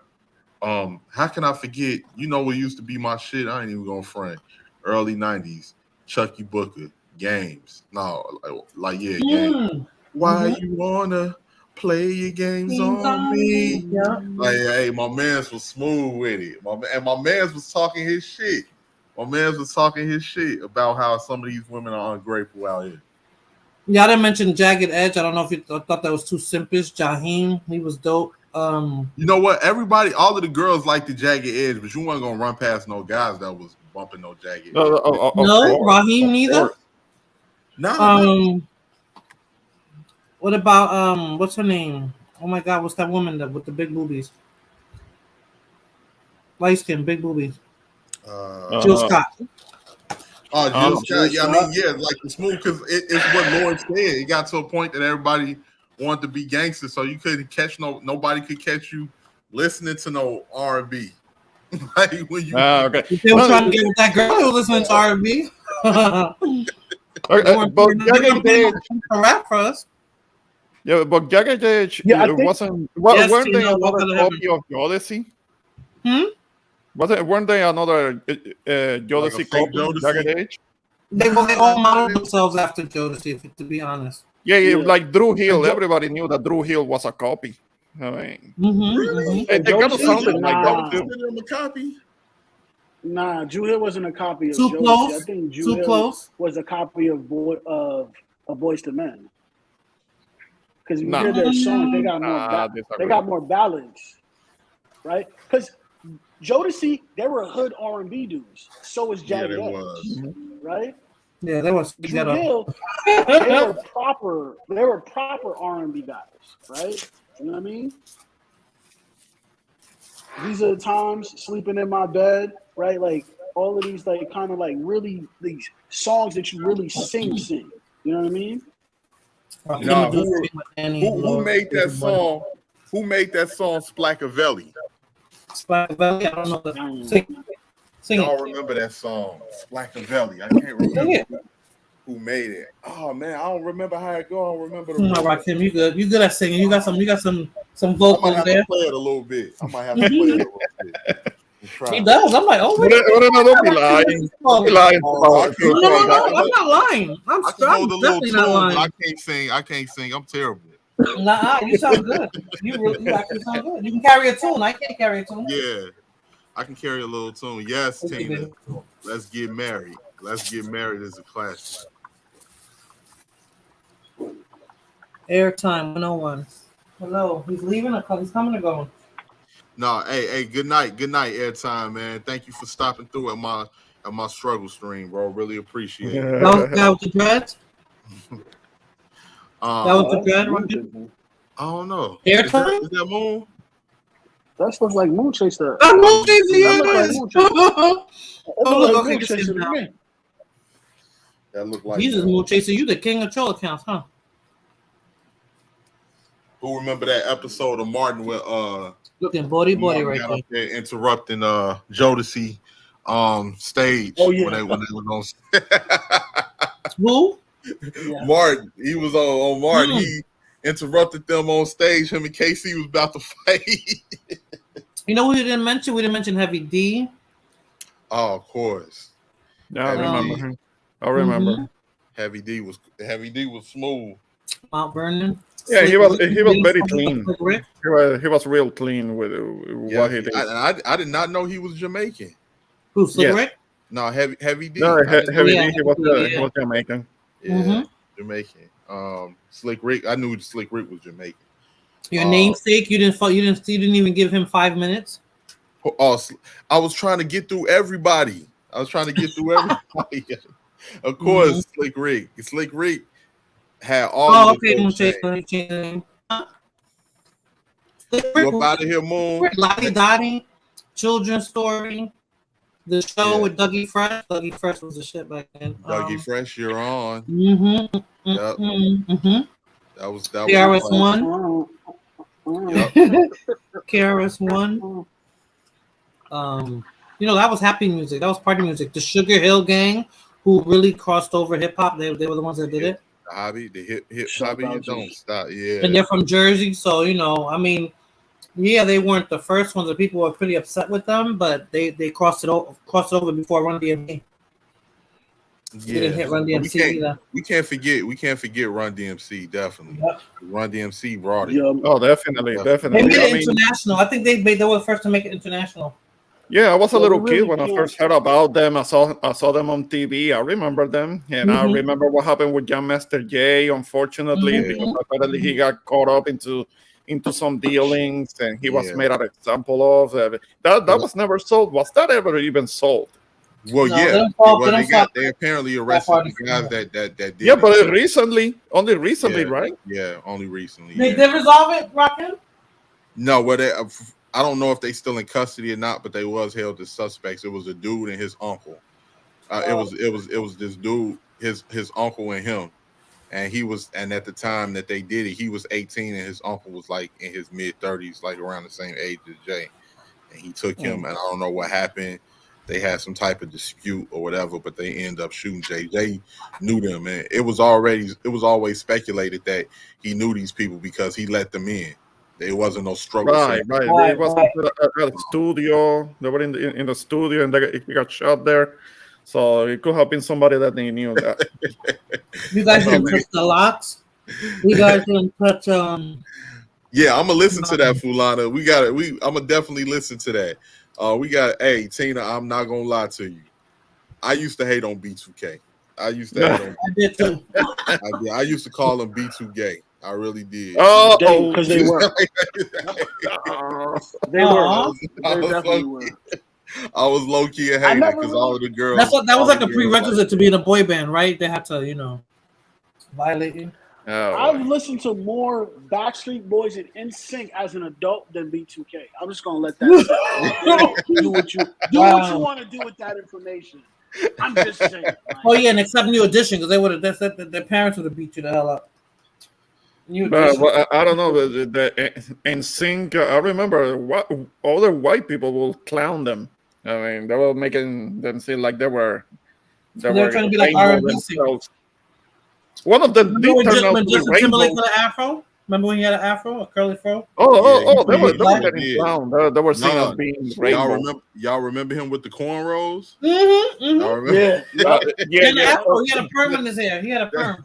That boy had cornrows and a rhinestone band. Yeah, he was trying too hard. He was trying too hard to be black or something. He got a couple of beats from Pharrell and Timberland. He was just like, "Fuck, I'm about to run with this shit. Fuck it, I'm black. I'm black right now." Lord, and all those boy bands had the same choreographer. They all dance exactly the same. Oh yeah, it's a black guy. I can't remember. I don't know his name, but it's a black guy. Yeah, all of them had the same one. Look at that. Timberland kind of. All of them were whack. Tina, All of I them ain't were gonna whack. lie. Like I told, like I ain't gonna lie. I like the NSYNC and Backstreet. I was growing up in the hood, so I couldn't let nobody know that. You better not. You better not. You better not let Like, anybody why know. you got beat up because they found out about my love for They saw me NSYNC? with my NSYNC CD. You like NSYNC? You like NSYNC? All right. Wait till after school. Wait till after school. You like NSYNC? All right. Wait till after school. Now they basically were doing what they did with New Kids on the Block. I mean, it was just New Kids on the Block Oh again. God, Marky Mark and the Funky Bunch. Remember Yeah, that? they did what they did back then. I ain't gonna front, man. I was listening to Bye Bye Bye. Oh my God. It's me, but I couldn't let nobody know that though. I was hey, I didn't have no cassette, but I was watching on the video on the video music box. I couldn't let nobody. I was like, yeah. I'm surprised you're admitting it now. Remember, this is forever. Yeah, man. But that was like 01. I was like going out like, yeah, man. I heard that, and then there was X. Yup, I got that.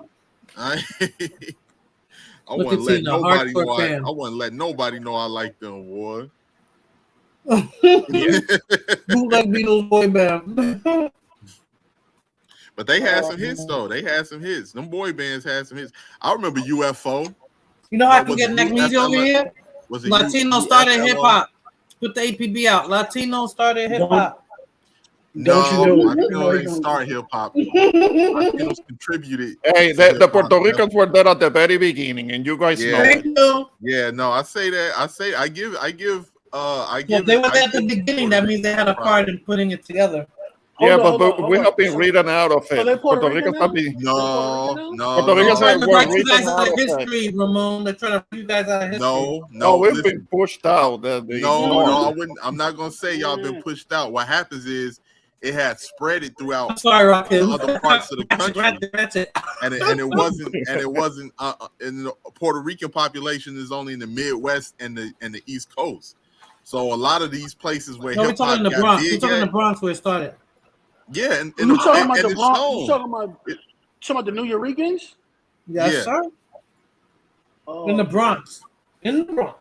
And it's shown. It's shown in Crush Groove. It's shown in all of the movies. People see the Puerto Rican presence in New York. It's a lot of talk to your brothers try to say hell to them. And you're breaking up, Morena. You're breaking up. Puerto Ricans was there for the DJing, they was there for the breakdancing. It's just that the only element that survived in out of rap was the MCing, and that was mostly black American. Yeah, but other aspects of the culture before it was even profitable, the New Yorkers were part of it. And so that was happening in Puerto Rico when I was a kid. Yeah. When I was in elementary school, we were doing breakdancing back in the island. Yeah. Oh yes, we did. Yeah, definitely. And that's the only thing and that's what I was saying. Like, it's just that the only elements that survived out of hip hop was the MCing. And that's mostly who you seen black. And once the MCing got the spreading all over. The DJing too, and Puerto Ricans, Latinos were into that too. No, but today, when it comes to the breakdancing, you can catch online Asian competitions. I mean, they do that really big. I thought it was Filipinos. The breakdancing, because we know about Crazy Legs and like the Rocksteady and all of those different people out of NY. It's just like but the only people I can think of besides Marky D that rap was Fat Joe and Pun. They came. That was There was some before that. I mean, look at my video on IT because it's on there. Who was rapping? Somebody that we would know outside of New York. It's on my IG. It's on my IG, man. I'm gonna send it to you. I'm gonna send it to you. I'm gonna send it to you. Trying to reach. Trying to write us out of history. I'm speaking for Puerto Ricans right now. You trying to write us out of history? Puerto Ricans like, all right, y'all cool. Y'all don't want us to be part of hip hop. Don't worry, we'll make freestyle music, and we'll all be manufacturers. I love freestyle music. Yeah, there was some freestyle that was pretty good. Yeah, I remember. I remember. You know what's funny? New York has so much like culture and music and like diversity in the music and the culture. Yes, in New York City, man, it is the good music. The Mecca, Lord. Good music don't come out of gentrified neighborhoods. It doesn't. You don't see no good coming out of Calabasas You don't see no good music coming out of what's that place where everybody goes in New England, right? Where Obama and them have houses. You don't see nobody in the rich areas, man. You got to be poor. The man has to have his foot on your neck, and then you got to sing the blues. You know, there was a time. And if you're white, you're a drug addict. You're a meth head. If you're white, you're on drugs. You know that, right? So they kind of had their own struggle music. Like who was that? Who's them dudes? Insane Clown Posse and Twisted. Yeah, I'm like, damn, who the hell is they listening to, man? These motherfuckers. They all got drug stories. Oh, my parents used to beat me, and I was sniffing meth, smoking meth. Whatever the fuck you do with that? Yeah, banjo music. Banjo was poor whites and poor blacks. Drink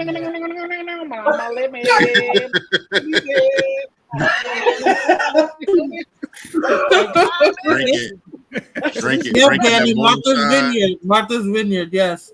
Drinking that moonshine. There was no struggle music coming out of Martha's Vineyard. Them 3 chords talking about their daddy put cigarette butts out on them and shit like that. Like, they played it with that one good tooth. They played it with that one good tooth. Talking about like, it's like, what?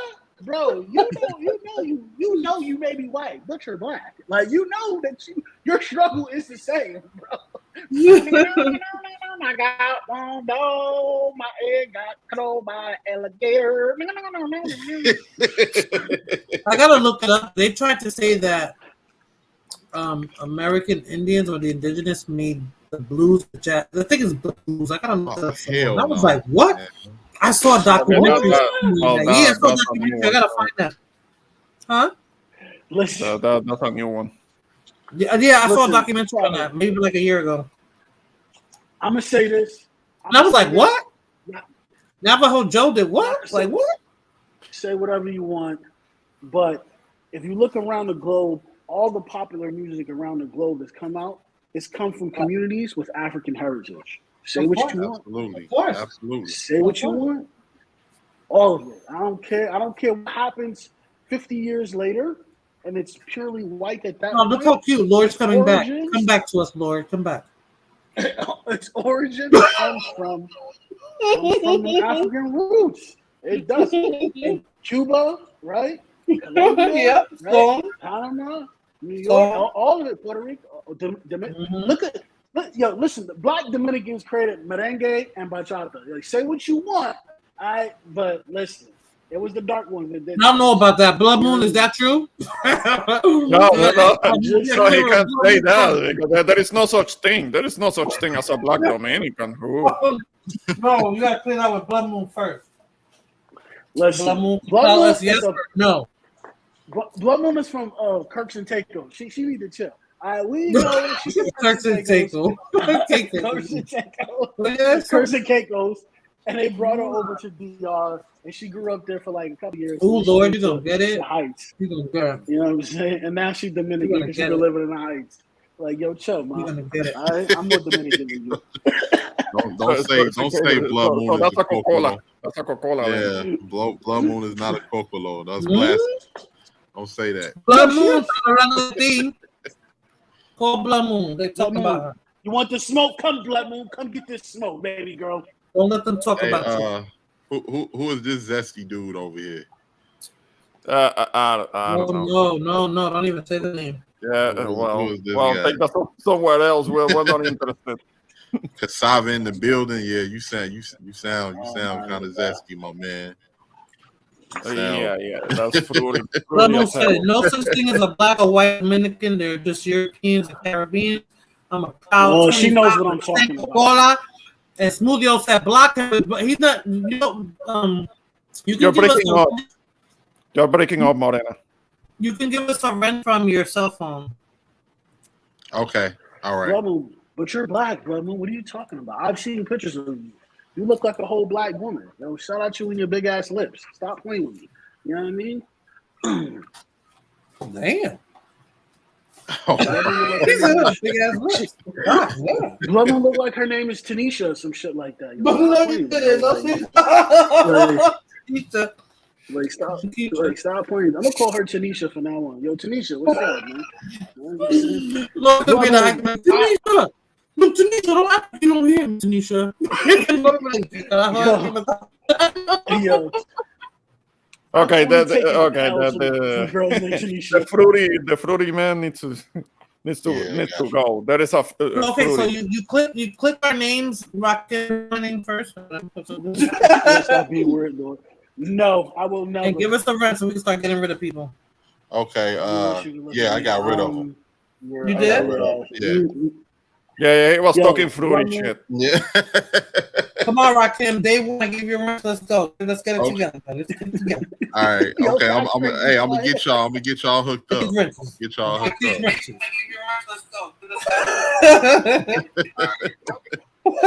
up. My phone's talking for you. If you're my type, that means you like black guys, which we all know you. You people wish you look like what? You wish your people look like me. I am the type you're ugly. Oh my god, Level, damn. She like 50, thinking she a hot girl out here. You know what I'm saying? Chill, Granny.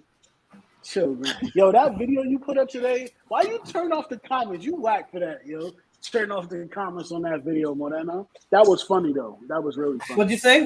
I didn't hear you. I'm sorry. The video you posted today of the dress that the bata, yes. Yeah. Yo, that granny dress. The Radical always talk about Blood Moon and her bata and shit. So I was like, yo, this will be funny. That's how grandma got her bills paid. It was right though. I'll allow it. With the and she was drinking the coffee too. She's drinking the coffee. Yo, y'all crazy. With no bra on, like God damn. Shit, and will I stay with that bata on too? Like in the wintertime, she'll put on her coats and boots with a bata under it. Yo, ain't nobody like fat girls out here. Blood Moon, chill. Did you forget that your people like? Did you forget your people like them old and fat as long as they're light and Oh. Wow. She's disrespectful today. It's like you want to basically saying no taste. You want to get a visual of Blood Moon saying that with her hand on her hip and she's moving her neck slightly from side to side. That is something Tanisha would say. Yo, Tanisha, come up here, man. Did you forget that your people This is actually a picture of Blood Moon I have on my avatar. Blood Moon's getting bored. That's why she's making a ratchet smoothie. You know how she gets bored. She's dangerous. Well, you got to keep it ratchet for Blood Moon. She likes to be entertained. She is dangerous. Oh my god. Blood Moon is wild, man. Blood Moon is wild. Don't forget that your people like them old and fat as long as they are light and bright. Hey, what you mean? What you mean, your people? Talking to the Lord. She's talking to the Lord. Dude. She's talking to the Lord. She's talking Lord to me. Lord has his own people. African Americans. But she's talking to me. Trust me, listen, I will always talk to you, Granny. She's just mad because I actually see how she looked. She doesn't like that I know how she looks. She's mad because I've seen pictures of her. And I know she got big ass lips. Started it. You know what I'm saying? He started it. Blood Moon is sexually frustrated because she can't get a She can't. Yeah, I know, right? Blood Moon, like, yo, when you hear Blood Moon, like, I don't like black guys. I don't like black guys. But then you hear her talk. She's always watching black YouTube videos, black TV shows, right? Black, like BET. Yeah, you talk about like something about black guys. Should be like, you know about that. She knows everything about black culture. Like, everything. Like black guys. Like, this is personal. Blood Moon says she only prefer a Boricua or Dominicano. She don't want. Hey, listen, Blood Moon is that girl that black dudes broke her heart in high school, and she never got over it. You know what I'm saying? So then she just pour out. She's basically the Dominican Cynthia G. That's what she is. Oh You know no!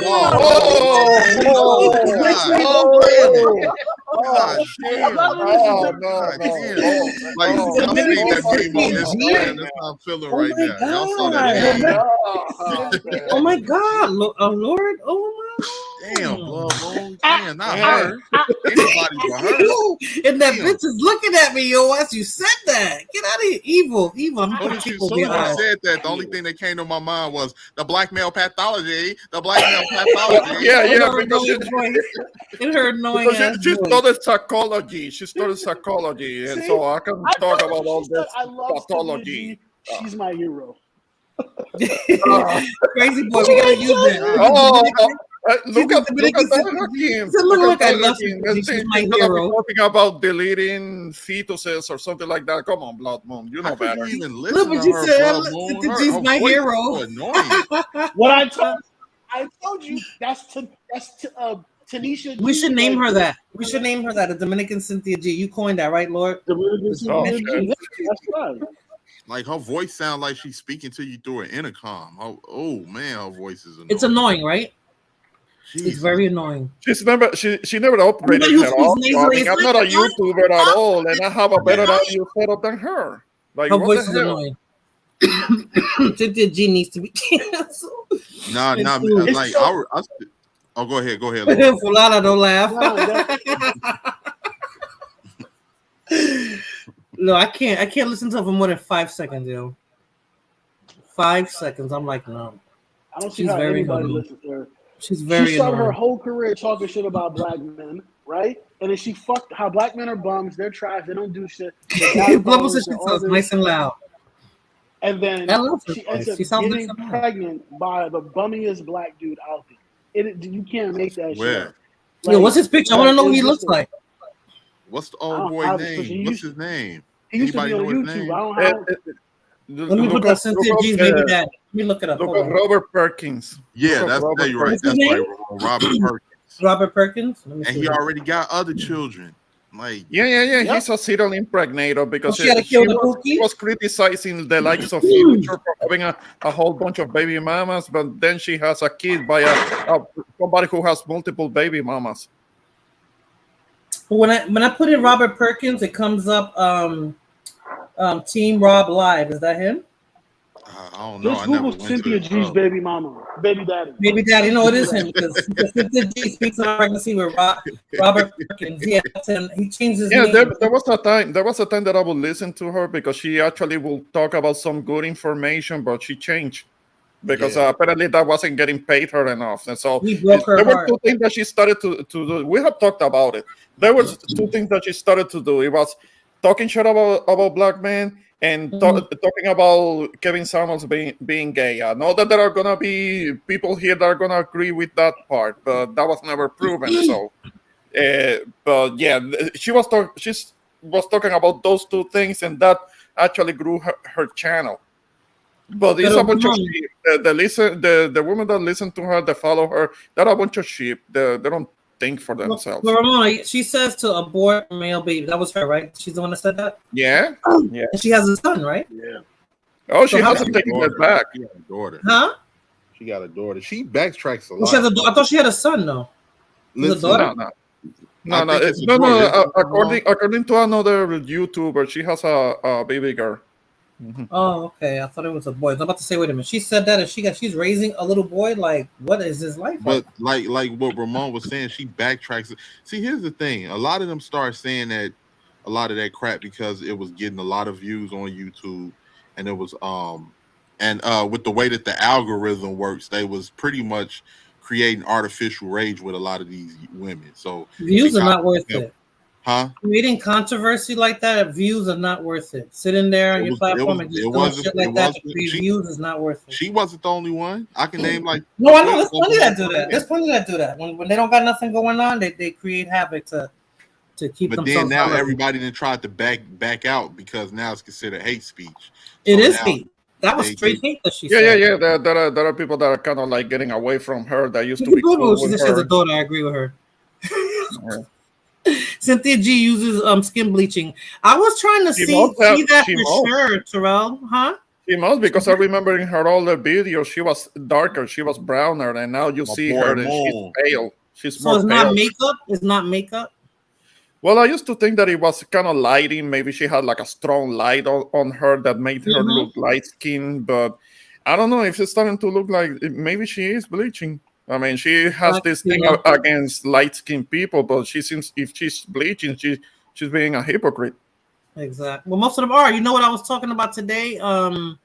The pro-black men who are married to like light-skinned and white women. I'm like, dude, you pro-black? How you married to a white? Can you be pro-black and be married to a white woman, Rakim? I mean, Only if I you're don't a know. man. But like, I can just say this: you can care about your people. You can still just because you married, don't mean you stop being black. Like you can care Right. about your people. So you could lead the masses with your white wife. I mean, it's been done before. Damn. I don't know. I'm not saying it's not something, because like, but it doesn't What's the say message that's you putting out there? example What's the though. message you putting out One there? should lead by example also. I mean, Yeah. because let's talk like that's the thing too. They never cover a lot of the women that was doing that. You never hear anything about. No, I'm talking about both. It's men or women. It doesn't matter which one it is. Men or women. I think it's just, to me it would be the same. I think I wouldn't absolve the women. Yeah, I mean, I crucify think the men for it. just because you married to a white woman or you married to a woman of another group, don't mean you should stop. You just stop caring about your people. You just don't. Because you still gonna be black. It's One just like, I'm not caring about I them, agree. but One shouldn't. But there are folks that could. One cannot have like this divided loyalty, because I mean you are having this loyalty towards somebody who is from a different group. But how can you be totally loyal to pro-black. your group and you're having a loyalty to another group? I mean, it's kind of divided. It's a divided Because you can't situation. be 100% pro-black because you're married to a white wife and therefore you're gonna have mixed kids. So you can't like be. Hold on, I'm gonna say something controversial. Say it. Cause you give me that evil look. Hurry up before I put that tape over your eyes. Don't come for me.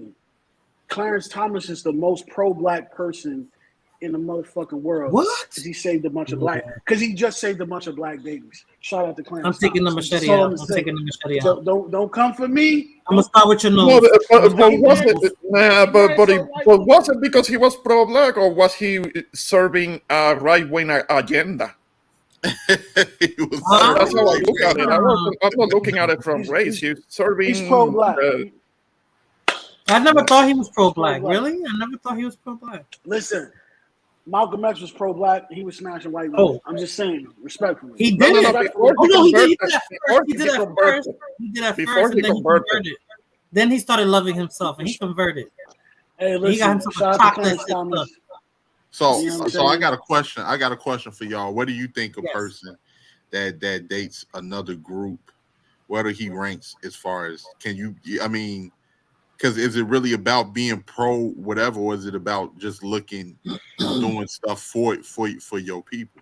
Like, Wait, I well, don't think most people is You not gonna could. give a damn who you date if you are helping the community, or if you helping. It's just like that's not gonna be of any concern. So usually the premises of being pro-black usually is being anti-white. It's Not yeah, necessarily. Not necessarily. because you're trying be pro to anything if you unify and beat the system, and who's controlling the system? Well, okay, well, you got a point. Yeah, so that's what I'm saying. So if No, you're well, anti that, anti-system, and I'm not saying a then- negative. I'm sorry. Then it could be anti-system, anti-oppressive system, not necessarily anti-other race, but Right, anti. because you got white allies. The oppressive system is run by white people, Ramon. So that's who your oppressors are. That's who your oppressors are. I get it. You'll make it about being against the system. When you're pro-black, yes, it's gonna always be about white people.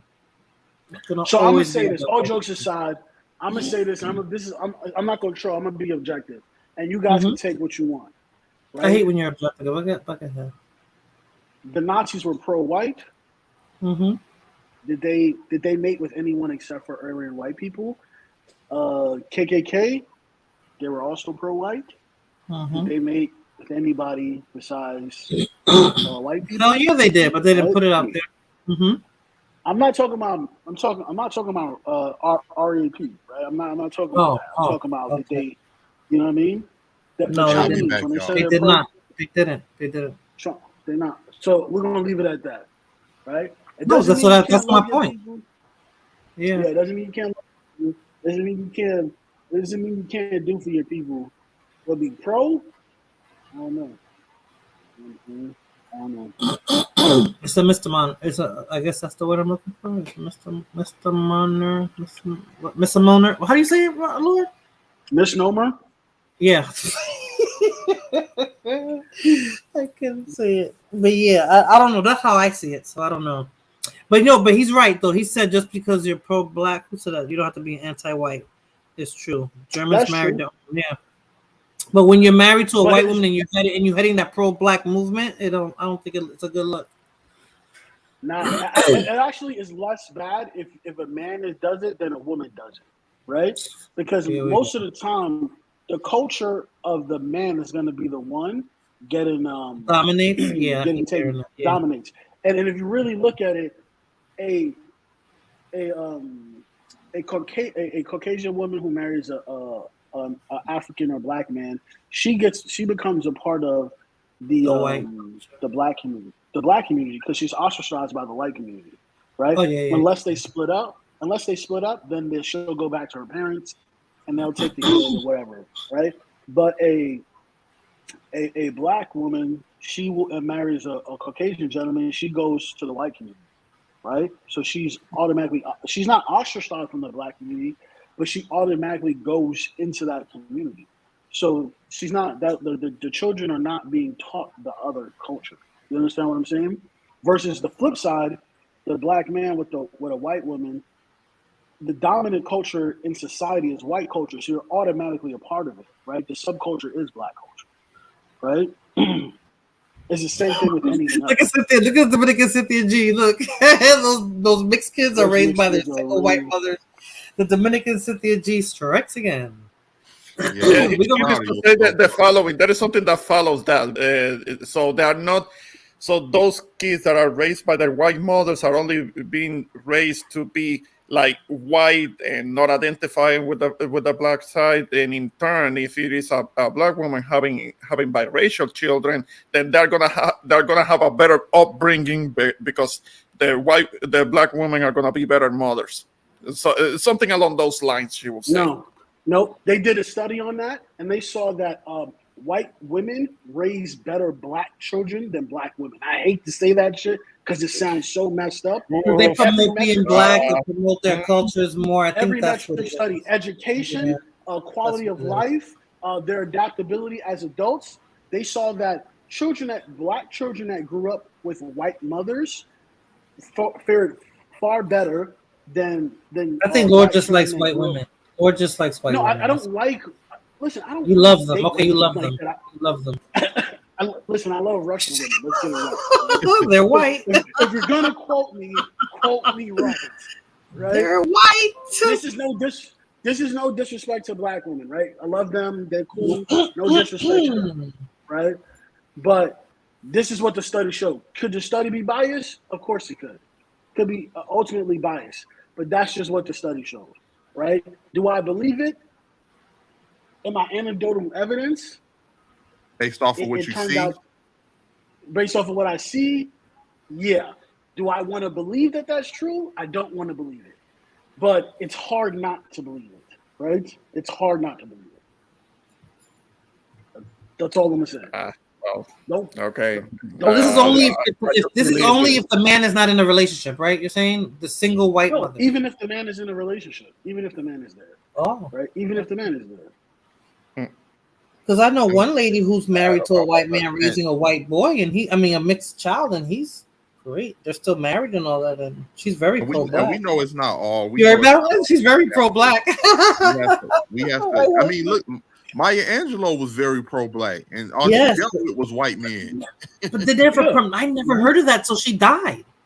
So did they put it out there? Is that something I didn't realize? Because they never put that out there like that. They never promoted. I always thought she was a single woman.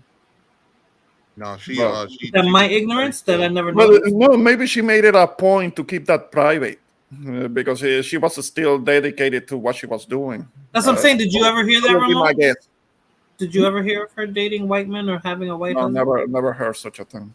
That's what I'm saying. Like, so I didn't know that. So was that not put out there? Is that something that you already knew that, Rakim, even when she was alive? No, I didn't find that out till later on. Because That's what I'm saying. Because when that's the thing. Me too, Maybe Blood Moon. That's what I thought. It may have been intentional for her to keep it private. Yeah, because that's my whole point. So you're gonna be pro-black and marry white and be with white men. You know what I'm saying? Like, I don't know. I'm sorry. No, because go ahead, Lord. I was gonna say Blood Moon's pro-Dominican and she date black men all the time. So it's like you can do it. You know what I'm saying? She does. Hey, Lord, I'll put somebody's channel in the back that I've been meaning for you to tell you to check out. Check out his channel, man. I think you will really like it. Oh Lord, don't make him hate women any more than he does already. Don't give him any ideas. No, because that guy be pretty much breaking down thoughts he probably already thought. So we know Lord's thoughts. He has expressed them before. Really bad. But like look at Diana Ross. I mean, come on, like she never carried that pro-black banner. She didn't. You know who else did? What's her name? The one that passed away, the lady that played the piano. What's her name? Lady that played the piano. Yeah, 60s. What's her name? She was a musician. She had music. I can't believe I forgot her name. She was around the time Maya Angelou. Oh, what's her name? And I'll tell you, and I think because Lord knows his history, so I think Lord would agree with me. Nobody did more damage with a lot of rhetoric, in my personal opinion. Me as a Black American, nobody did a lot more damage in the Black community with their rhetoric than Bell Hooks. I'm sorry. Oh, who's that? Oh yes. I've heard that name. I mean, there are people that like her. There are people that hate her. I don't know her materials. Elaborate. Just tell some backstory. Bell Hooks pretty much helped create modern feminism within the Black community, but it's only one thing. Everything that she helped create, she adopted white supremacist talking points. That's why you got the Cynthia G's running around here right now. That's right. You mentioned that. You did mention that.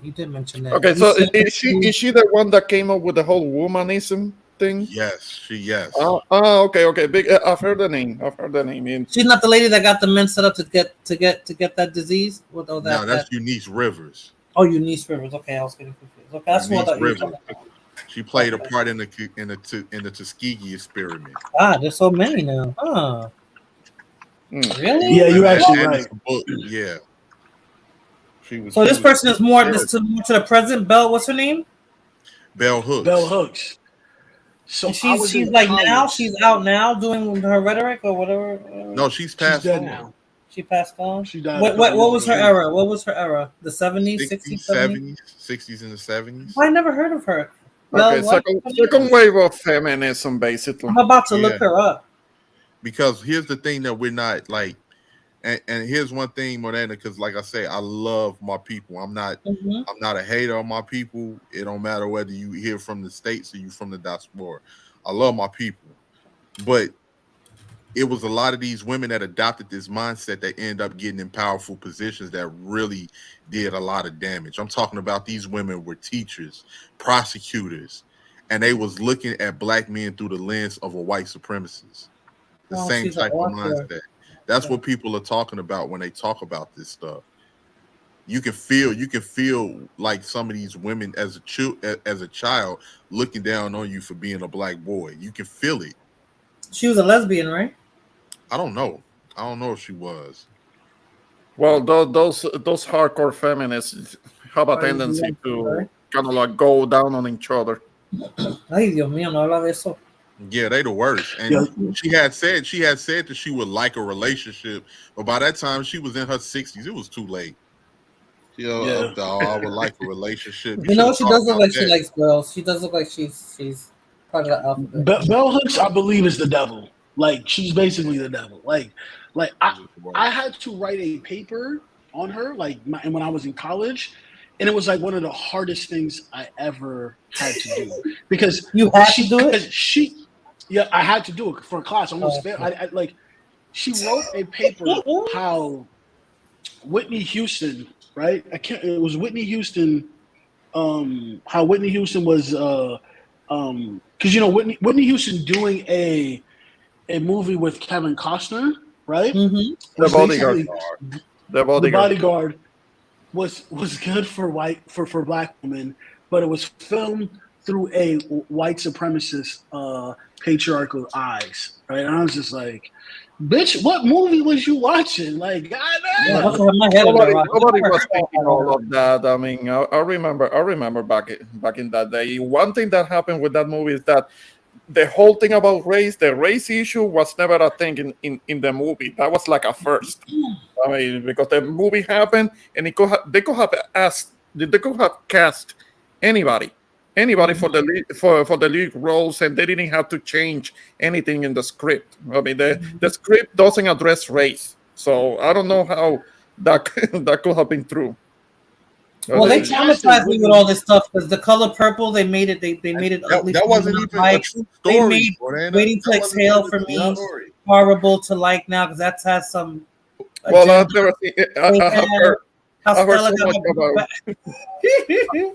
I've heard so much garbage about Waiting to Exhale that I've never seen it. I've seen it, but I didn't see it with those eyes.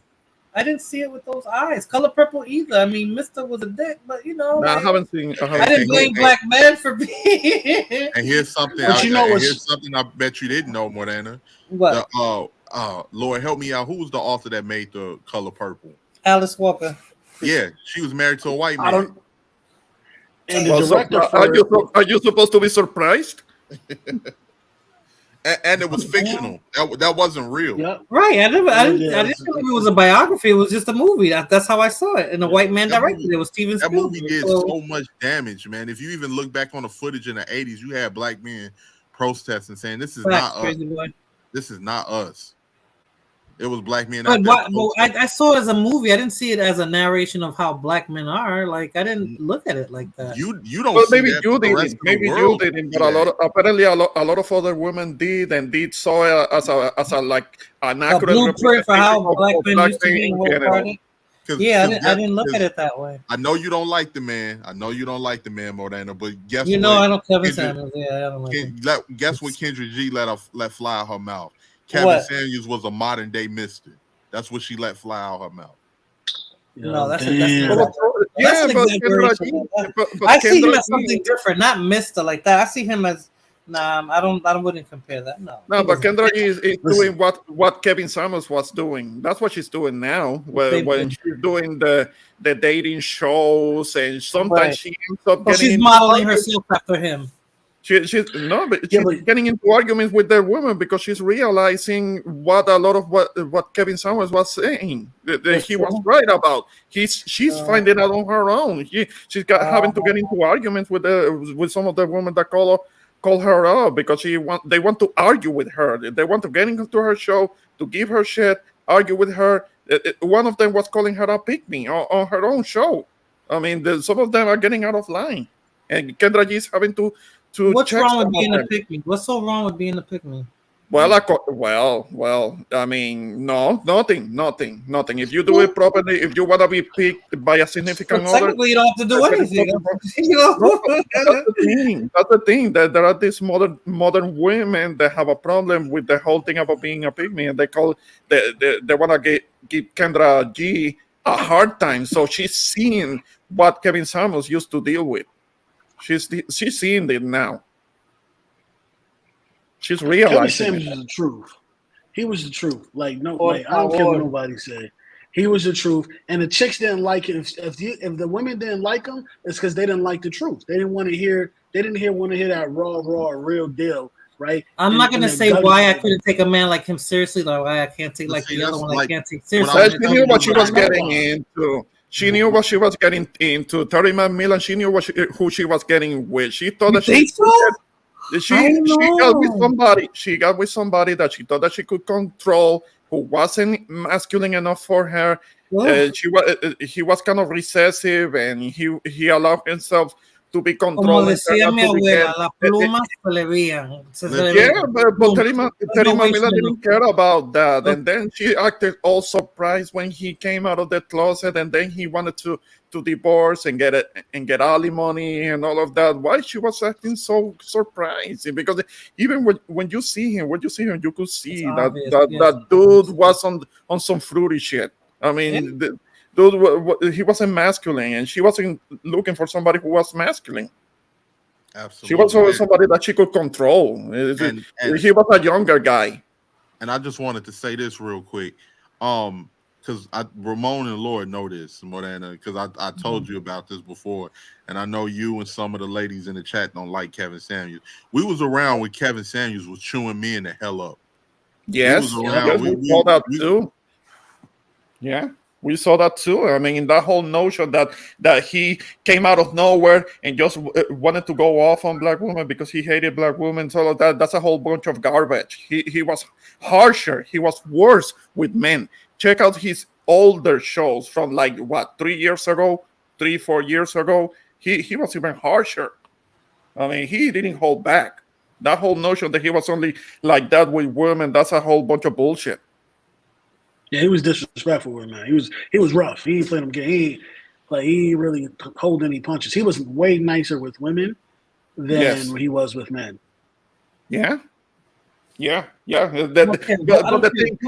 Context, that's what I'm saying. Context is important. I mean, you have to look at the whole feminist. thing.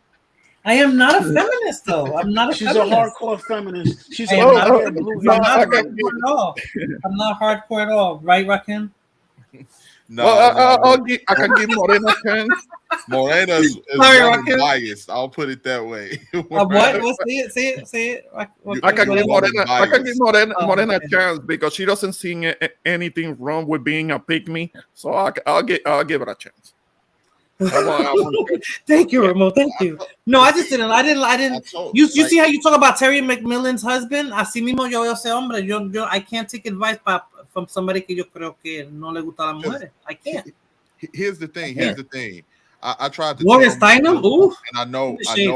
No, Gloria Steinem. Oof. That's kind of like that's somebody like the biggest abortion pusher since Margaret Sanger. Yeah, like what the hell? She's the devil. She's the devil. What you gonna say, Rocky? She was a government agent too. I know they'll understand, but I tried to tell you, Morena, because Morena wasn't on that part of YouTube, how bad those divestors were. Like they was the worst thing that I refuse to watch them. I don't want to watch them. Yeah, I know. I'm just saying they'll make it. If any black man would be mad, they'll make you. But I told you I was in a stream where I saw how ugly it got, and I was like, wow. And it wasn't men pushing that though. That's what I was saying. It wasn't men pushing it, Rocky. That's my whole point. That's my whole point. The people that are pushing these agendas don't even like the same. They like the same sex, man. Like it's just not. Nah, like I said this before. If I was king of the Negro Kingdom, and none of them will ever be coming back. What? Yo, Rakim would become Fidel. In other words, right? Your tyranny would last forever. And I would definitely become Fidel. I would be like, I have flushed the toilets of Black America onto white America. He said there would be no black women on this island that do not love. No, not no black women. Not no black women, because Lord can attest. You got the Erica Lachey's, you got the. That's what I'm saying. There would be no black women that do not love black men on this island. There would be not one. Oh yeah, absolutely. They'll be gone. Definitely. Level said the Negro Kingdom. I'll be running things, boy. I'll be running things with an iron fist, boy. I'll be Napoleon. Yeah, but that's the thing. That much power will corrupt you. Absolutely. That's right? The saying goes. Me and Rakim talked about that, Ramon, and he's really he's serious about that. Like he's like, nope, you can't come back. Just stay over there. Nobody would tolerate that stuff, man. They went to the extreme with it. They went to the extreme. Yeah. All because they didn't like, and then they allowed themselves to be radicalized. And then you had all of these women that's making a problem. You said that's a key word right there, Rakim. You said they allowed themselves. Why? Why did they know it's silly? Some of them didn't. Some of them didn't. Some of them just like young and stupid. Like, because aren't they between the ages of 20 and like 30? They're not even like really over 30. They're like really young. It's that young crowd of women who haven't even experienced being with a man or a black man.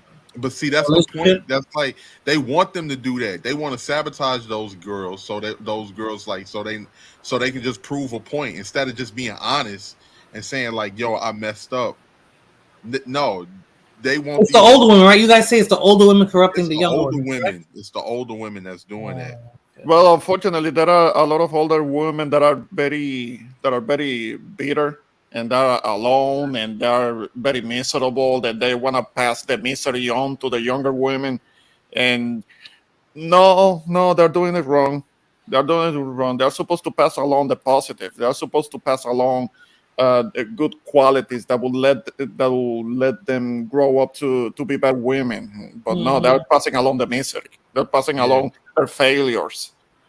I mean, certain people don't want to see people do better than them. Like, them seeing them do better, it makes them reflect on their past mistakes, and they don't like that because they have to. You're supposed to always want the next generation to do better than the last. Like that's like when you have kids, you always want your kids to do better than you did. Yes, right? Raise them to be better and do better. Yeah, but that's balanced people that can do that. Hurt people. Right, you're right. The only women that are not feminists are the trans ones. Who are the butcher Leslies? I'm not feminists.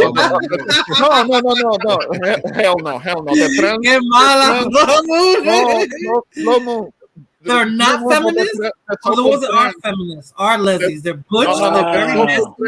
The so-called trans are trying to supplant the biological women. I mean, and that's what you push for. That's what I don't mean. Certain women, the women that pushed for this whole notion that a so-called trans woman is like just like a real woman. They're suffering the consequences of that. I mean, and it's gonna be these women that are gonna have to solve that problem because we men, we did not push for that. We did not want. We did not want biological men that could pass as women just because they have a ponytail and a dress. That we did not push for that. It was the type of woman that would push for something like that. So y utilizar el mismo baño. ¿Cómo fue? Y utilizar el mismo baño. Ajá. Especialmente esa jodienda. Yeah. We didn't push for that. We didn't push for that. Yeah. I want that to be very, very clear. If anything, we were trying to protect you. I mean, you shouldn't have some dude, a whole dude, trying to get into the female restroom. What was that video? What was that video? That dude that was dressed up when he was getting mad. He's like, "It's ma'am, it's ma'am." Oh yeah, I saw that. Blood Moon said real feminists would be against trans infiltrating our spaces. No. But the feminists are the ones that push for that. Oh, trans women are real women. It's feminists that say that. Feminists are the ones that say that. Crazy. The SJWs and shit. Now you can't. I mean, the rest of us don't do that. I mean, we go by biology. Biology is the ultimate thing that determines. Did you see that video on Fox Soul? I think I sent it to you too, Morena. Now you got the Tinkerbells arguing with a lot of these women about them taking over women's spaces, pretty much. Well, they're doing it in sports. They're probably doing it where at? In the sauna, I guess. You want to be sitting next to me, a woman or jail? Claudia Jordan had to put one of them in check. But see, now it's too late. That's their problem. Men were trying to stop this before it happened, but nobody wanted to listen. So what about the women that weren't with that? We're just going to suffer because of that? Huh? We can't clean this shit up. Not feminist. Ramon woke, airheaded, teeny boppers. Oh, third wave feminists too. Third wave feminists too, and SJWs. They're all allies with each other. They're to me they're all the same. And we can't. And now Pandora's box been open. It can't go back in now. No, because now you have these so-called trends talking about that they have to tell these biological women have to be women. I mean, whose fault is that? Whose fault is that? I mean, it wasn't us men. It's men, because men need those surgeries to allow the man to become a woman. So it's all men's fault. They created the pills. Well, they created the pills to suppress your hormones and your development so that you could become the opposite sex. What happened? Why you laughing, Rakim? Real feminists would be good. Because it's always our fault, no matter what. Always blame men. You see how I can say how I can deflect it right back to you guys, right? No. But the feminists push for that. It's all the man's fault. Rakim had to laugh. Always men's fault. Look at that. Look what Smoothio said. Men can't stand being second best. They want to rule all spaces by any means. If they have to chop that thing off and make it a freaking a popona, like they'll do it. They'll do it. Women were the ones that supported that. Us heteros didn't. Para convertir el pene como un bollo. Un bollo. People was talking about that. How do we say the different ways to say chocha in Spanish? Yo, I was like, yeah, another word for chocha. Bollo, yeah. El bollo. Yeah. Hace tiempo que no oía esa. Yeah. See, Smoothio agrees with me, right? Smoothio, they invented that. We didn't invent that. Here, pop a pill. Your kid will never grow a penis. Here, pop a pill. I'm serious. Here, pop a pill. Your daughter will get a mustache by the time she turns 15. Here, take this pill. No, because being rainbow, being gay, that will be one thing, but I don't know. That's what I'm saying, right? Did I tell you what my abuelita used to say? A mí me gustaba en el tiempo mío, el hombre tenía que ser hombre y la mujer tenía que ser mujer. Lo que ellos hicieron en su casa era, their business. Yeah. Pero if he had a kid, if he went out to work, tú no veías a un hombre en un vestido. Sí, pero eso era antes, que venían y lo escondían. Se lo tenían más calladito. She preferred it the way it was back then, because you still had to be what you were born as. What you wanted to do, how you wanted to. These guys that are gay, then let them be gay, but just be that. Don't be trying to be a gender that you're not. So I mean, okay, right? Themselves. Huh? I said people need to learn how to be themselves and stop pretending. But they're being themselves supposedly, right? So that's the part that sometimes I have a very matter of fact stance with it, but then sometimes I feel bad, like, if that person's saying, because you see them when they're small. I'm not saying little kids like the Wade's son, but like maybe, I don't know, maybe teenagers, late teens, that they're like, this is not the body I'm supposed to be in. You know why I'm saying that? Because I saw that, I was watching that show, Pose. I watched both series. So it's like, I'm not for it, but then I'm like, so what do you do with those people who are so hell-bent and telling you that they weren't born in the right body? Like, I really don't follow that group, the LGBTQ, wherever it is, because that's not my issue, and people can go their own separate way. It affects you. It's in your face every day. I don't care what people do in their own bedrooms. So how do you deny it's no longer in your bedrooms? It's in your living rooms when you're watching television now. If you have children, it's in the schools. They're being taught that. They're being shown that. They're being influenced by it. So, it's going too far. Hey, you know what I think? I said this to somebody, and I don't mean no disrespect to no one, because listen, man, everybody know my situation from when I was younger, but I just feel right now is they got a wave right now, and they riding that wave, right? Yep. And they riding with one particular group in that community, which is not that, but we're talking about the T's and the non-binary and all that. There's no disrespect to them. I'm very libertarian. I don't really give a damn, right? Right.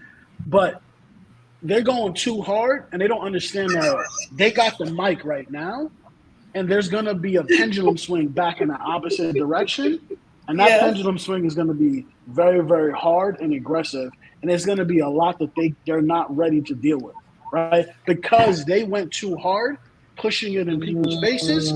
People's natural reaction is going to be like, oh, this is how you want to do? You want to cancel me? You want to say this? You want to say that? Okay, boom. You chose violence. You went low. I'm gonna go lower, right? Yeah. The extremists, right? The extremists are gonna take it there. Yeah, the extremists. A lot of people. Yeah. I don't agree with that. Sorry. No. Like what Lord was saying, the extremists is gonna take it there, but us regular people, we not gonna care because we gonna remember when this happened. We ain't gonna forget. Right. It's crazy, y'all. That's crazy. It's sad, really, because people could just people could have a live and let live. Yeah. Right? But they don't want that live, let live type of life. They want you have to do what I tell you to do and live your life in the manner in which I tell you. Or you won't have a life. Or you won't have a life. Yeah. And that's dangerous. Yeah. Really, wake up, I'm up. Because really what it comes down to, let's just keep it real. These people want to be able to hit on straight people and be able to do whatever they want to do with straight people and not be judged about it. Like the second a gay dude comes up to me, I forgot what I watched this dude was saying. He like have a gay dude come up to you like, are you gay? No, I'm not gay, dude. I'm straight. How you know you're not gay if you never tried it? Like the second they swear they can make any man. The second that you say that to me is gonna be a problem. Yeah. No, what I do take issue is when you have these guys that are dressing like women, but they insist on getting with heterosexual men. I take issue with that because that becomes a problem now. Oh man! Funny. Also funny. Terrell's response to Blood Moon. Oh, okay. I'm sorry, I'll say. Yeah. They're going back and forth. But what I was saying is that one thing is that if somebody is gay, that's one thing. Or even if they want to be a transvestite, because I can respect a transvestite. Transvestites, they let people know that they're really men. They just want to dress like women on occasion. Somebody like RuPaul, I can respect that because they're letting people know who they really are, what they really are biologically. So I don't have a problem with that. It's when these guys that are so-called trans, that are whole dudes dressing like women, but they want to hook up with a heterosexual man, and that they don't want to disclose the fact that biologically they are male, because they are so-called trans. So a trans is like a real woman, and so that the deceptiveness of it, the lying. That's what I have a problem with. Yes, because they're not obligated to have to tell you, right, Jose? And that's they should be obligated. They should be obligated. Of course, they should be obligated. Like, okay, you're calling me Jose again. You're calling me Jose. Yes, I don't know why I keep doing that. I'm so sorry, Ramon. All right. I'm gonna get a piece of tape and I'm gonna write Ramon para que no se me olvide. Sí, lo ponen en la pantalla ahí. Junto a mi avatar. Here's the other toxic one, el tóxico, Nurse Ratchet. All right. Hello. Hogan, what's going on with you, man? What's up, my brother? I had to check your stream out. Oh, get out! I told you I sent the beam out. It's Ogun's grandson. I'm trying to tell you. I sent that. So you going live now, bro? Yeah, I'm going live now. I was struggle streaming earlier, man. You should have seen me. Ramon and Morena had to help me out, man. I kept forgetting to say the invite button. Ramon was like, hey, Ramon, let me say all that shit. And if I didn't say the invite button, Rakim would have never got on. No, I just have to give us our rent, bro. I was struggling because I do everything from my phone. I had to get this laptop, and I ain't worked the laptop in so long. I didn't know what the hell I was doing. Well, at least you're not breaking up and with static. When you're on the road. So this is very. It's not upgrade. It's not upgrade. You did good. Nakmeezy, has been decided that Puerto Ricans invented hip hop. They own hip hop, and they're kicking out the black people out, and they're the tethers. Oh God, why you starting again? Don't start it. Rakim couldn't do anything about it. We overtook him. It's a rap. It's Puerto Rico belongs to Puerto Now Rico. I'm here. Now I'm here to set the record straight. Yes. I said I'm putting the And beat. you're not even Boricua. You're not even Boricua. So why you care I know, about but I Boricua? represent the Boricua people. I represent Nah, them. you can't represent them. I can I'm represent a Puerto Boricua Rican tether. music. I'm the Puerto Rican tether, not you. You're right. You're right. But no, I represent the Puerto Ricans. We have decided, without you being here, and we bullied Rakim, that it belongs to the Boricua now, the New Yorkers. Okay. Well, who did you use? Vito C? Hip hop, and it belongs to them. Oh, please. Now you're just trolling me. All right, I will go on mute. Nah, I like to hear your voice. It reminds me of the hood of the Here Bronx. we go. Yeah. I miss the hood, man. I miss you seeing do like go to Brooklyn. You missed the hood. Go to Brooklyn. Where you from? Nah, Brooklyn hood is different than the Bronx. The Bronx, you see all the Boricuas with the hairy arms. You see all the You know West what I'm saying? Indians. Go to Brooklyn. Nah, I'm good on them for now. Yeah, not so early in the stream. We mostly it turned into a kickback, but if you can name your top. Look at the old man. Look at the old man. Oh man. Knock will probably come back in. I forgot it's daytime out there in Europe. It is. Yeah, right? yeah. Right. He's on a different time zone entirely. So yeah. But that beam worked, Rakim. I knew that shit was gonna bring him over here. Who is that, Nakmeezy? Who's your avatar? That's Kamala from the WWE. It was the Black American that was trolling the shit out of Africans, bro. He didn't even speak. He would just be like making like howling sounds and shit, looking all stupid. But you know, it is what it is. Oh, Blamu said the only tethers are those who were enslaved by the British. The British. Oh, it's like that, Blood Moon. Okay. She's trolling harder because But yeah, I want to hear Blood Moon's real voice. You know, she doesn't exist until I hear her real voice. But what was your question, Rob?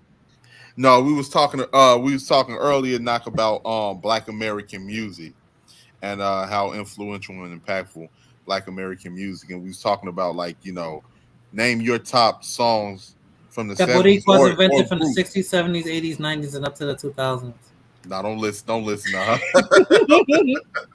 No, but because we was going into and it was too much to name, but we was going into the 70s, 80s, 90s of R&B, soul music, hip hop, and it's definitely your songs that you can remember your moms or your or your family cooking soul food to, songs that was dance songs of that time, because we know within our families a lot of those songs carry on from the 70s, 60s, 80s, and 90s until now. So if you can name your top 3 classics from the 70s or your top 3 classics from the 80s, what would they be, whether it be bands particularly? Damn, bro. All right, off the rip, Just Give Me the Night by George Benson. Oh damn, who else said that? Was that somebody else in the chat that said that? Just Give Me the Night. Yeah, that was George Benson. I think that the was other shit. I wanna do something freaky to you. That's what Dr. Dre sampled for Ain't Nothing But a G Thing. I forget that brother's name. Oh yeah. Yeah. I mean, we got so many hits. This is hard. I mean, I could go to Shaka Khan, Ain't Nobody. I was forgetting people. Shit. Stephanie Mills, you're putting a rush on me. Can nobody match us? I mean, what? Do I even need to speak about Michael Jackson? I mean, damn, son. We got it on lock. Definitely. As far as the music here in the United States and globally influencing, because we was talking about, even though they're not Black American, Loose Strings because you know that was the UK soul group, Loose Strings and Where Soul you to think they Soul. got their shit from? Yeah, they got. I know they got. I know they got. I already know. I know. But Loose Strings is the shit. What was their top songs? Slow down. Slow down. Yeah, slow Yeah. down. Can't I stop the think. rain. Yeah. Loose Strings was the shit. Yep. Hanging in the Also, street. them people who sung Soul to Soul. Yeah, Soul to Soul. Yeah. Yeah, However You Want Me. Yeah, Back to Life. Yep. So yeah, we was in here getting it in earlier, man. Of course, my boy Ramon said, number one simp anthem was Jodeci Fiendin'. Definitely. Yeah, man. I never really liked Jodeci. What? I wasn't an R&B dude. I was too rough and tough for that. You know what I'm saying? I say, hey, I ain't gonna fret. I said that earlier. I was like, because Lord was talking. Is like, hey, by the time gangster rap came into play, you couldn't be listening to R&B like that if you was out there. Nah, I'll be sure. I don't know what the hell he is. He's some sort of mulatto or something, but we'll take him for this, right? Non-dancing ass. I'll be sure. Morena loved her Christopher Williams. Yeah, he's FBA though. Yeah, he looked Puerto Rican, but he FBA. He mulatto. He just looks like a man. What? He mulatto too. He like curly.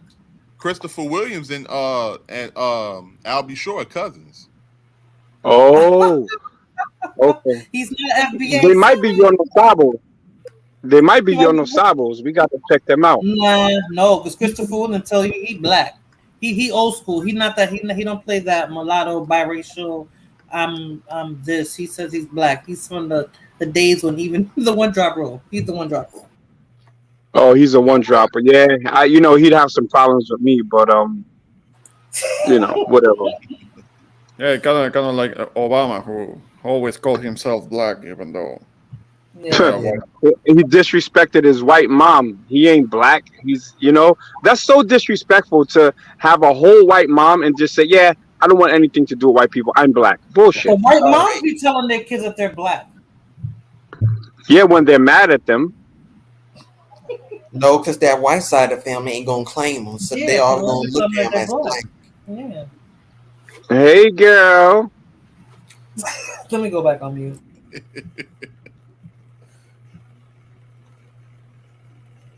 Yeah, somebody might need to tell that to those biracial channels because they be at it.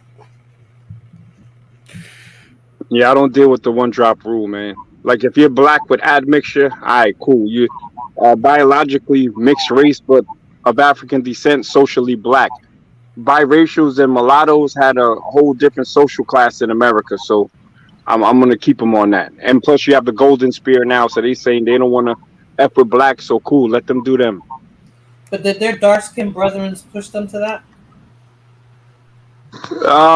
Yeah, because look, you got the light-skinned crybabies now. That we're dealing with Wesley Snipes' revenge.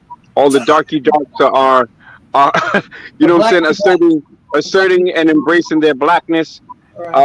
So now they're giving it back to the light skins that was giving it to them over generations. So it's all good. Look, I'm brown skinned, so I just sit back and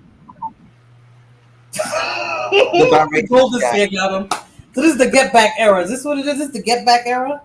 No, not could be back in. Not could be back in. All right, so then. What happens when he talks too much? Yeah, they come snatch you out of there. That's YouTube, like, not so fast. Oh man, that's funny. Man, guys, this was fun, but I'm a little tired, so I'm gonna be stepping out. So Rakim, I appreciate. Yeah, Rakim, I appreciate you letting me on your panel. This was a good one, and looking forward to the next one. Shout out to you guys on the panel, Terrell, Morena, and shout out to the chat too. So shout out to y'all. I really appreciate y'all stopping through. Really appreciate y'all stopping. All right, you guys have a good one. You too, Ramon. Take care. Bye. Yeah, I'm gonna shut it down myself Okay, you guys about This to get is ready to get definitely out? cool, Rakim. I like the vibe. I like the vibe. No, I gotta learn how to work this, man. We definitely gonna have It's easy, but no. But before I leave, get your cell phone. Give me my wrench. Okay, hold on. My cell phone dead right now, so I'm gonna have to go charge it. Rakim, I stop brought it bullshit. in. No, I'm half stepping, man. Yo. I came straight from doing Can't some bullshit a shopping, bullshitter. and I had to. I'm serious. I'm dead ass serious. I'll curse you out tomorrow. No, I'm So you dead can go ass back to the serious stream. You can go back to the stream on your cell phone on the live chat. Click my name and give me put add moderator. All right, bet. I'm gonna be looking tomorrow. I'm gonna call you if I don't see it. All right, bet. Thank you, Rakim. This was really nice. This was really cool, and I like your thumbnail too. Who is that? Who's on the thumbnail? On me, this thumbnail right here. Yeah, that's me. No. That's your avatar. The thumbnail for your stream. The thumbnail for my stream. That's the Ohio players. Oh, the Ohio players. Oh, what song did they? I don't know what. I know I've heard of them. I just don't know what song. Oh yeah, that makes some good music. Name a popular one. I'm trying to think. Ohio players. I'm trying to think of one. I think it's the Parliament. No. Parliament is that them? No, Parliament is a group. No, not Parliament. It's the Parliament is the out of Ohio too, though. Oh, okay. But name a song. Sing a song, Rakim. I don't know one popular by the Ohio players. Okay. I don't know the name. Okay. But Love Roller Coaster. What, Terrell? Love Roller Coaster. Sing it. I can't even sing. Try. I'm trying. I think I hit. It's an upbeat. It's an up tempo, right? It's not a slow jam. I know it was something back in the days, but I can't remember how it goes. Oh, you young heads. You young heads. Well, I'm 26. Okay. Yeah, Google. I'm a YouTube it later. There are some epic afros on the thumbnail. Yes, that's what I was asking about, Ramon. So yeah, Rakim, this is really cool. This is really nice. Hopefully you have some more like this too, and try to do it a little bit more often. Remember what we talked about? Yes, I'll definitely try to do it a little bit more often to be a little bit more. So then you won't forget either. I've been tired, man. I've been working 6 days a week. I'm surprised you stayed up this long then. Yeah, I can still do it because I got some sleep a little bit earlier. But whatchamacallit, yeah, I've been kind of ripping and running, man. So I'm gonna try to make sure I take my computer with me and just open up a stream, even if it's for an hour while I'm checking in at the hotel. And then that'd be nice, yeah. So you don't have to carry your laptop with you. Yeah, I got a bag for it and all of that, so I'll just do it that way. Cool. So catch you on the next stream.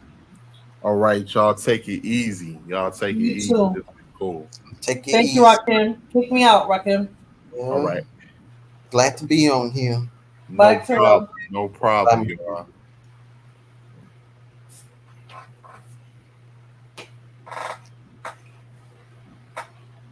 Okay, y'all, that's going to conclude our stream. Terrell, you got any last words you want to say?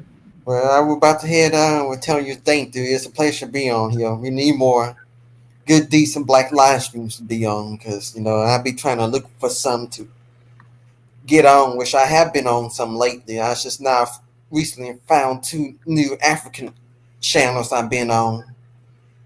And that was... Oh, yes. Bet. Yeah, Terrell. I'm definitely, you always welcome over here, man, 100%. So I'm going to be sending you the link anytime that I go live, man, and you come on, hop on, man, and come share your perspective with us. Yeah, one day I can say, I know you're going to hold it down and ain't going to be like that fighting and drama and arguing because, I can't... No, I'm not having that. Because I can't deal with that. When I go on other live streams, I come into that, hop on off of them. Yeah, I'm not having that, man. Yeah, I'm tired of arguing and fussing, and you got to lecture somebody for 2 hours. Mm-hmm. I agree 100%. Oh, yes. But I'm so glad you do a live stream. You should do this more often. I would be glad to come and support the channel. Oh, yeah, no doubt, man. Y'all take it easy. Oh, yes. Have a good night. Hopefully your channel get 200,000 people watching and I got to be consistent first. Oh, you gotta be consistent first. Yes, indeed. Well, you have a good night. Thank you for having me. Oh man, thank you for stopping by, Terrell. Man, you come by anytime, man. Anytime. I sure will. Good night. All right. Well, that concludes our show, ladies and gentlemen. It's been fun. I really appreciate everybody stopping through to come and holler at your boy. Tina, Blood Moon, Smoothie, Fulana, Morena, Crazy Boy, Danny, Lord, my boy Ramon, my YouTube dad Jose. Shout out to my mother brother Montana Wax. Everybody that came through to holler at me. My YouTube sister Denise Gonzalez. Go check her channel out at Latin Splaining. With Denise Gonzalez. Go check out Tina's channel. Go check out everybody's channel, man. Go check out Morena's channel, Morena Reyes. And it's been a pleasure. You know, my boy Introvert Boricua, he has a channel as well. My boy Ramon. So you guys have yourselves a good night. And this will conclude our stream. Peace.